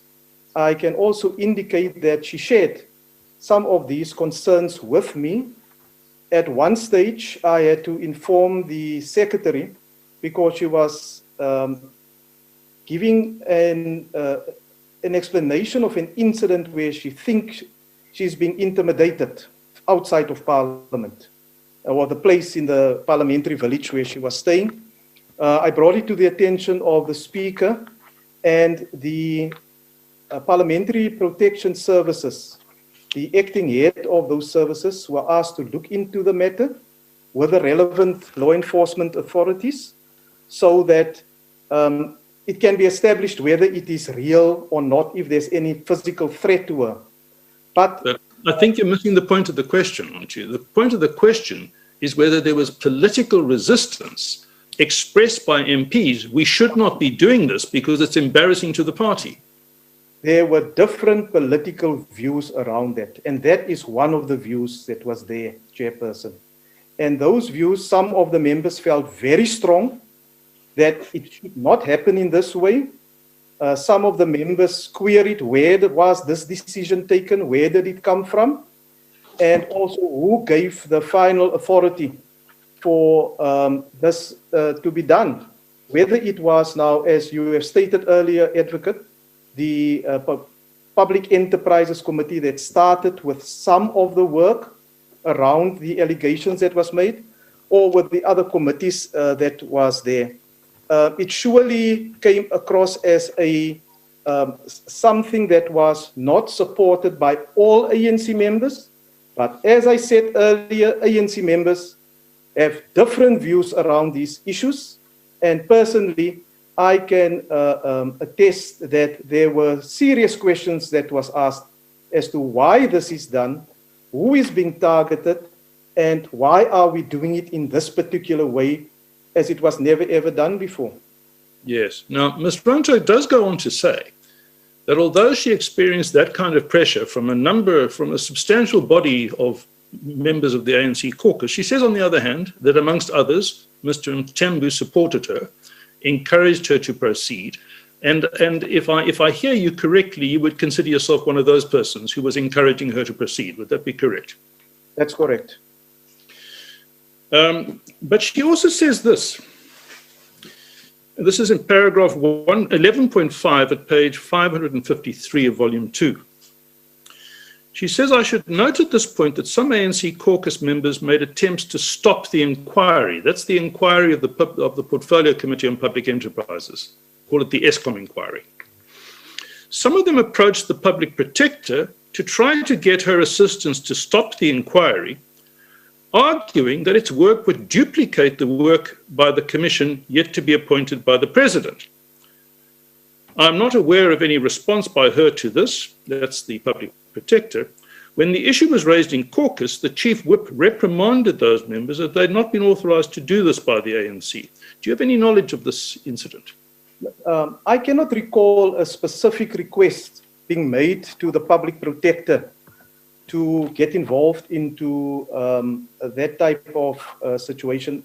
What I can recall is that the chief whip at more than one occasion, and then later in 2017, I think it was October, early November, the then deputy president, who's now president of the country, also came to caucus to reinforce the importance of parliamentary committees to conduct these type of whether it's inquiry or investigation, whatever, because committees decide whichever way they want to go. And the deputy president was very supportive, but the chief whip was always very, very clear. And on occasions when you find that the chairperson of this committee or other chairpersons that letters were written to will come and they are uncertain as to what is going to happen next, because they experience this type of other views around these inquiries, and they felt that they need further direction. There was always very clear direction from the Chief Whip and also then later from the then Deputy President for committees to do this work. Well, I have no reason to doubt your evidence when you say that Mr. Mthembu, from a certain moment that you've described, was supportive of the Portfolio Committee's investigation and public enterprise.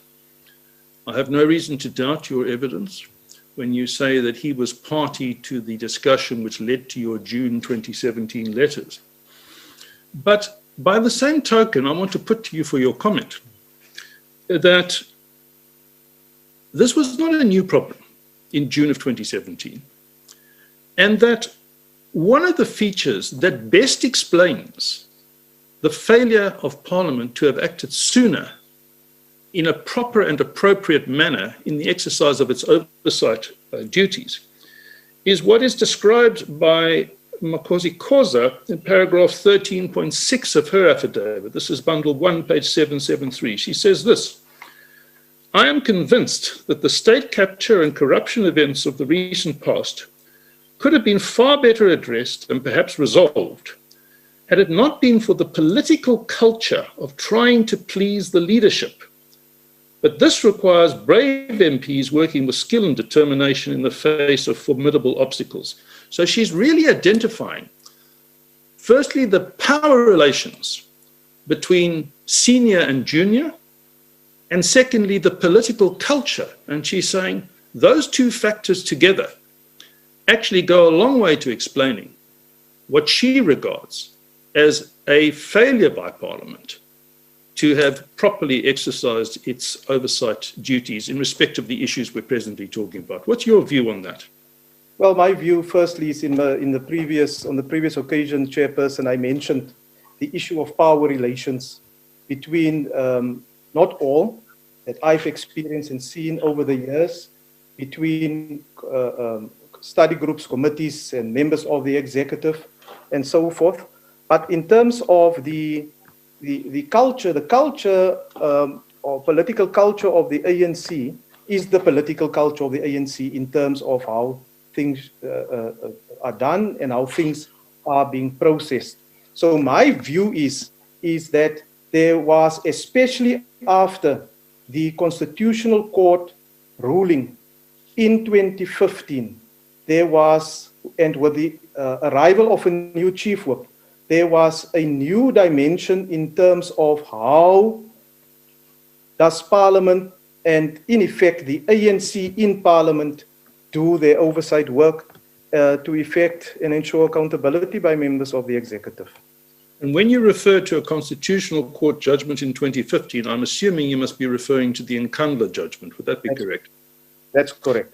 And what you say, and I understand this point of view, you say that that judgment emphasized, from the perspective of the Constitutional Court, Parliament's not only rights but duties to hold the executive to account, and made it clear that Parliament actually in that instance had failed to do what was required of Parliament by the Constitution. That's what you have in mind when you say that that had an influence on the developing or emerging, might call it better culture of oversight. Am I understanding you correctly? Yes, the Constitutional Court judgment was an important judgment, and we respect that judgment. And it's because of that reason that we started taking a very deep and do some introspection as to how some of these matters must be raised, that it is not necessarily a situation where you can say that, you know what, we're doing the oversight, but it requires more work and clearer political leadership when it comes to this type of work. You must remember, Advocate Freud, through the chairperson, the chief whip of a majority party in any legislature carries enormous political clout. And from that perspective, and on the back of the Constitutional Court judgment, you started seeing things unfolding in the way that it did, and the Speaker was supportive of this. Now, you said that it needs more work and I can't remember your word. I think you said decisive political leadership or better political leadership. Yeah. And that leadership obviously would include the chief whip. But it would, in the context that we're talking about, I'm putting to you for comment, it would also include the president of the nation, who was then the president of the African National Congress, and the top 6 of the ANC. They were key elements of the leadership whose altered state of mind was required if Parliament was going effectively to exercise its oversight responsibilities. Do you agree or disagree with that? Well, I will say that the chief whip, as far as I know, and in discussions that we've had on numerous occasions, this was a matter that he was not afraid to take up with anyone. He took it up with the officials. He took it up directly. The link between the chief whip's office to the headquarters of the ANC Luthuli House is through the Secretary General, and he would come and say, but you know, in discussions that we had as colleagues and comrades, that this is not moving fast enough. This is not happening in the right way. But we must always remember that this happens in the context of a bigger political environment in the African National Congress. That I understand, but what I want to put to you for a very specific comment is whether you agree or disagree that if this project is to be successful, this project of proper oversight over the executive, when there are allegations, serious allegations made against very senior members of the executive, it is essential that the top leadership of the party, the president, the top 6, the NWC, the NEC, they all have to commit to this. Absent that, this is not going to work. That's correct. Well, now, I'm sorry, Mr. Freund. Not all. Mr. Frolick,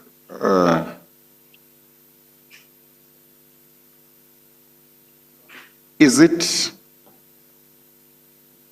expecting too much from the majority party in Parliament? Well, for the majority party to take the position that says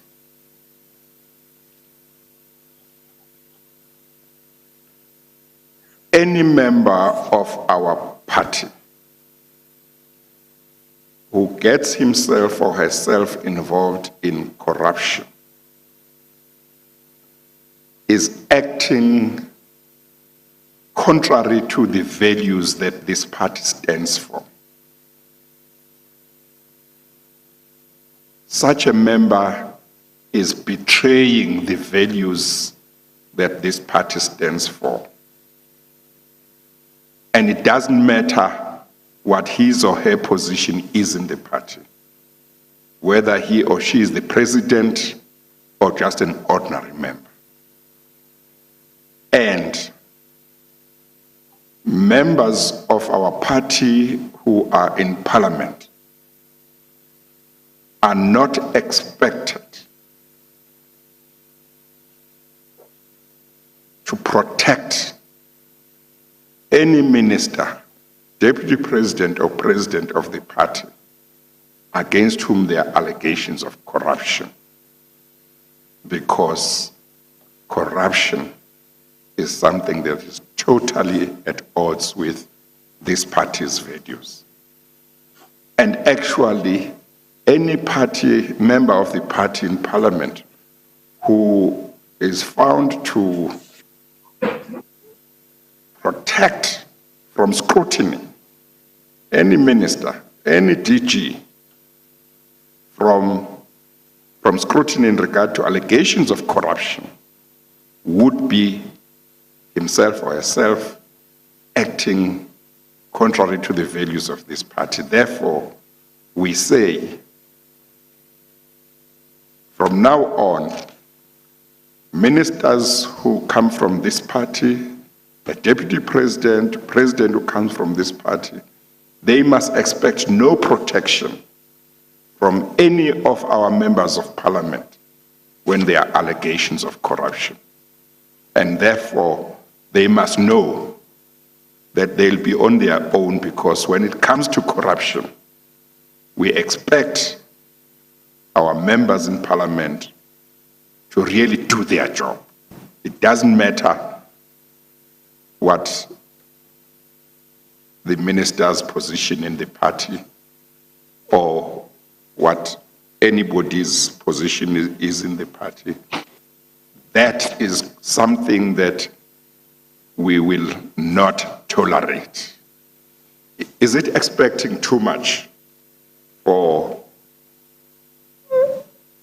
the ruling party to take that position?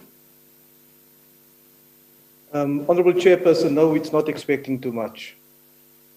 But it doesn't look like it has happened, at least in deeds.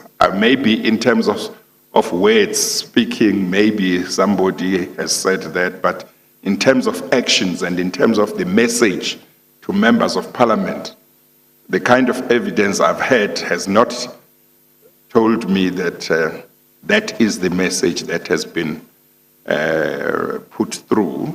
And if it has not been put through, the question would arise, what would the party lose by taking that position, not just in terms of speeches, in terms of statements? Of course, the statements might be important, but actually making sure that the lived experience of Parliament is that members of the ruling party in Parliament, when it comes to corruption, allegations of corruption by ministers, DGs, or officials within government departments and SOEs who may be members of the party, that will simply not be tolerated, and no member of the ruling party will feel that there will be adverse consequences if they really take a strong stand in public, in a committee meeting, or in the National Assembly against their own comrade against whom there are allegations of corruption. Is it too much for South Africans to expect that that is a stance that can be taken by the ruling party, and that is the stance that they can make sure is the lived experience of Parliament? Honourable Chairperson, I agree with your sentiment, and I can say that, that there's a lot of work that must still be done, but there is a commitment, and we have seen it from the time and from the pronouncement in Parliament that was made by the late Chief Whip of the ANC under very difficult conditions, I might also say, at great personal political risk as well. Some had to take that type of decision in order to move towards the next level. But what is important is, as you said, we must take the people along so that everyone is committed towards that same outcome. And that is work in progress. And that is where we need to improve. There's no excuse that I can put forward to say that this is the reason why it has happened, it has evolved. There has been lapses, yes. And we must learn from those so that it doesn't reoccur. And as part of that, we must strengthen our institutional designs to give effect to that aspiration that you have articulated, that I fully agree with. Thank you. Mr. Freund? Thank you, Chair. Mr. Frelick, can we please try and spell out the obvious? When you just said that Mr. Ntembu, then Chief Whip, acted at great personal and political risk, why did you say that? What was the great political and personal risk he was running? Well, in discussions that I had with the late Honourable Ntembu, it became apparent that the unhappiness and dissatisfaction that was there was due to his approach in terms of parliamentary processes and parliamentary oversight. And at times he would joke to say that he doesn't know if he's sure that he will continue as the chief whip of the majority party, but expressed confidence that he has sufficient support from the African National Congress at national level to continue in that role. But risk from whom? Can you just repeat? Risk from whom? Well, I'm not disputing this. I just want you to spell it out. Well, it is, I've just said, from inside the African National Congress representatives in Parliament, there was dissatisfaction. Dissatisfaction to the extent that some of our colleagues and comrades openly said that they don't agree with us and it's the wrong thing to do. And this is not an instruction that was given to the chief whip or to the speaker for that matter, or to myself to deal with this matter in this particular way. It was not processed properly. And so when I talk about the intra-party dynamics, it is from inside where certain members felt that the chief whip is not executing his mandate correctly. But would it not be correct that whilst I don't disagree with you, that the chief whip faced resistance from a substantial body of his own MPs, he was also facing resistance from the Thuli House. He was also facing resistance from the president. He was also facing resistance from the most powerful people in the country. Well, I cannot attest to who he was exactly receiving resistance from, but I know he received support from, and at the level where I operate. I'm not part of discussions of the National Executive Committee or the National Working Committee, but I know from where I operate, he received full support in terms of his direct line of reporting on parliamentary activities from the Secretary General of the ANC. So why did you, because these were not my words, these are your words. He acted with great personal political risk. Why great personal risk? What are you suggesting? He could have lost his position as chief whip of the ANC. That is what I'm referring to. And the stance that he was advancing, to which he was receiving resistance, was a stance or a position or approach that sought to ensure that there was proper oversight and members of parliament performed their oversight functions properly. As far as you are concerned from the discussions you had with him, is that the position? That is correct, Chairperson. He said that this is a matter that, and he kept on referring to say that we are not going to commit the same mistake, at least not under his leadership of the Caucus of the African National Congress that was committed previously. If there's matters that arise, it must be dealt with. It must be engaged with. And committees must play a role as far as this is concerned. And that is also what informed his staunch belief in the discussion that we had on the 15th of June 2017 with the Speaker on the direction that must be taken as far as those allegations were concerned. And if his stance was that we're not going to commit the same mistake, I take it his stance was that such a mistake had been made in the past, that the past practice had been mistaken in the manner in which it had failed to hold the executive to account in relation to allegations of corruption and state capture. Am I understanding you correctly? Yes, the stance directly related to the Constitutional Court judgment of 2015, that is there. It's very specific in terms of where Parliament failed in its obligation to hold the executive accountable. All right. Now, I just have one further line of questioning before we can wrap up. I know this has been a long and hard day, especially for the Deputy Chief Justice. But you will recall that we were dealing with your letters of the 15th of June 2017. And I took you to a couple of them. And there were, in fact, 4 of them, I understand. Is that correct? Home Affairs, Public Enterprises, help me here, it would have been Transport, and it would have been, and we have the letter on the Committee of Transport, we've already read into the record, and I believe it must have been Mineral and Energy Affairs, is that correct? Yes. And in relation to that 4th letter, we don't have in the record, I've never been able to track down or find a copy of it, but it must exist, or must have existed, a letter of the 15th of June to the Mineral and Energy Affairs Portfolio Committee along the same lines as the other three that we've read. Am I correct in that belief? That's correct. And in relation to that committee, as you told the chair a little earlier, there would have been reference to the fact that the recently published material in the media had some bearing on that committee.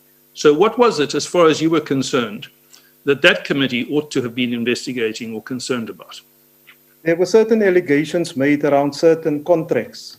It was or directly linked to the provisioning of coal. And that is a matter that resorts under mineral resources. And that was the matter that the speaker felt that the committee should look into and to report back to her.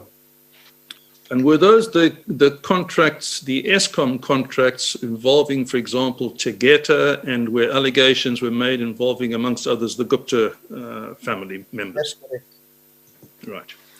Now, we all know what happened with the Portfolio Committee on Public Enterprises. It conducted a very public process, which resulted ultimately in a report which has been placed before this commission. I don't need to say anything more about that. As regards Home Affairs, and bear in mind that your letter says this needs urgent attention and urgent report back. Am I correct that for a long time, the Portfolio Committee on Home Affairs took no effective steps to get to the bottom of the allegations that you had thought that they should investigate? That's correct. And am I correct that the Portfolio Committee on Transport took no steps to implement the directive that you had given that they should pursue allegations pertaining to PRASA? When I say they took no steps, to the best of your knowledge, they took no steps.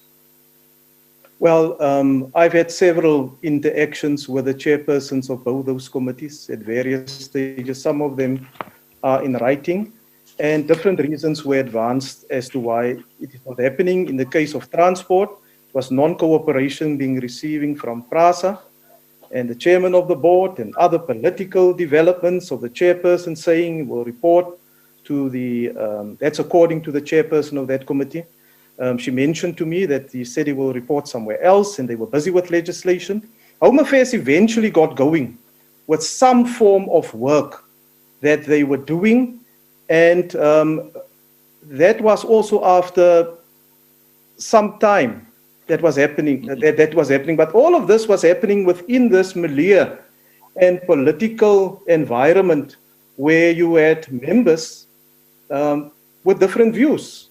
So that why must we do this? Who told them to tell us to do this? We can't really go into that area because, as the chairperson of transport at the time mentioned to me, there's a number of issues in front of the courts or that's going for litigation that they cannot enter into. So you did find that, and also with mineral resources, at one stage, I eventually had to write a letter and I kept the chief whip informed. And I know from his side, he tried his best to get to the chairpersons because I said, ultimately, chief whip, the chairpersons of these committees are members of the ANC. Can't you assist us to get going with this work that needs to be done? As I know at a certain occasion, the speaker also had a discussion with the chairperson of transport around the matter. But it was extremely difficult to achieve the same type of outcome that was achieved by the Public Enterprises Committee that was there.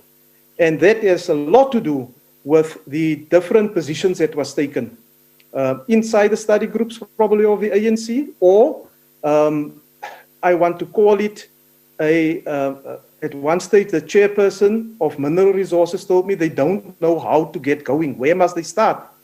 And I reported it to the chief, and the chief whip said they must start by calling the ministers to say that, Minister, you report to this committee. Have you seen these things in the public domain that is being said about you? How do you respond to that? And then, well, once that is done, the committee must decide what is the action that will be taken, or what is the direction that will be taken. Now, you've referred to a number of reasons that were given by the two chairs of those two committees for their failure to have acted as you thought they should have acted.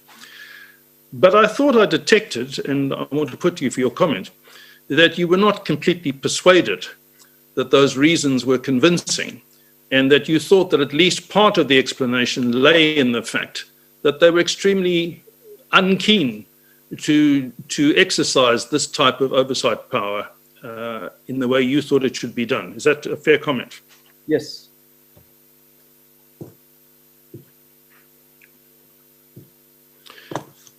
Now, having said that,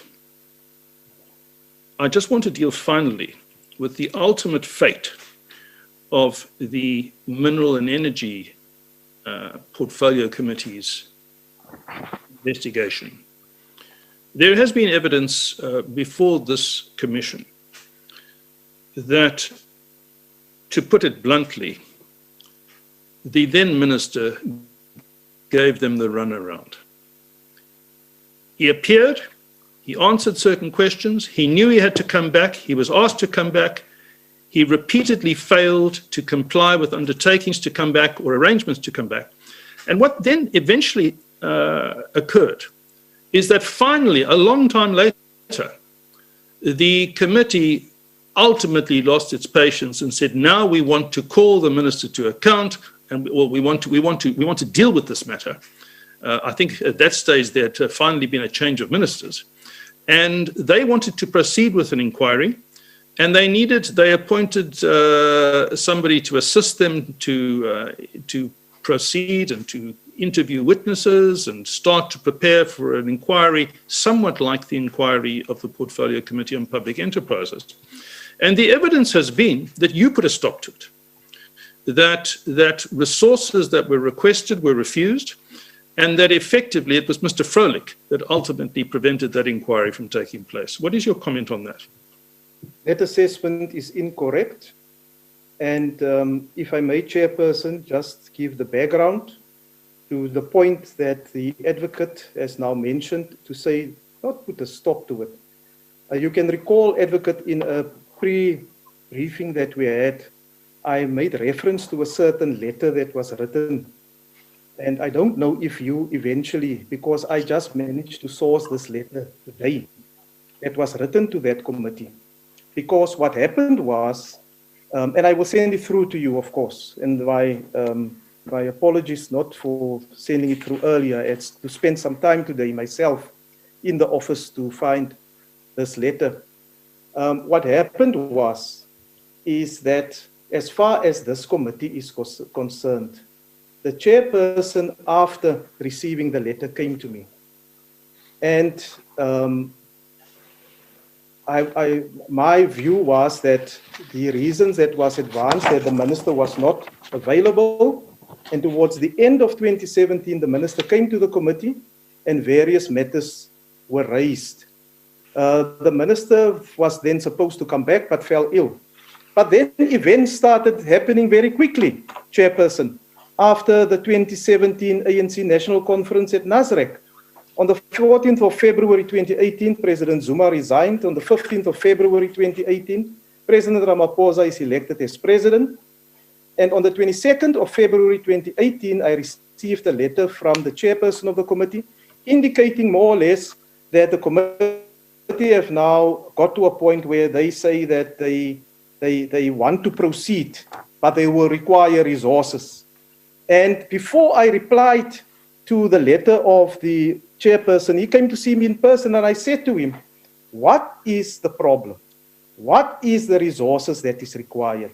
Quantify it. You've got a legal advisor that permanently assists the committee, and you must decide how you want to proceed. On the 26th of February 2018, there was a cabinet reshuffle, and the minister was replaced by the current Minister of Minerals and Energy.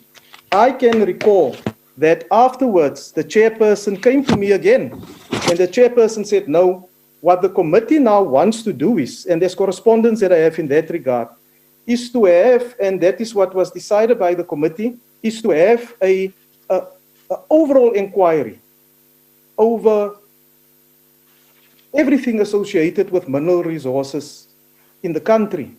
And I said, but that is, your scope has now changed. It is not the same as it was, as we discussed previously. And there was a to and fro of letters again between us. The chairperson came to me again and said, you know what, I must report back to my committee. I wrote back to the chairperson on the 6th of June 2018. But before that, we also had a meeting. As colleagues and comrades, I went with the chairperson to the new minister, Minister Mantashe, where this issue of the inquiry was mentioned. The chief whip encouraged me to take up the matter with the new minister so that he can understand where this is coming from. And to cut the long story short, after their discussion, it was agreed that the scope of this inquiry that they want to have must be looked at. Because how long will it take for the committee to do an inquiry over all minerals, resources, and entities in the country? And in the communication that I have, that I will also forward it to you, I refer to the discussions that we've had. And in one line, and that is a letter dated on the 6th of June 2018, I said in April this year, and that is 2018, the Deputy Chief Justice wrote to the Speaker to request copies of all relevant information and documents pertaining to state capture inquiries conducted by parliamentary committees. The Speaker acceded to this request and requested me to interact with the Commission. In the budget vote debate of Parliament on 22nd May 2018, I reported to the House that I've met with the lead investigator of the inquiry, Mr. Tino Mbembe, the former AG, at the office of the Chief Justice on the 18th of May 2018, and handed over to the Commission all relevant documents of the work that was done. And that referred specifically to public enterprises and home affairs. We also agreed that Parliament will assist the Commission as the need may arise. Now, I then did not receive a costing. And in the meantime, the Chief Whip said to me, but you know, this is taking way too long. And we had a discussion with the Speaker as well. And this letter is addressed or copied to the Speaker, the ANC Chief Whip, the Secretary to the National Assembly, and also to the Advocate Pendela, who at that time was also acting as the Secretary for Parliament, or Assistant Secretary to Parliament. And in there, we clearly state, or I clearly state, that the committee need to clarify the scope and format of this inquiry, as well as the oversight work it now wants to undertake in light of the Judicial Commission's stated intention to commence its proceedings in August 2018. If I may, Chairperson, and this is the letter that I will forward as soon as I'm done here to Advocate Freund, it reads on the 17th of September 2018, inquiry into state capture. It's addressed to the chairperson and says, my discussions with you on the above matter refers. I said, you will recall that I wrote to you on 15 June 2017 and again on 23rd August 2017 on the need for the committee to investigate allegations in the public domain on state capture. I also proposed that the point of departure should be to invite the former minister to respond to these allegations. I also emphasized that the aforementioned process should commence and that the committee should report back to the National Assembly without delay. Unfortunately, for various reasons, this was not done, and the committee thus missed a golden opportunity to investigate the matter in 2017. As you are aware, the Judicial Commission on State Capture that is headed by the Deputy Chief Justice is now well underway. Parliament is cooperating with the Commission headed by the Deputy Chief Justice Zondo, and numerous documents have been exchanged with its secretariat. It will thus be duplicating the work of the Commission if the committee at this stage commence with a parallel investigation on the same matter. I wish to emphasize that the matter of the resourcing of the committee to conduct the investigation into state capture is not an issue at this stage. The necessary financial, human, and logistical support would have been available to the committee last year. The committee is also reminded that it should now conclude matters in front of it and not embark on new and substantive matters as we approach the end of the 5th Parliament. Annual and legacy reports are due to be tabled on 23 November 2018, and it's expected that committees will be seized with concluding their work in the last few months left of this term. The text of this letter, Chairperson, was agreed to and approved by the Speaker as well as the Chief Whip of the ANC. And that is why this letter is copied to the Honourable Speaker, the Honourable Mbete, then the Deputy Speaker, the Honourable Tsenodi, and to the Chief Whip of the ANC, the Honourable Mtembu. I must finally, as far as this is concerned, add that the Secretary to the National Assembly, Mr. Kaso, and myself had a meeting with Mr. Nombembe at the offices in Johannesburg, and this matter of parallel investigations was raised, and it was agreed in that meeting that parallel investigations should not take place because it could be that Parliament now, while the Commission is starting its work, is embarking on a certain course of action, have different outcomes, and the Commission arrive at different outcomes. Now, I've put that allegation to Mr. Nombembe, who disputes it. Mr. Nombembe says it's quite correct that Parliament undertook to cooperate and did cooperate by furnishing, as it were, the product of any investigations it had done. But that he never said, in no meeting that he attended, that the Commission's stance was that Parliament should refrain from doing oversight that it was otherwise willing or minded to do. Do you dispute Mr. Nombembe's version? Well, Mr. Taso, the Secretary of the National Assembly, was part of that meeting. That is what I take out of that meeting that was there. And of course, Mr. Nombembe cannot tell Parliament not to do its oversight work. But as far as the terms of reference of the Commission is concerned, and that what this committee wanted to do, there was agreement between the Speaker, the Honourable Chief Whip and the Majority Party and myself, that due to the time lapse that have occurred, it would be a parallel process running parallel to what the Commission intended to do. Now, you requested the 4 committees to commence their investigations in June of 2017, long after the Public Protector had directed that there should be an inquiry, but before the inquiry had in fact been appointed and before the inquiry had in fact got going. I think you would agree with that. That's correct. The Public Enterprises Portfolio Committee ran an inquiry that ran substantially into 2018, and as I understand it, with your support. Is that correct? Well, the Public Enterprises Committee did extensive work, and they always received my support. And that continued well after the establishment of the present commission that you're testifying before.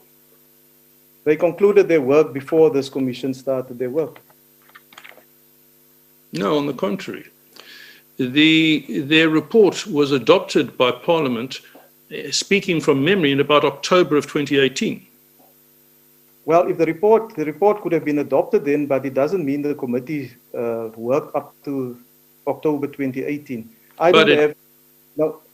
Can I just explain? I don't have that detail in front of me in terms of when that committee concluded their work, but the bulk of their work were done in 2017 and in the beginning of 2018. Well, I don't want to engage in a detailed analysis of that with you, but what I do want to put to you is this.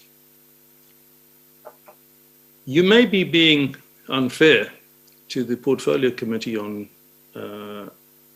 Minerals and Energy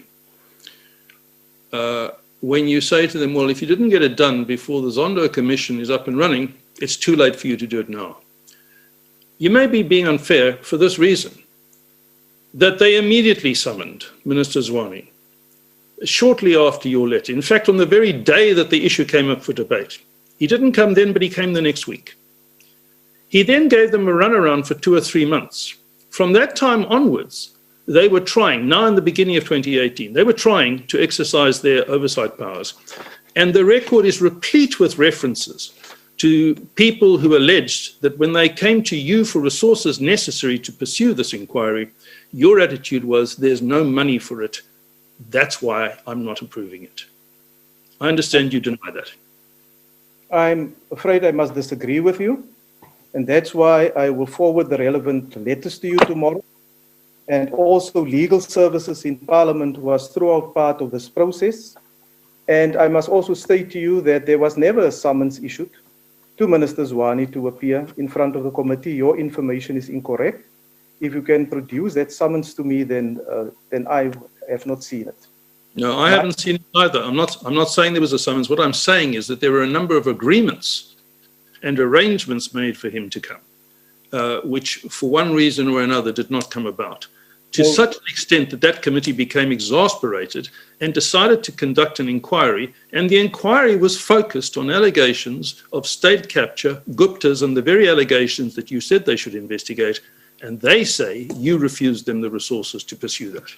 I'm afraid the record will show that you stated that the Honourable Zwane was summoned to appear in front of that committee. He was If I said that, I retract it, because I know that's not correct. He was not summoned in front of that committee. The situation is, Chairperson, is that without any other intent, a decision was taken by the Chief of the Majority Party and the Speaker, and I agreed with it, that it would be a parallel process running with the State Capture Commission in terms of their mandate that the then recently elected President of the Republic proclaimed, and the terms of reference were clear, and this committee was going to do exactly the same. Mr. Froelich, thank you for your time. I have no further questions. Thank you, sir. Thank you very much, Mr. Froelich. We appreciate that you availed yourself again. Thank you very much. You are now excused. Thank you very much, Chairperson. It's been a very long day for you as well, and thank you for the platform. Yes, thank you very much. Mr. Freund? Chair, obviously, from my perspective, that disposes of the business for the day. The intention from our side is to resume at Wednesday evening at 5 p.m. with Ms. Letsatsi Duba's evidence. Yes. And what's your estimate of how long her evidence might take? 2 hours? Yeah. Okay. No, that's fine. So on Wednesday, 5 o'clock, or as soon as possible thereafter, depending on the day session, we will, I'll hear her evidence. Thank you very much to everybody who has stayed until this time. We appreciate it. We are just trying the best we can to cover as much work as possible. But thank you very much. We'll adjourn for the day, and tomorrow during the day session, we will continue with the PRASA evidence. So this is just for the benefit of the public and the media. We adjourn.